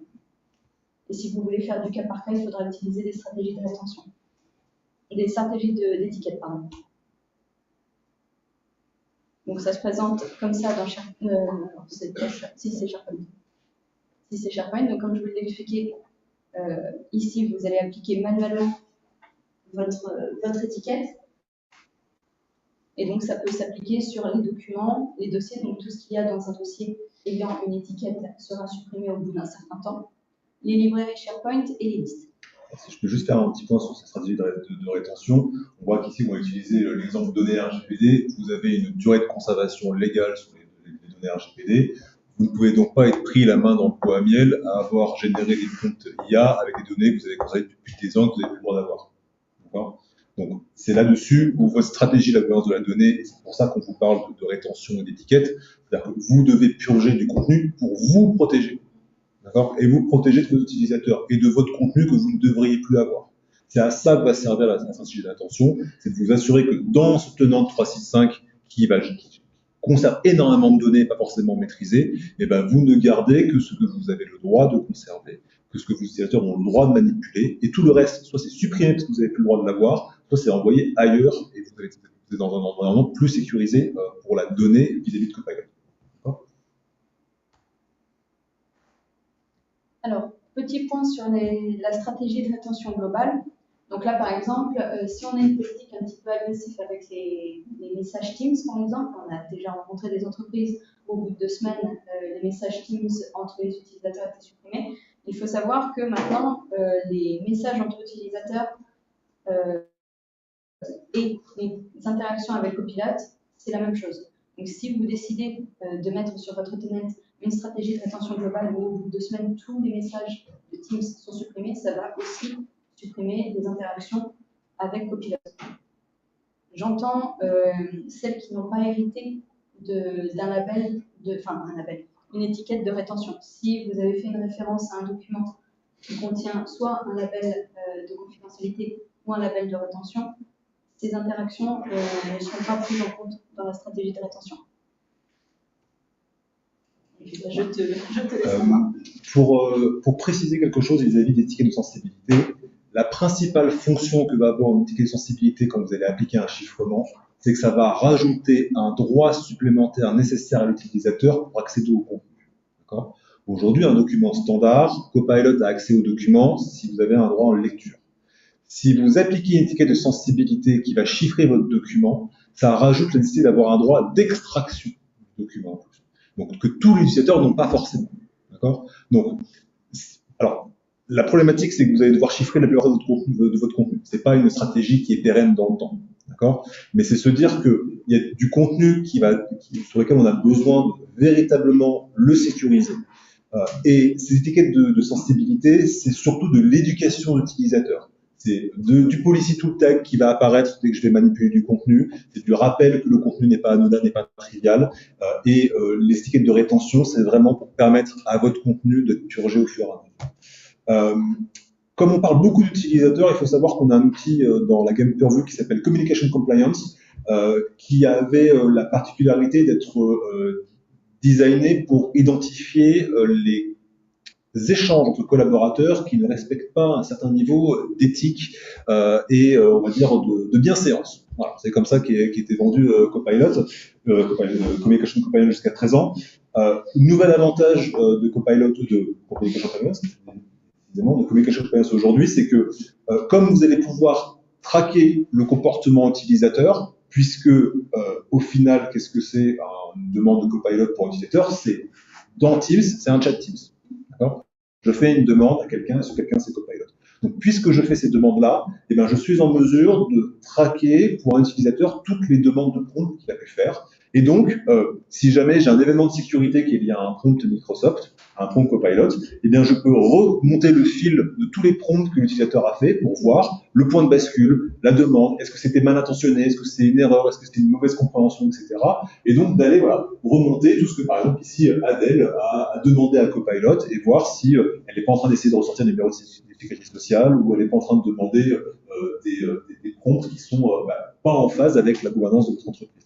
Donc, en tant que responsable de la sécurité, responsable de l'éthique, responsable de la gouvernance, ce sont de nouveaux outils, d'accord, qui sont extrêmement puissants. La gamme Purview, en termes de visibilité sur ce qui se passe de votre tenante, parfois ça fait même peur. D'accord, vous avez énormément de choses et des choses où vous n'êtes pas forcément très à l'aise avec les informations qui sont remontées.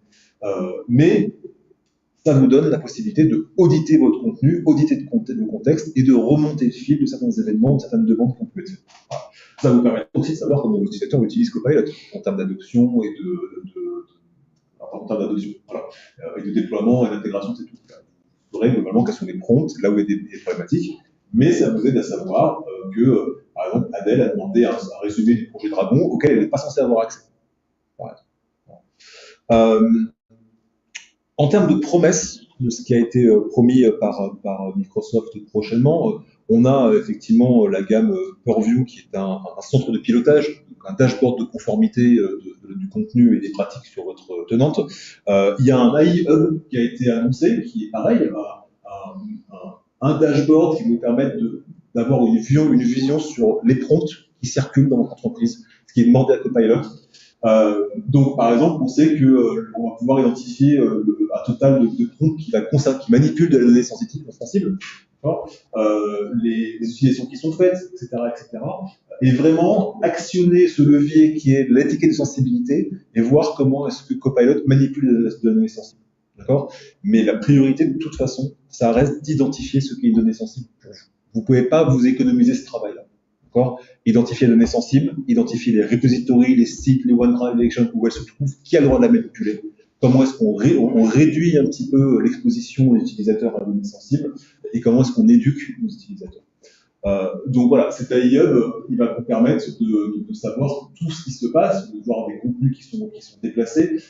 Il est actuellement en private preview par Microsoft. Microsoft, ils l'ont annoncé en novembre 2023. Il n'y a plus vraiment de sujets évoqués à ce niveau-là, mais ils ont réaffirmé que c'était un outil et une capacité qui allait être déployée dans un temps prochain et qui va permettre à tous les utilisateurs, aux propriétaires de Copilot chez un client, chez une entreprise, de piloter un peu cette activité et les événements qui peuvent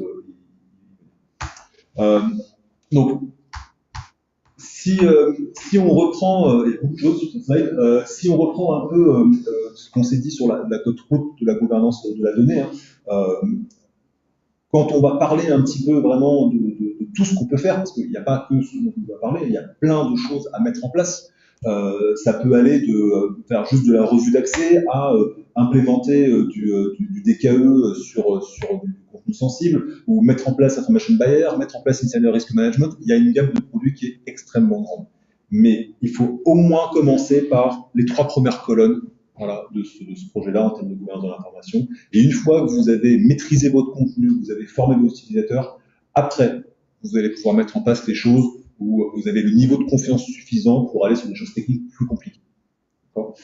Et à chaque fois, savoir si c'est est-ce que je peux le faire avec de V3, est-ce que je peux le faire avec de V5, est-ce que j'ai besoin de choses complémentaires pour le faire.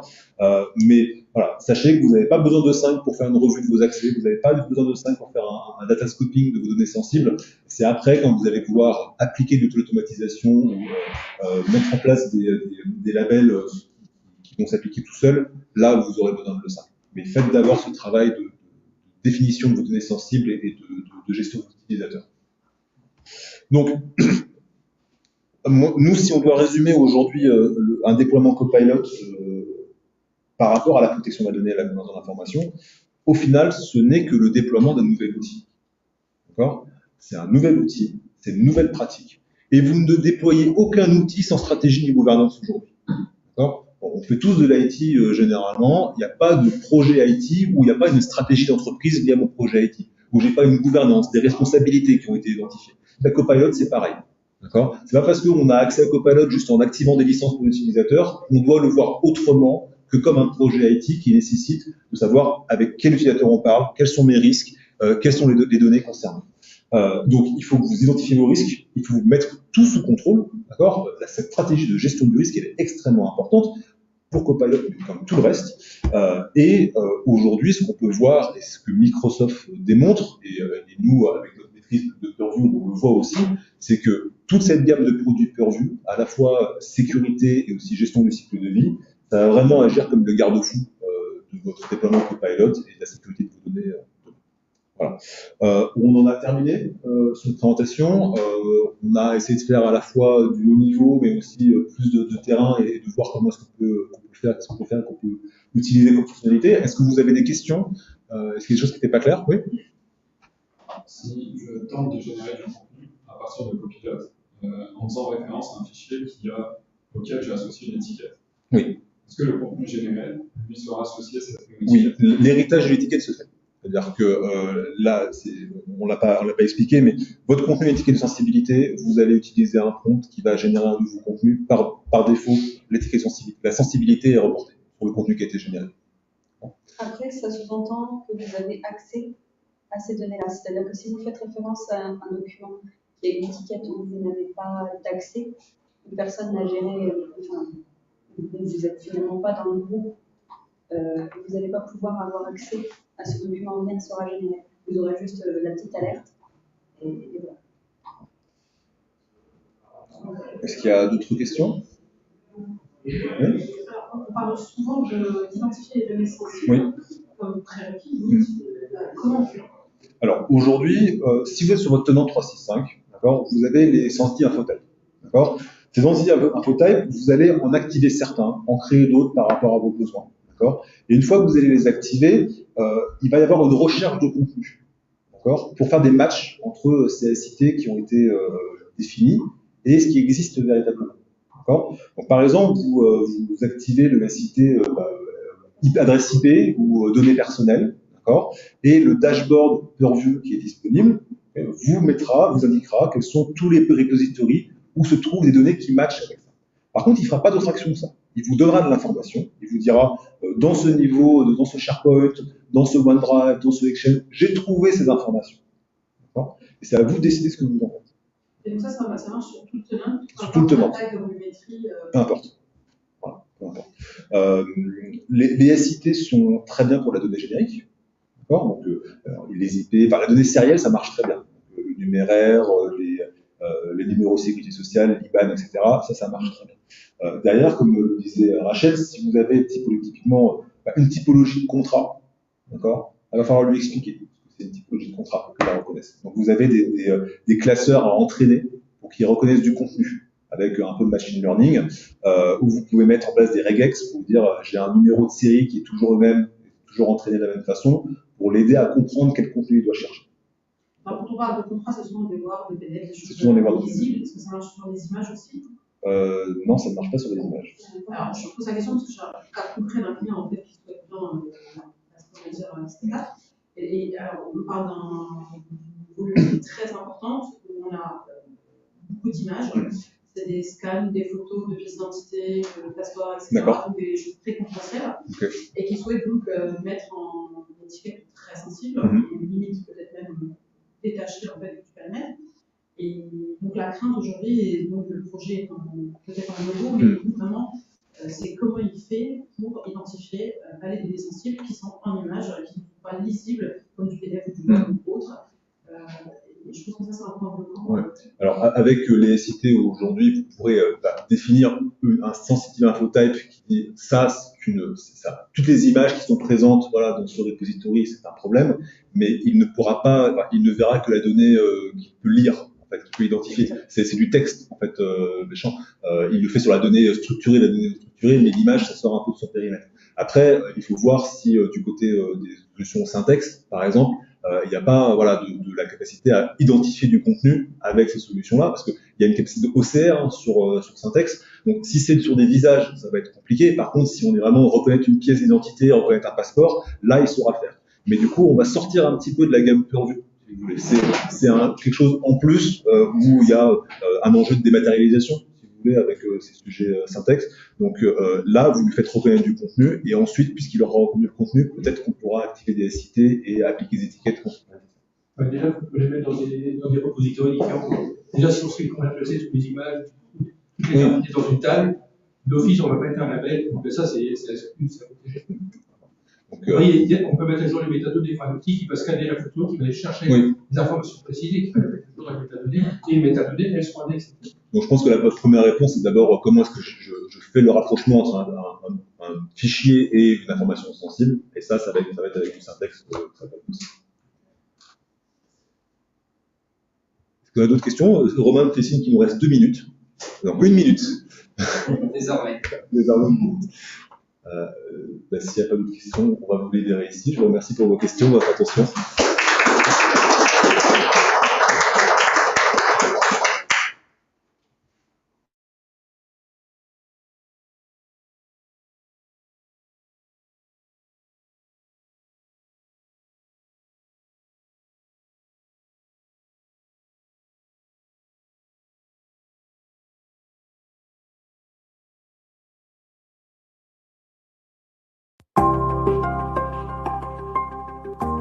Nous sommes Aéro, spécialistes dans la gestion intelligente de l'information. Créé en 2004, Aéro, c'est aujourd'hui 230 consultantes et consultants, ainsi que 5 agences à travers le monde. Vous nous connaissez bien comme le leader OpenText, mais Aéro, c'est également un partenariat depuis plus de 10 ans avec Microsoft. Le partage de connaissances et la montée en compétences inscrits dans l'ADN, des équipes qui comptabilisent ensemble des dizaines de certifications, des milliers de jours hommes délivrés en mode projet ou en régie auprès de plus de 200 clients. Une participation active dans les communautés Microsoft en tant que sponsor, et 6 conférenciers dont un MVP qui dispensent des conférences en Europe et dans le monde. Le travail hybride entraîne des changements d'organisation. un besoin de résilience, le nécessaire équilibre entre la vie professionnelle et la vie personnelle et le respect des contraintes liées à la cybersécurité et à la réglementation. Cela se traduit aujourd'hui par la démocratisation des composants de Modern Workplace et le fait de fournir aux citizen développeurs la possibilité de créer leurs propres applications, leurs propres automatisations ou encore la gestion des contenus intelligents qui portent en eux-mêmes leur sécurité, leurs règles de conservation et leur rôle dans les différents processus métiers. Nous sommes les experts qui vous accompagnent dans vos grands projets, comme dans le coaching individuel autour des meilleures technologies. Sur la gestion des contenus, leur capture, leur création, leur migration. Sur l'automatisation, le développement d'applications low-code et pro-code. Sur la protection de l'information et la collaboration sécurisée, ainsi que des compétences transverses sur la conformité réglementaire et la gestion du changement. Pour vos besoins actuels et futurs, faites confiance à Aero pour vous aider à relever vos défis.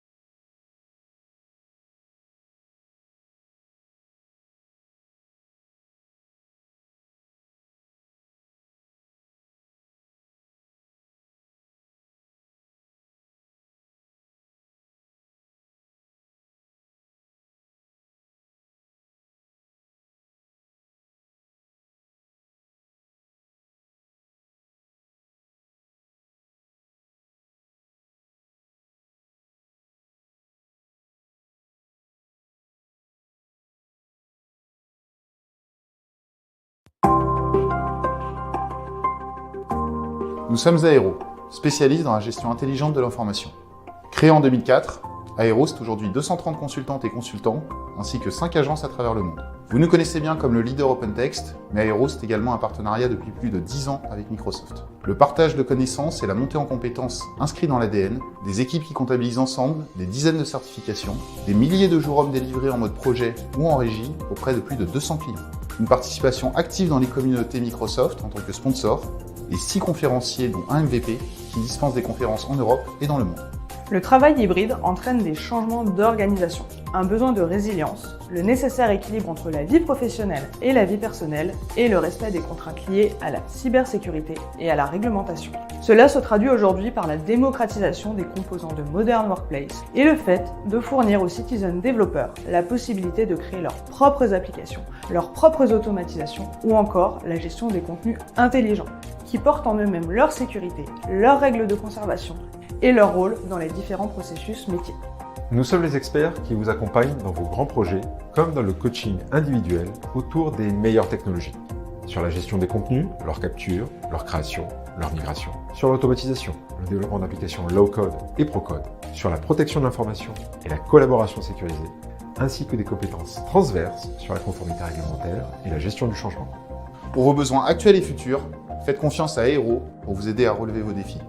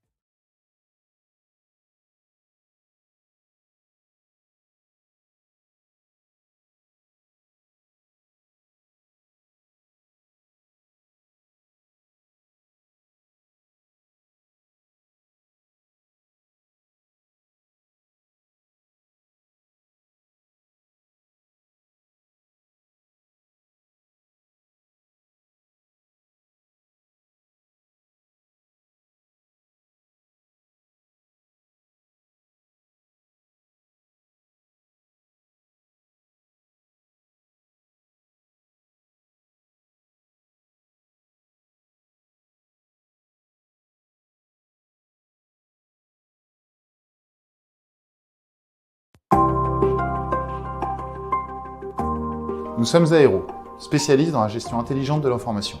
Créé en 2004, Aéro, c'est aujourd'hui 230 consultantes et consultants, ainsi que 5 agences à travers le monde. Vous nous connaissez bien comme le leader OpenText, mais Aéro, c'est également un partenariat depuis plus de 10 ans avec Microsoft. Le partage de connaissances et la montée en compétences inscrits dans l'ADN, des équipes qui comptabilisent ensemble des dizaines de certifications, des milliers de jours hommes délivrés en mode projet ou en régie auprès de plus de 200 clients. Une participation active dans les communautés Microsoft en tant que sponsor, et 6 conférenciers dont un MVP qui dispensent des conférences en Europe et dans le monde. Le travail hybride entraîne des changements d'organisation, un besoin de résilience, le nécessaire équilibre entre la vie professionnelle et la vie personnelle et le respect des contraintes liées à la cybersécurité et à la réglementation. Cela se traduit aujourd'hui par la démocratisation des composants de Modern Workplace et le fait de fournir aux citizen développeurs la possibilité de créer leurs propres applications, leurs propres automatisations ou encore la gestion des contenus intelligents qui portent en eux-mêmes leur sécurité, leurs règles de conservation et leur rôle dans les différents processus métiers.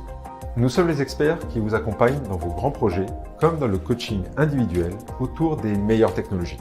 Sur la gestion des contenus, leur capture, leur création, leur migration. Sur l'automatisation, le développement d'applications low-code et pro-code. Sur la protection de l'information et la collaboration sécurisée, ainsi que des compétences transverses sur la conformité réglementaire et la gestion du changement. Pour vos besoins actuels et futurs, faites confiance à Aéro pour vous aider à relever vos défis.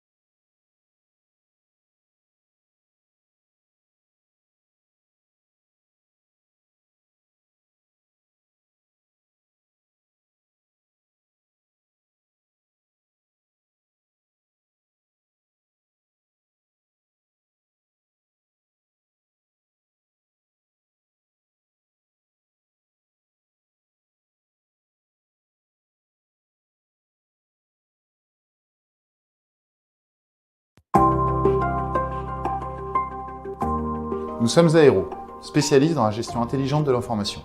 Créé en 2004, Aéro, c'est aujourd'hui 230 consultantes et consultants, ainsi que 5 agences à travers le monde. Vous nous connaissez bien comme le leader OpenText, mais Aéro, c'est également un partenariat depuis plus de 10 ans avec Microsoft. Le partage de connaissances et la montée en compétences inscrits dans l'ADN, des équipes qui comptabilisent ensemble des dizaines de certifications, des milliers de jours hommes délivrés en mode projet ou en régie auprès de plus de 200 clients. Une participation active dans les communautés Microsoft en tant que sponsor, et 6 conférenciers dont un MVP qui dispensent des conférences en Europe et dans le monde. Le travail hybride entraîne des changements d'organisation, un besoin de résilience, le nécessaire équilibre entre la vie professionnelle et la vie personnelle et le respect des contraintes liées à la cybersécurité et à la réglementation. Cela se traduit aujourd'hui par la démocratisation des composants de Modern Workplace et le fait de fournir aux citizen développeurs la possibilité de créer leurs propres applications, leurs propres automatisations ou encore la gestion des contenus intelligents qui portent en eux-mêmes leur sécurité,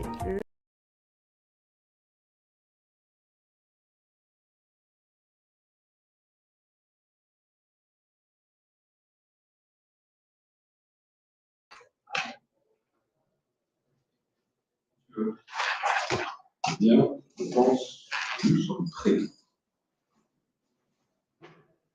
Et donc, on y va. On est bon?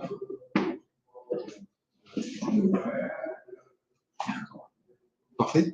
Là. Merci beaucoup d'être courageux. Après 2 jours de conférence, peut-être que vous soyez encore là, montre que le café n'était pas mauvais.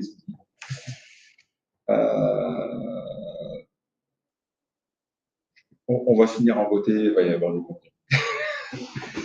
Je m'appelle Sébastien Paulet. Ça fait bientôt 20 ans que je suis dans les questions de gestion documentaire, de SharePoint, ce genre de choses. Et quand Microsoft a sorti ce truc qui s'appelle Syntex, moi je me suis toujours tout de suite intéressé à ça parce que ça correspondait à des choses que je faisais par ailleurs avec des outils d'autres éditeurs. Donc voilà d'où je vous parle aujourd'hui. Avant de démarrer d'aller plus loin, vous avez déjà joué avec du Syntex ou du SharePoint Premium? Non? Donc vous êtes là pour le découvrir? Parfait. Parce que c'est une session que je donne assez régulièrement et chaque année j'ai des nouvelles fonctionnalités. Avant d'aller plus loin, un grand merci aux sponsors, sans qui ce type d'événement ne serait pas possible, Aero, AFPoint, DCSI, et ainsi qu'à l'équipe d'Orga, qui fait un gros travail pour faire en sorte que les événements communautaires continuent d'exister. Donc n'hésitez pas à les suivre, à soutenir, à liker, à rebalancer sur les réseaux sociaux. Ça fait toujours plaisir. Je vous ai parlé de la petite existence, on ne va pas passer plus de temps dessus. Le sujet aujourd'hui, et je vais prendre cet angle d'attaque pour vous parler de la partie Syntex, on va prendre un bon cas d'utilisation, c'est typique, c'est la gestion des contrats d'entreprise. Quand on parle de contrats en entreprise, on parle de quoi? C'est soit des contrats avec des clients, des fournisseurs, des partenaires, c'est soit des clients, des contrats entrants, c'est-à-dire que ce n'est pas forcément moi qui ai mis le contrat, pas forcément moi qui l'ai rédigé, mais je l'ai signé. Ou ça peut être des contrats au contraire sortants, typiquement des contrats que moi je rédige et que je fais signer, qui sont à mon format à moi. On a bien les 2 cas, on va voir que ça ne se joue pas tout à fait de la même manière.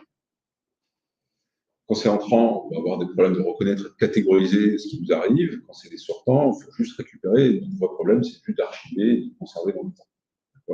Problème de rangement, on va avoir des problèmes de traçabilité. On peut avoir des questions de validation de mes contrats. Je travaille à plusieurs dessus, parfois avec du ping-pong avec la personne d'en face.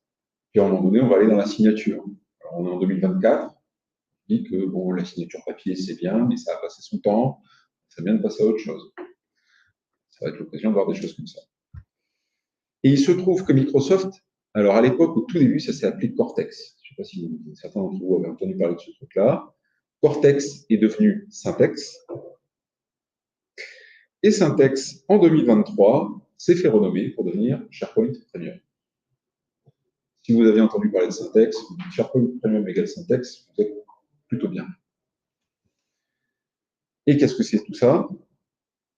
L'idée est la suivante. Si je m'amusais à faire correspondre, à trouver l'intersection entre SharePoint pour la gestion de contenu, conserve mes documents, etc., la Power Platform parce que je veux automatiser, Azure pour de l'import d'intelligence artificielle, et PureView pour de la partie confidentialité, j'ai besoin d'étiqueter les choses pour les retrouver plus tard, potentiellement de mettre des durées de rétention et des choses comme ça. Je ne sais pas si vous connaissez PureView. Et peut-être que je prends encore sur PureView aujourd'hui. À l'intersection de ces 4 trucs-là, on a un truc qui s'appelle SharePoint Premium, avant ça s'appelait Syntex, qui sont tout un jeu de nouvelles fonctionnalités. Et ces fonctionnalités, leur vrai trait commun, qui permet de dire, tiens, ça c'est typiquement du SharePoint Premium, c'est qu'elles sont no-code. L'idée, c'est de donner des nouvelles fonctionnalités à mes utilisateurs métiers, et que l'utilisateur métier, modulo de la formation, un peu de formation, mais pas très compliqué, arrive à prendre en main les outils.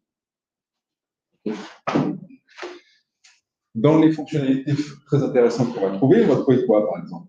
Je vais être en capacité, avec du Syntex SharePoint Premium, d'apprendre, de faire apprendre au système à reconnaître un type de document. Tiens, ceci est un contrat. Tiens, ceci est un avenant. Tiens, ceci est une facture. Et quand il a reconnu le type de document, comprendre comment extraire les informations du document. Ceci est une facture de tel montant dont la date d'échéance est tel jour. Ceci est un contrat entre telle partie et telle partie. Okay. Et mettre ça dans les métadonnées SharePoint.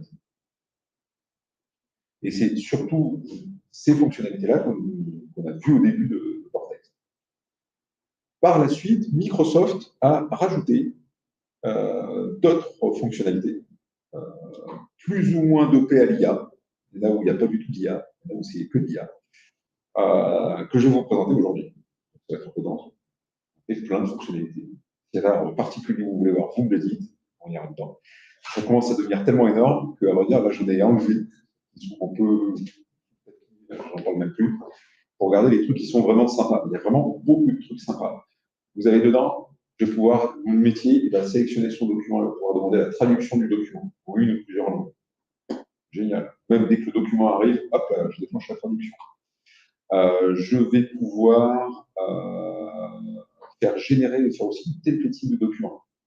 C'est-à-dire qu'à l'inverse de j'ai des documents que je reçois, j'extrais les métadonnées, là l'idée c'est j'ai les métadonnées, je remplis un petit formulaire, ça me pré-remplit mon fichier Word. Derrière, je peux l'envoyer et ça part. On va pouvoir aussi automatiquement catégoriser des documents. Sans aller jusqu'à l'extraction de métadonnées, ça les tag, ça applique, on va dire, vous connaissez les manage metadata de SharePoint, le terme 7, ça applique des termes automatiquement basés sur le contenu du document. Vous ne comprenez pas comment ça fonctionne, mais ça fonctionne pas trop mal. Et puis tout un nombre d'autres fonctionnalités qu'on va voir ensemble. Je vous ai dit que c'était du no-code. Demain, si vous devez faire, par exemple, de l'extraction automatisée de métadonnées dans un document, pensez qu'il n'y a pas que Syntex dans la vie. Syntex, c'est la version no-code. Mais que vous avez aussi, si vous prenez la Power Platform, vous avez un truc IA Builder, vous avez un truc pour faire de l'extraction. Et dans le cadre d'un Power Automate. D'accord.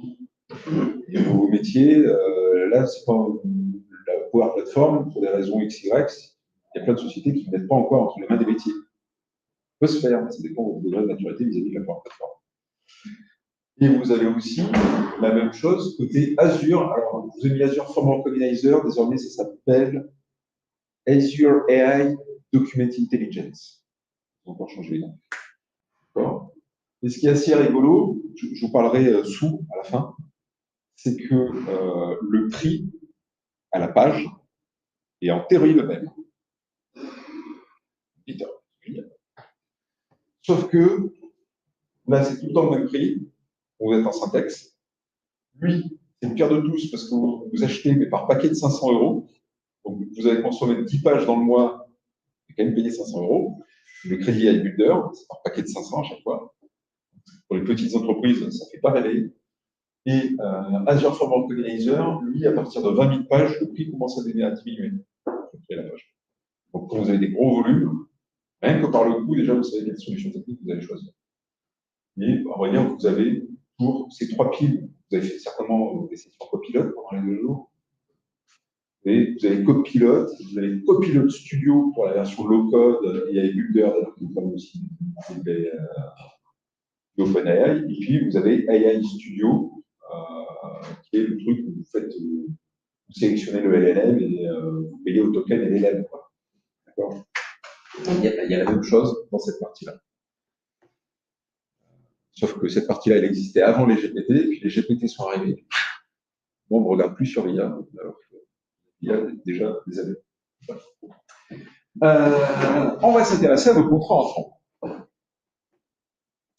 Et à titre d'exemple, justement, il se trouve que quand vous ouvrez du syntaxe, la boîte syntaxe, vous avez différents types de modèles prédéfinis.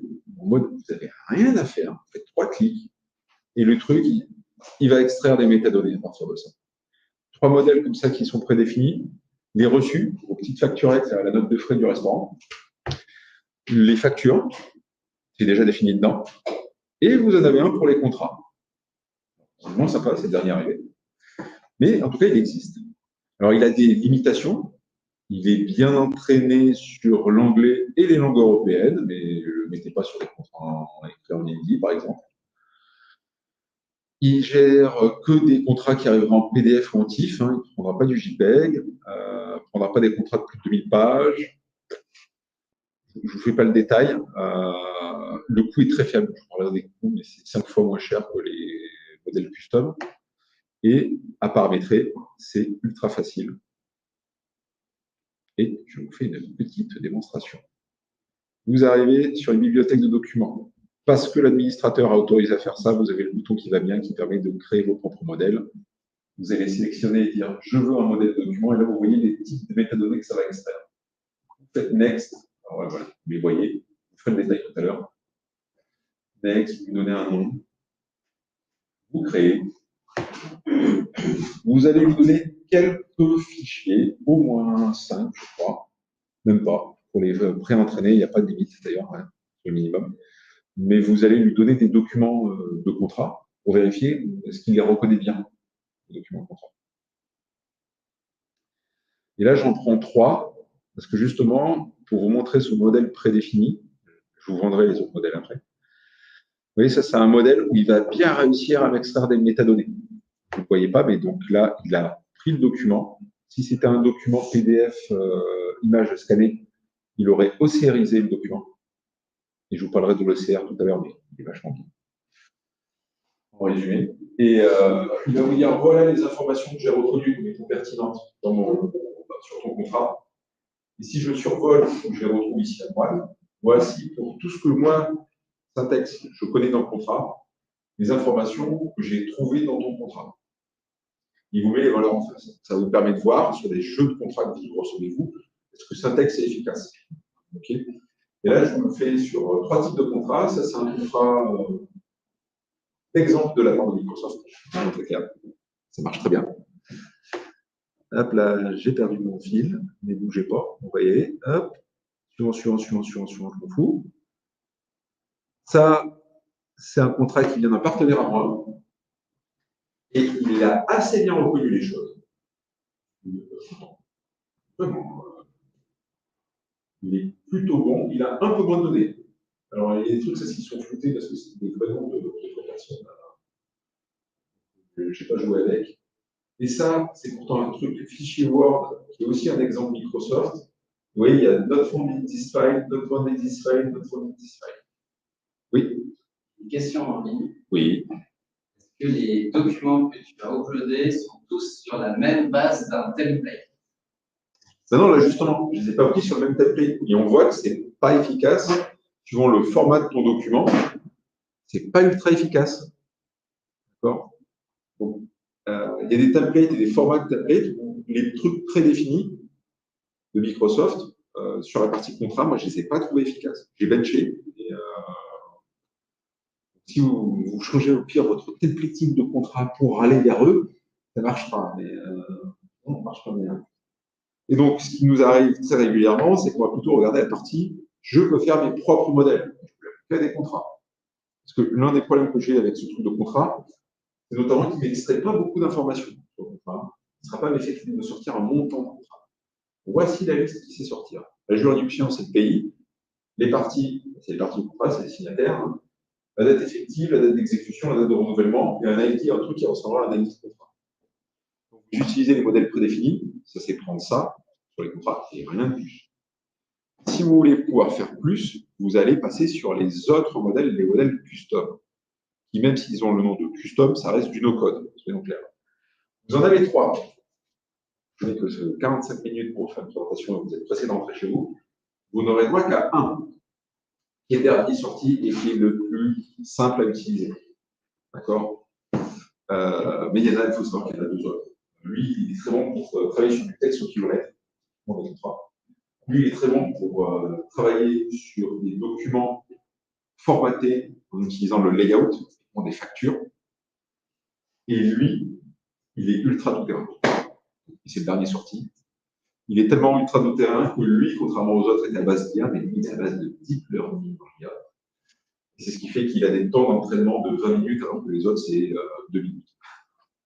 Parce que faire travailler les deep learning, c'est un peu élevé. Il supporte désormais 47 langues, les PDF, les images. Vous avez quelques limites ici. Okay. Et il va être assez rigolo. Et lui, du coup, vous allez pouvoir le faire travailler et lui apprendre à gérer vos templates de contrat.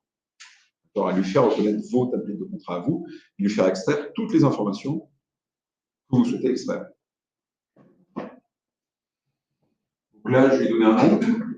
Je vais déclarer dans le système quelles sont les propriétés que je vais vouloir extraire. Il faut que je le baisse. Quand tu es debout, on peut juste comprendre.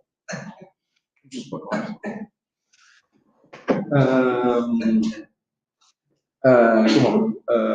Vous lui déclarez, voilà. Alors là, j'ai pas pris les contrats pour la démo. J'ai recyclé une vieille démo. C'est des documents, c'est ce qu'on appelle des demandes de changement de bénéficiaire dans le mandat assurantiel.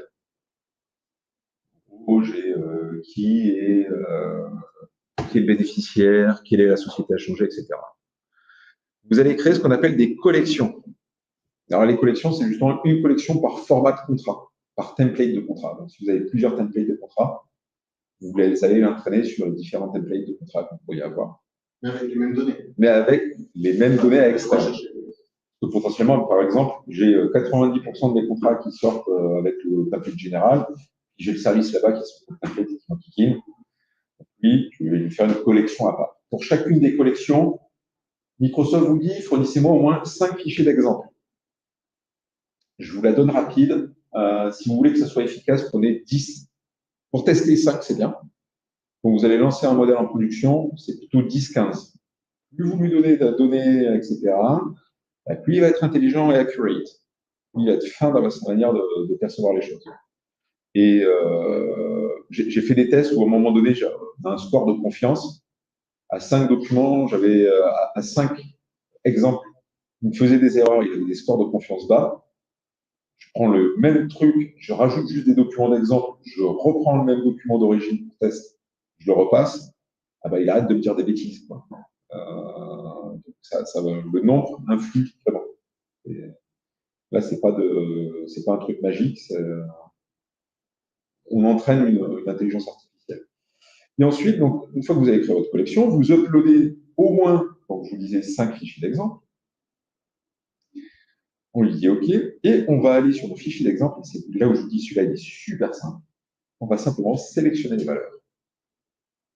Je prends le texte, je sélectionne, je fais des petits rectangles pour sélectionner les valeurs, je dis, ça, c'est telle valeur par rapport à la propriété que j'ai définie tout à l'heure.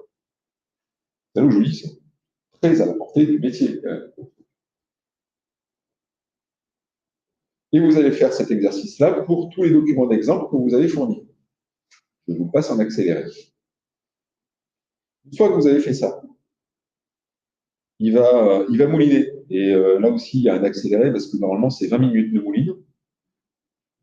Là, il y a un fondu. Une fois qu'il a mouliné, vous allez prendre un fichier ou plusieurs fichiers de test et vous allez voir est-ce qu'il a bien appris. C'est-à-dire que là, vous allez vous manuellement faire un contrôle. Est-ce que l'IA nous sort correctement les informations? Vous survolez les valeurs qu'il détecte. Vous voyez les valeurs. Pour chacune des valeurs, vous voyez et la valeur et là, le truc en vert fluo qui traîne en dessous, et 98%, c'est son score de confiance. L'intelligence artificielle a craché une valeur et c'est que de la probabilité. Il dit, moi, je suis à peu près à 98% sûr de ce que j'ai sorti. Quand derrière, on fait de l'automatisation et des choses comme ça, c'est assez pertinent, ça s'avère comme critère. Quand tu es sûr à 70%, je vais refaire un contrôle humain parce que je n'aime pas ces gens de valeur. Je vois une main levée. Une question en ligne, est-ce qu'il existe une version trial pour SharePoint Premium? La réponse sera à la fin. Il faut rester jusqu'à la fin. La réponse est jusqu'à juin 2024, vous avez un truc. Et la réponse détaillée est à la fin. Et donc, une fois que vous avez fait ça, vous allez le déployer sur une bibliothèque de documents. Vous pouvez lui dire de vous créer automatiquement la vue. Suivant les types de modèles, vous pouvez aussi lui dire d'appliquer automatiquement une étiquette. Alors, suivant les modèles, c'est étiquette de rétention ou étiquette de confidentialité, ou les deux. Ils ne sont pas tous au même degré de maturité sur ce truc-là. Et donc, notre système sait reconnaître un contrat. Et là, je vous montre les propriétés, je vous montre aussi le score de confidentialité. Vous glissez, déposez par la suite des documents dans la bibliothèque. Vous vous barrez, vous pouvez fermer votre fenêtre parce que ça se joue côté cloud. Et généralement, ça met environ 20 minutes. Et au bout de 20 minutes, hop là, il y a des métadonnées qui sont remplies. OK. Là, si on voit, le document Voilà. Vous voyez qu'il m'a sorti le nom de la société. Il a été en capacité de m'extraire ce que je voulais. Il a fait deux types de documents. Donc ça, c'est le truc le plus connu de ce qu'on appelle SharePoint Premium aujourd'hui. Ça a commencé avec ça. Il existe plusieurs modèles, oui. Une petite question, il ne prend pas les fichiers Office en entrée, il ne prend que les PDF et des images? Alors, ce modèle-là, la réponse c'est ça dépend. Le modèle qui est ici ne prend que les PDF, TIFF et images. Si vous voulez travailler avec des formats Word ou des mails, travaillez avec celui-ci. Lui, il les prendra. Donc la réponse c'est ça dépend. Par contre, ça s'applique sur une bibliothèque, c'est-à-dire qu'on ne peut pas imaginer que dans les dossiers où il y a différents documents qui soient répartis, dont des contrats, mais d'autres documents. Non, il travaille à la bibliothèque. Donc c'est vraiment un split à faire à la bibliothèque, quitte à avoir parfois des bibliothèques tampons. Et une fois que mon syntaxe est passé, je vais le déplacer ailleurs. Parce que souvent, il y a un trigger côté Power Automate. Oui, attention, c'est-à-dire que là, donc, ça marche très très bien si on émet des contrats sur un template. Et si à l'inverse, c'est sur les contrats qu'on reçoit avec des fournisseurs, chaque fournisseur a un contrat différent et qu'on en a très très peu, en termes d'apprentissage.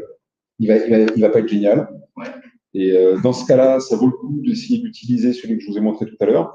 Vous êtes limité sur la quantité d'informations et vous extra. Moi, dans ce que j'ai benché, je n'ai pas trouvé efficace. En tout cas, il n'est pas tout terrain.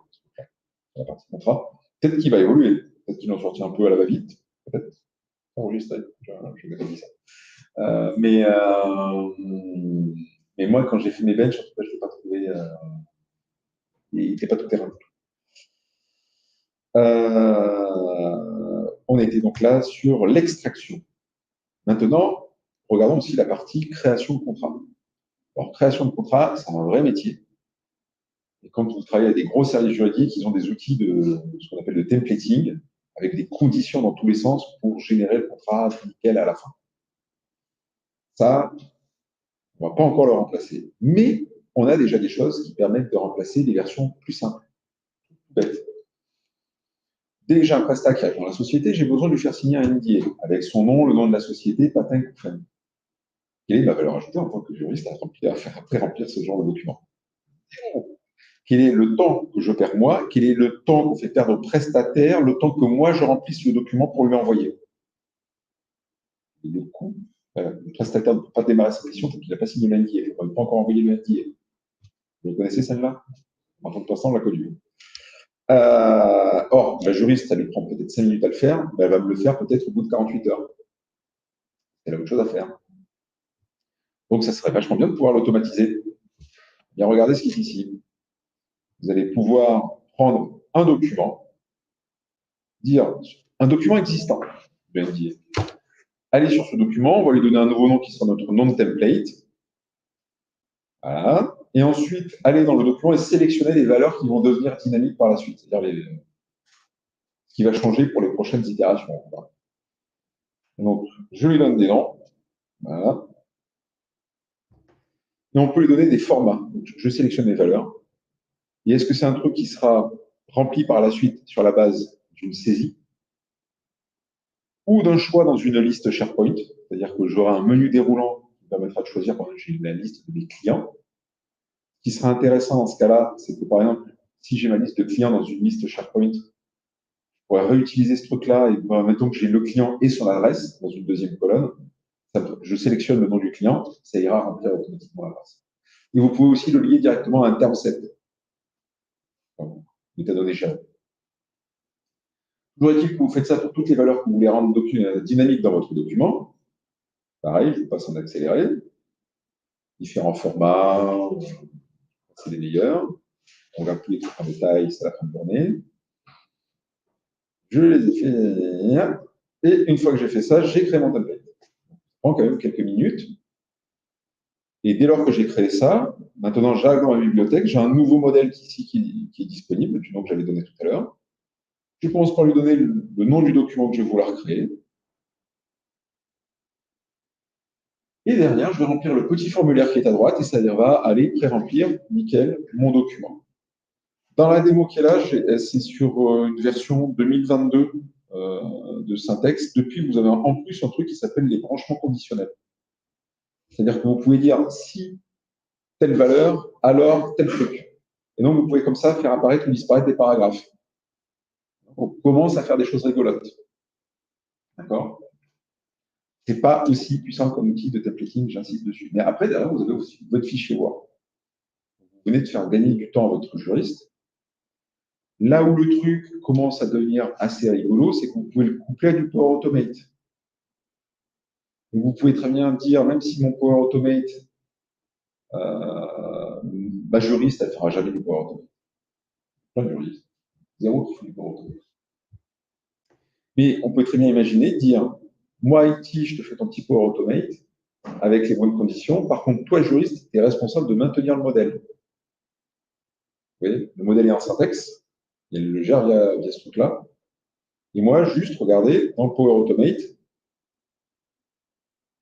il y a déjà un modèle prédéfini dans Power Automate. Bâché. Et je vous montre. Et donc, là, il prend comme entrée la création d'un item dans une liste. Par exemple, moi, je suis le manager dans une équipe. Je fais une demande dans un Forms. Vous voyez, ça va alimenter une liste. Je prends directement comme trigger le Forms, c'est la même chose que ça. Hein. Et derrière, je vais lui dire, tu vas me générer un document utilisant Microsoft Syntex. Donc, je vais lui dire, dans telle collection, sur telle bibliothèque, tu vas utiliser tel template. Et derrière, je lui passe les propriétés de fichier. Je vais lui passer ce qui va bien, vous allez voir. Là, une fois que j'ai choisi ça, voilà les valeurs qu'il faut. Je map avec tout ce qui va bien. Et derrière, je vous fais un très accéléré. Regardez la démo. Je remplis ici une liste SharePoint. J'enregistre mon truc. Je vais prendre un café. Je reviens, un fichier Word est créé. Et un fichier Word aurait pu être créé, mais un fichier Word que j'aurais pu derrière convertir en PDF, envoyer vers un système de signature électronique, etc., etc. D'accord? Et donc, vous pouvez faire ça. Là aussi, gain, ça fait partie des choses où SharePoint Premium va être intéressant. Et vous avez derrière, ça c'était les fonctionnalités vraiment, j'ai créé, j'ai extrait de la formation. Vous avez d'autres fonctionnalités qui viennent d'arriver ou qui sont en train d'arriver. Il y en a une qui est arrivée vraiment en ce début d'année, c'est la traduction automatique de documents. Je sélectionne mon document, j'ai un menu traduire, je sélectionne la langue, traduire, il me génère le même document, il rajoute une extension avec le code underscore FR, underscore EN, prend du PDF en entrée, ça marche. Alors moi, ce qui m'a amusé, c'est qu'il m'a même converti les formats de date. Je crois. Il y avait un truc comme ça qui m'avait fait rigoler. Là, vous voyez à gauche, je ne sais plus ce qui m'avait fait rigoler entre les deux. Mais les dollars, il me les a repassés à droite alors qu'ils étaient à gauche. Il m'a fait comme ça 2-3 conversions assez rigolotes, même pas que sur la langue, quoi. Voilà. Alors parfois des trucs pas très pertinents, mais vous voyez qu'il m'en a enlevé un. Le Main Street, il a sauté. Bon. Mais en attendant, moi j'ai un peu testé sur des documents normaux, là c'est sur une facture, c'est un cas bâtard, mais sur les documents normaux, il est assez efficace. Et demain, je dois faire de l'appel d'offres, de la réception d'appel d'offres, etc. Potentiellement un truc un peu international, je peux m'amuser à faire de la traduction. C'est le seul moyen que j'ai trouvé aujourd'hui dans la suite Office, c'est de traduire complètement un document en quelques minutes. On va le faire la manière. J'ai des clients un peu pénibles, ce temps-ci, qui me disent, vous devez me livrer le PowerPoint en FR en EN. Franchement, vachement bien. Ça gagne beaucoup de temps. Je repasse une petite lecture dessus. Je vais me gagner quand même 1 ou 2 heures de travail. Autre grosse fonctionnalité qui n'est pas encore disponible en France. Il fait rien. La main à télé. Autre fonctionnalité qui n'est pas encore disponible en France et ça fait râler. La signature électronique. Démonstration. Alors, vous avez un truc là, vous avez un lien pour une démonstration. Ça vaut vraiment le coup de regarder la démo. J'ai un PDF. Je vais pouvoir donner les noms des personnes. Glisser, déposer là où je veux que ce soit les signatures. Et j'envoie la signature. Derrière, les personnes reçoivent, revoient le document, cliquent, mettent leur petit tampon, dessinent, ça auto-dessine, c'est pas moi qui l'ai dessiné, hein, c'est le système qui reprend votre nom et qui a fait genre manuscrit. Et derrière, votre document, il est directement dans du SharePoint et il n'a pas bougé. Et ça, c'est génial. Parce que si vous utilisez du DocuSign, d'autres trucs, vous avez une copie qui traîne dans DocuSign, vous vous retrouvez à faire un workflow pour récupérer le document de ce DocuSign et le remapper avec le document d'origine. Là, votre document, il n'est pas bougé, désormais, il est signé. Oui. Est-ce que ça a une réponse juridique? Voilà. Il n'y a pas de validation juridique, il y a des niveaux. Et en Europe, on reconnaît 3 niveaux, 1, 2 et 3. Aujourd'hui, ils n'ont pas de tampon. Alors, c'est les niveaux IDAS ou IDAS. Niveau 1, c'est bonjour, j'ai mis un pictogramme. Niveau 2, c'est un système de signature électronique, etc. Niveau 3, j'ai une assurance que la personne au bout du fil est bien la personne au bout du fil. Personne au bout du fil, ça veut dire que j'ai un humain qui allait voir un humain qui, aujourd'hui, quand on voulait faire du niveau 3 en France, c'est un mec de la poste qui vient chez vous. Et voilà, c'est un peu compliqué. Donc, aujourd'hui, la plupart des choses qu'on connaît du DocuSign, c'est du niveau 2. Aujourd'hui, Microsoft n'est pas tamponné IDAS. Ça vient de sortir, c'est pas encore disponible en France. Donc, quand je regarde l'outil tel qu'il est fait, vous devriez avoir du niveau 2, je pense. Mais il n'y a pas de documentation pour avoir ce tampon-là. Mais a priori, ça correspond aux critères qu'on attend dans le niveau 2. Donc, a priori, l'équivalent de DocuSign, voilà, vous pouvez faire du niveau 3 si vous voulez.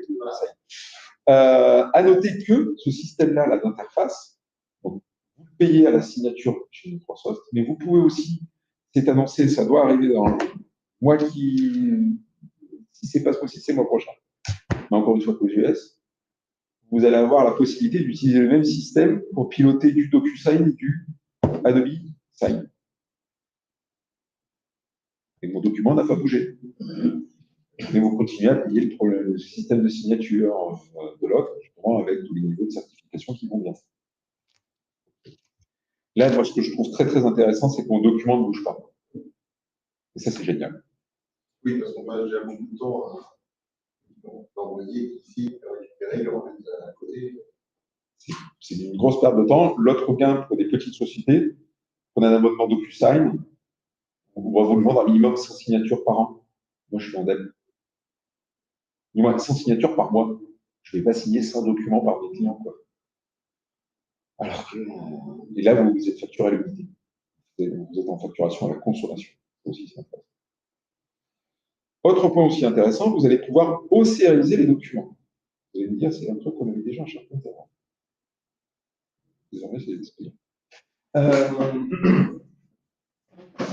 L'idée, c'est j'ai des documents qui peuvent être à peu près n'importe où. Alors, ce qu'on n'avait pas avant, c'est de pouvoir le faire sur des devices à droite et à gauche. Ça prend des images, des TIFF. Sur les PDF, moi j'ai testé, ça ne marchait pas alors que dans la documentation, c'est censé fonctionner. Ça supporte 150 langues, etc. Attention, vous avez une limite sur le poids des documents. Vous voyez, les PDF ne sont pas écrits. Les JPG, ils ont été pris. Ça a extrait le texte. L'intérêt de ça, c'est de pouvoir faire du traitement sur le texte extrait. Typiquement, je fais un Power Automate. L'autre gros intérêt aussi, si vous faites du PureView, il y a des gens qui hochaient la tête sur PureView, c'est de pouvoir faire vos règles du DLP, vos SIP, etc. Vous allez pouvoir les faire sur le texte d'OCR qui est extrait. Il se retrouve dans une colonne qui s'appelle Extracted Text. Moi, j'ai fait des tests, je ne l'ai pas trouvé, sur la qualité de l'OCR, la reconnaissance de texte, je l'ai trouvé plus efficace que l'OCR de syntaxe, celui qu'on utilisait tout à l'heure.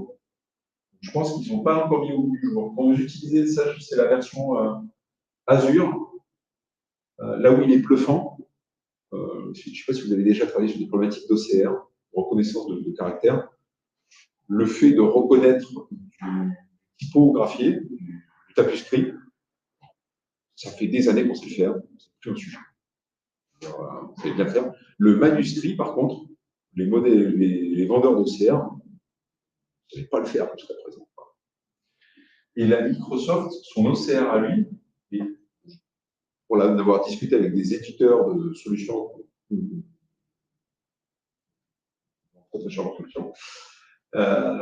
sont bluffés par le truc. Sur du manuscrit, il est très efficace. Là, ce que vous voyez, c'est la magnifique écriture de Marcel Pagnol.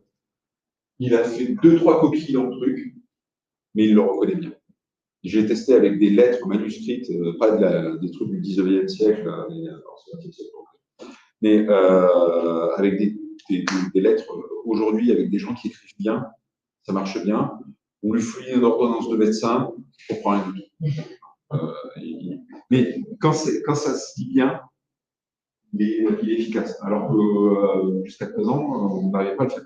Donc ça, c'est assez impressionnant. Mais là, je pense qu'ils l'ont laissé un peu en mode dégradé pour des questions de coût, proposé à moins cher. Et son but, surtout, moi je le vois, c'est surtout l'intérêt de pure view. Soit de faire du traitement automatisé, je n'ai pas besoin d'avoir tout le texte très fin, soit de faire du pure view pour aller détecter des trucs, tiens, il a employé tel mot, etc. Et là, je sais vite. Et ça, avant, ça fonctionnait dans du SharePoint, ça va fonctionner dans du Teams.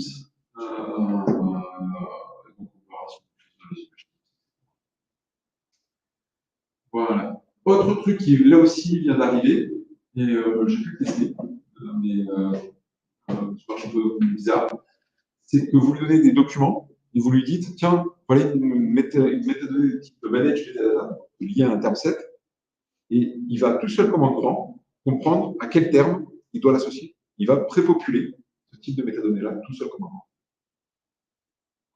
Alors, vous n'avez aucun contrôle sur son entraînement.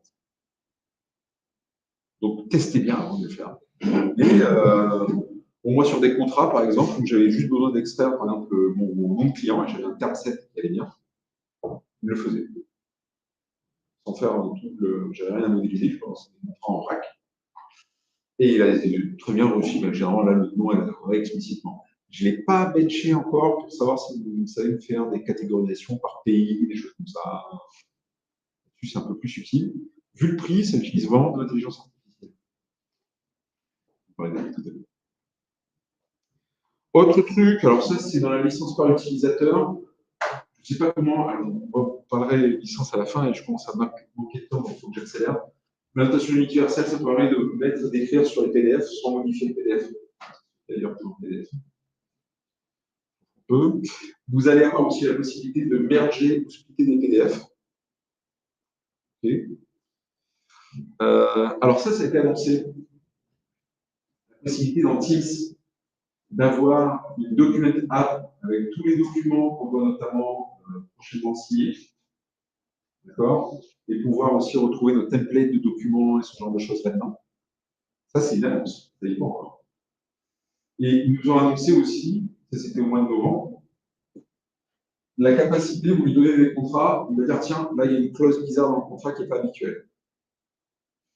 Vous dire tiens, là, clause ici. Vachement ambitieux, mais effectivement, avec ce qu'on a en intelligence artificielle aujourd'hui, ça devrait arriver. Pas de date sur ce truc-là. Ils nous ont aussi annoncé la capacité d'avoir un portail pour récupérer les documents.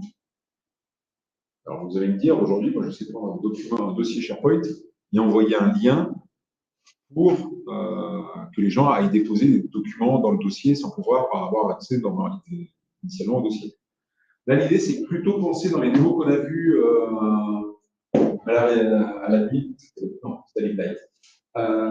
C'était plutôt penser, genre, pour mes clients, chacun a son portail client, ils déposent les documents dedans, ils peuvent retrouver 3 mois plus tard les documents qu'ils avaient déposés.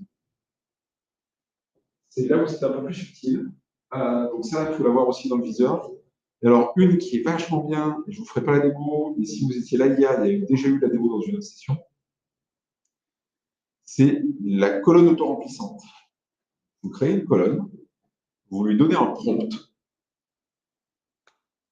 vous allez prendre votre café, vous déposez les documents, vous allez prendre votre café, et à la fin, la colonne est remplie sur le résultat du prompt.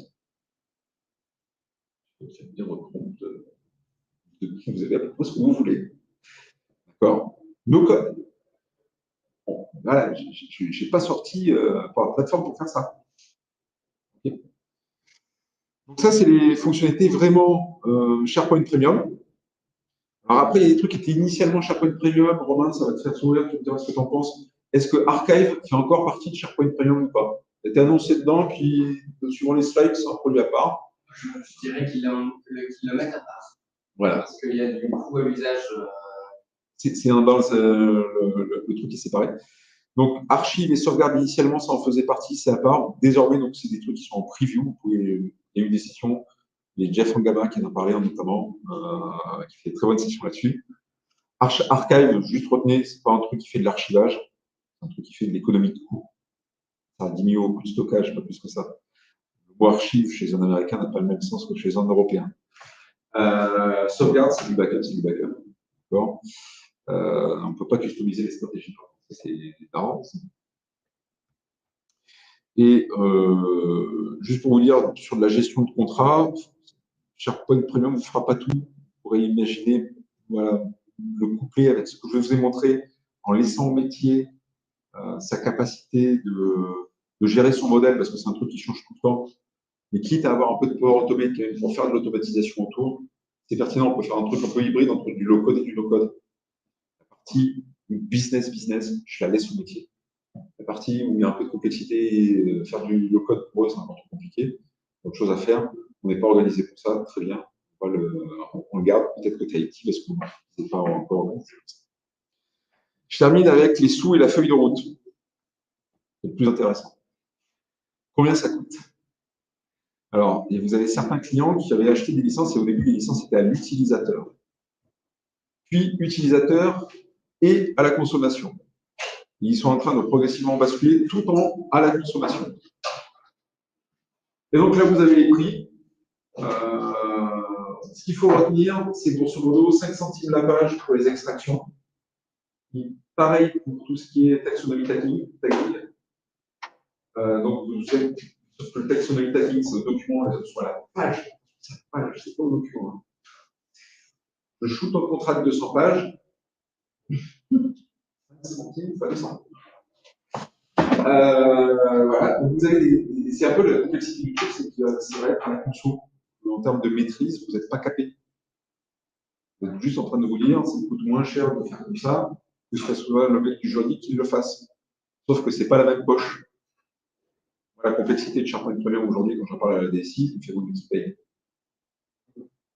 Sachant que ça, c'est fonctionné sur une ressource Azure. Donc à la fin, dans votre tableau Azure, vous voyez, ah, c'est un texte, vous fait tant. Vous ne savez pas réconcilier, tel service a fait ça, tel service a fait ça, tel service a fait ça. Un peu la complexité du truc. Vous avez les coûts. La traduction, c'est 15 $, mais 10 millions de caractères. La signature, jusqu'à 10 signataires, c'est 2 $ l'enveloppe.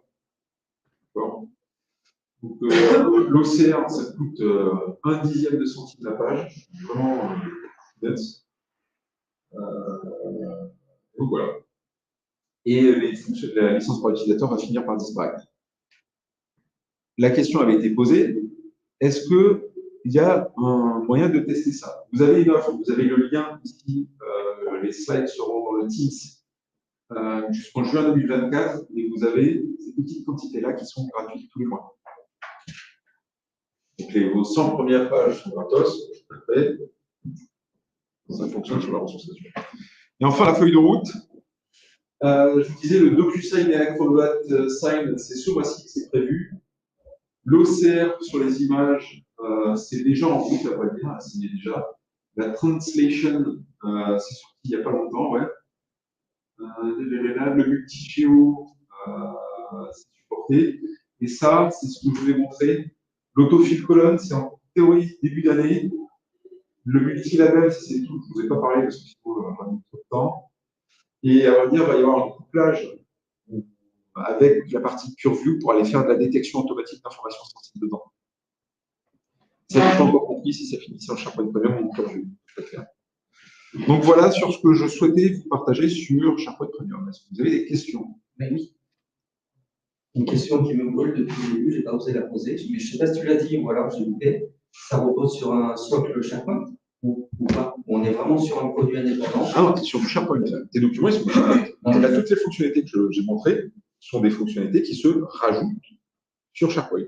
Sur une bibliothèque. Sur une doclib. Ok. Donc, par exemple, là, quand tu parlais de traduction automatique de documents, est-ce que ça marcherait aussi sur des pages? Si on a, du coup, est-ce qu'on a le site pages? Si on fait un site multilingue, est-ce qu'on pourrait le coupler à la gestion multilingue et du coup avoir ces pages qui sont traduites automatiquement plutôt que d'avoir une page avec la copie de la page de la langue source. Alors aujourd'hui, ça n'y est pas. Maintenant, ça me paraît très très logique que ça apparaisse très prochainement. Mais aujourd'hui, ça n'y est pas. C'est plus compliqué. Il faut qu'ils traitent la notion de web part. Qu'est-ce que je peux dire Mais aujourd'hui, ça n'y est pas. Et donc, l'admin, il voit les sites syntaxe au même titre que les sites SharePoint. À vrai dire, l'admin, ce qu'il va faire, c'est qu'il va dire pour chacune des fonctionnalités, il y a un centre admin en paramètres, machin. Dans ces trucs-là, il va avoir notamment toutes les fonctionnalités que je vous ai montrées. Et pour chacune d'entre elles, il va dire est-ce qu'elle est dispo ou pas dispo. Est-ce qu'elle est dispo sur toutes les doclibs ou juste sur telle collection de sites.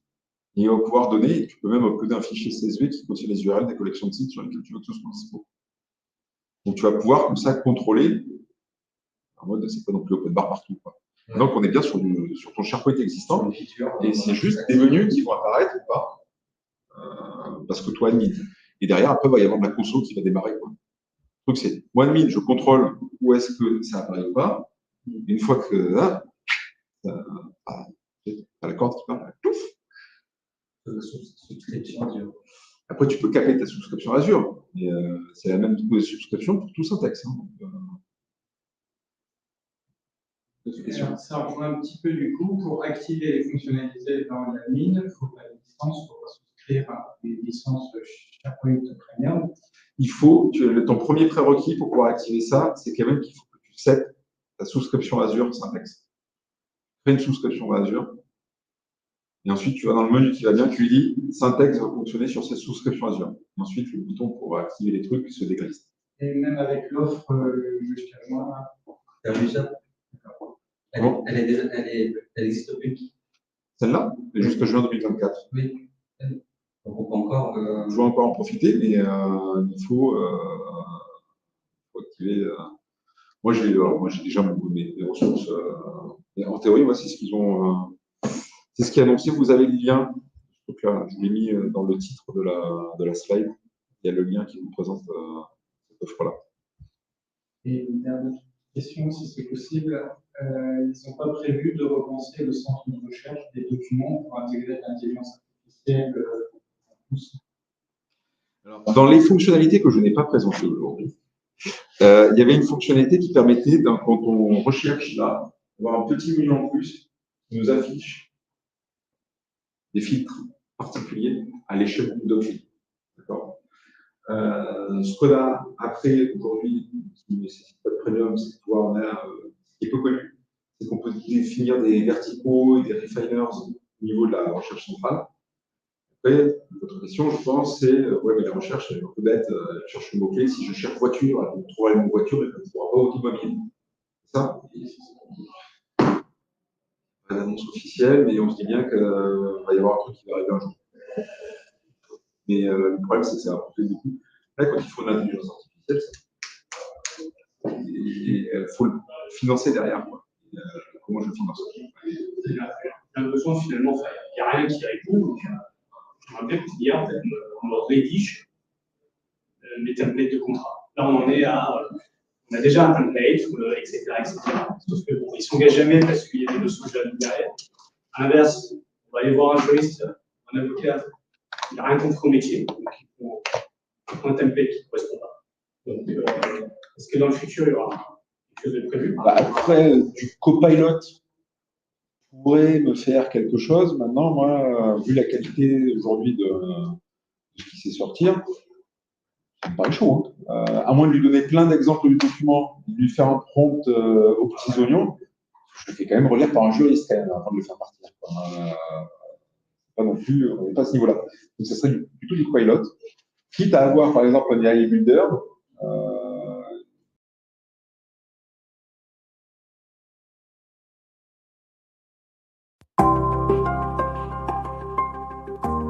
Nous sommes Aero, spécialistes dans la gestion intelligente de l'information. Créé en 2004, Aero, c'est aujourd'hui 230 consultantes et consultants, ainsi que 5 agences à travers le monde. Vous nous connaissez bien comme le leader OpenText, mais Aero, c'est également un partenariat depuis plus de 10 ans avec Microsoft. Le partage de connaissances et la montée en compétences inscrits dans l'ADN, des équipes qui comptabilisent ensemble des dizaines de certifications, des milliers de jours hommes délivrés en mode projet ou en régie auprès de plus de 200 clients. une participation active dans les communautés Microsoft en tant que sponsor, et 6 conférenciers dont un MVP qui dispensent des conférences en Europe et dans le monde. Le travail hybride entraîne des changements d'organisation, un besoin de résilience, le nécessaire équilibre entre la vie professionnelle et la vie personnelle et le respect des contraintes liées à la cybersécurité et à la réglementation. Cela se traduit aujourd'hui par la démocratisation des composants de Modern Workplace et le fait de fournir aux citizen développeurs la possibilité de créer leurs propres applications, leurs propres automatisations ou encore la gestion des contenus intelligents qui portent en eux-mêmes leur sécurité, leurs règles de conservation et leur rôle dans les différents processus métiers. Nous sommes les experts qui vous accompagnent dans vos grands projets, comme dans le coaching individuel autour des meilleures technologies. Sur la gestion des contenus, leur capture, leur création, leur migration. Sur l'automatisation, le développement d'applications low-code et pro-code. Sur la protection de l'information et la collaboration sécurisée, ainsi que des compétences transverses sur la conformité réglementaire et la gestion du changement.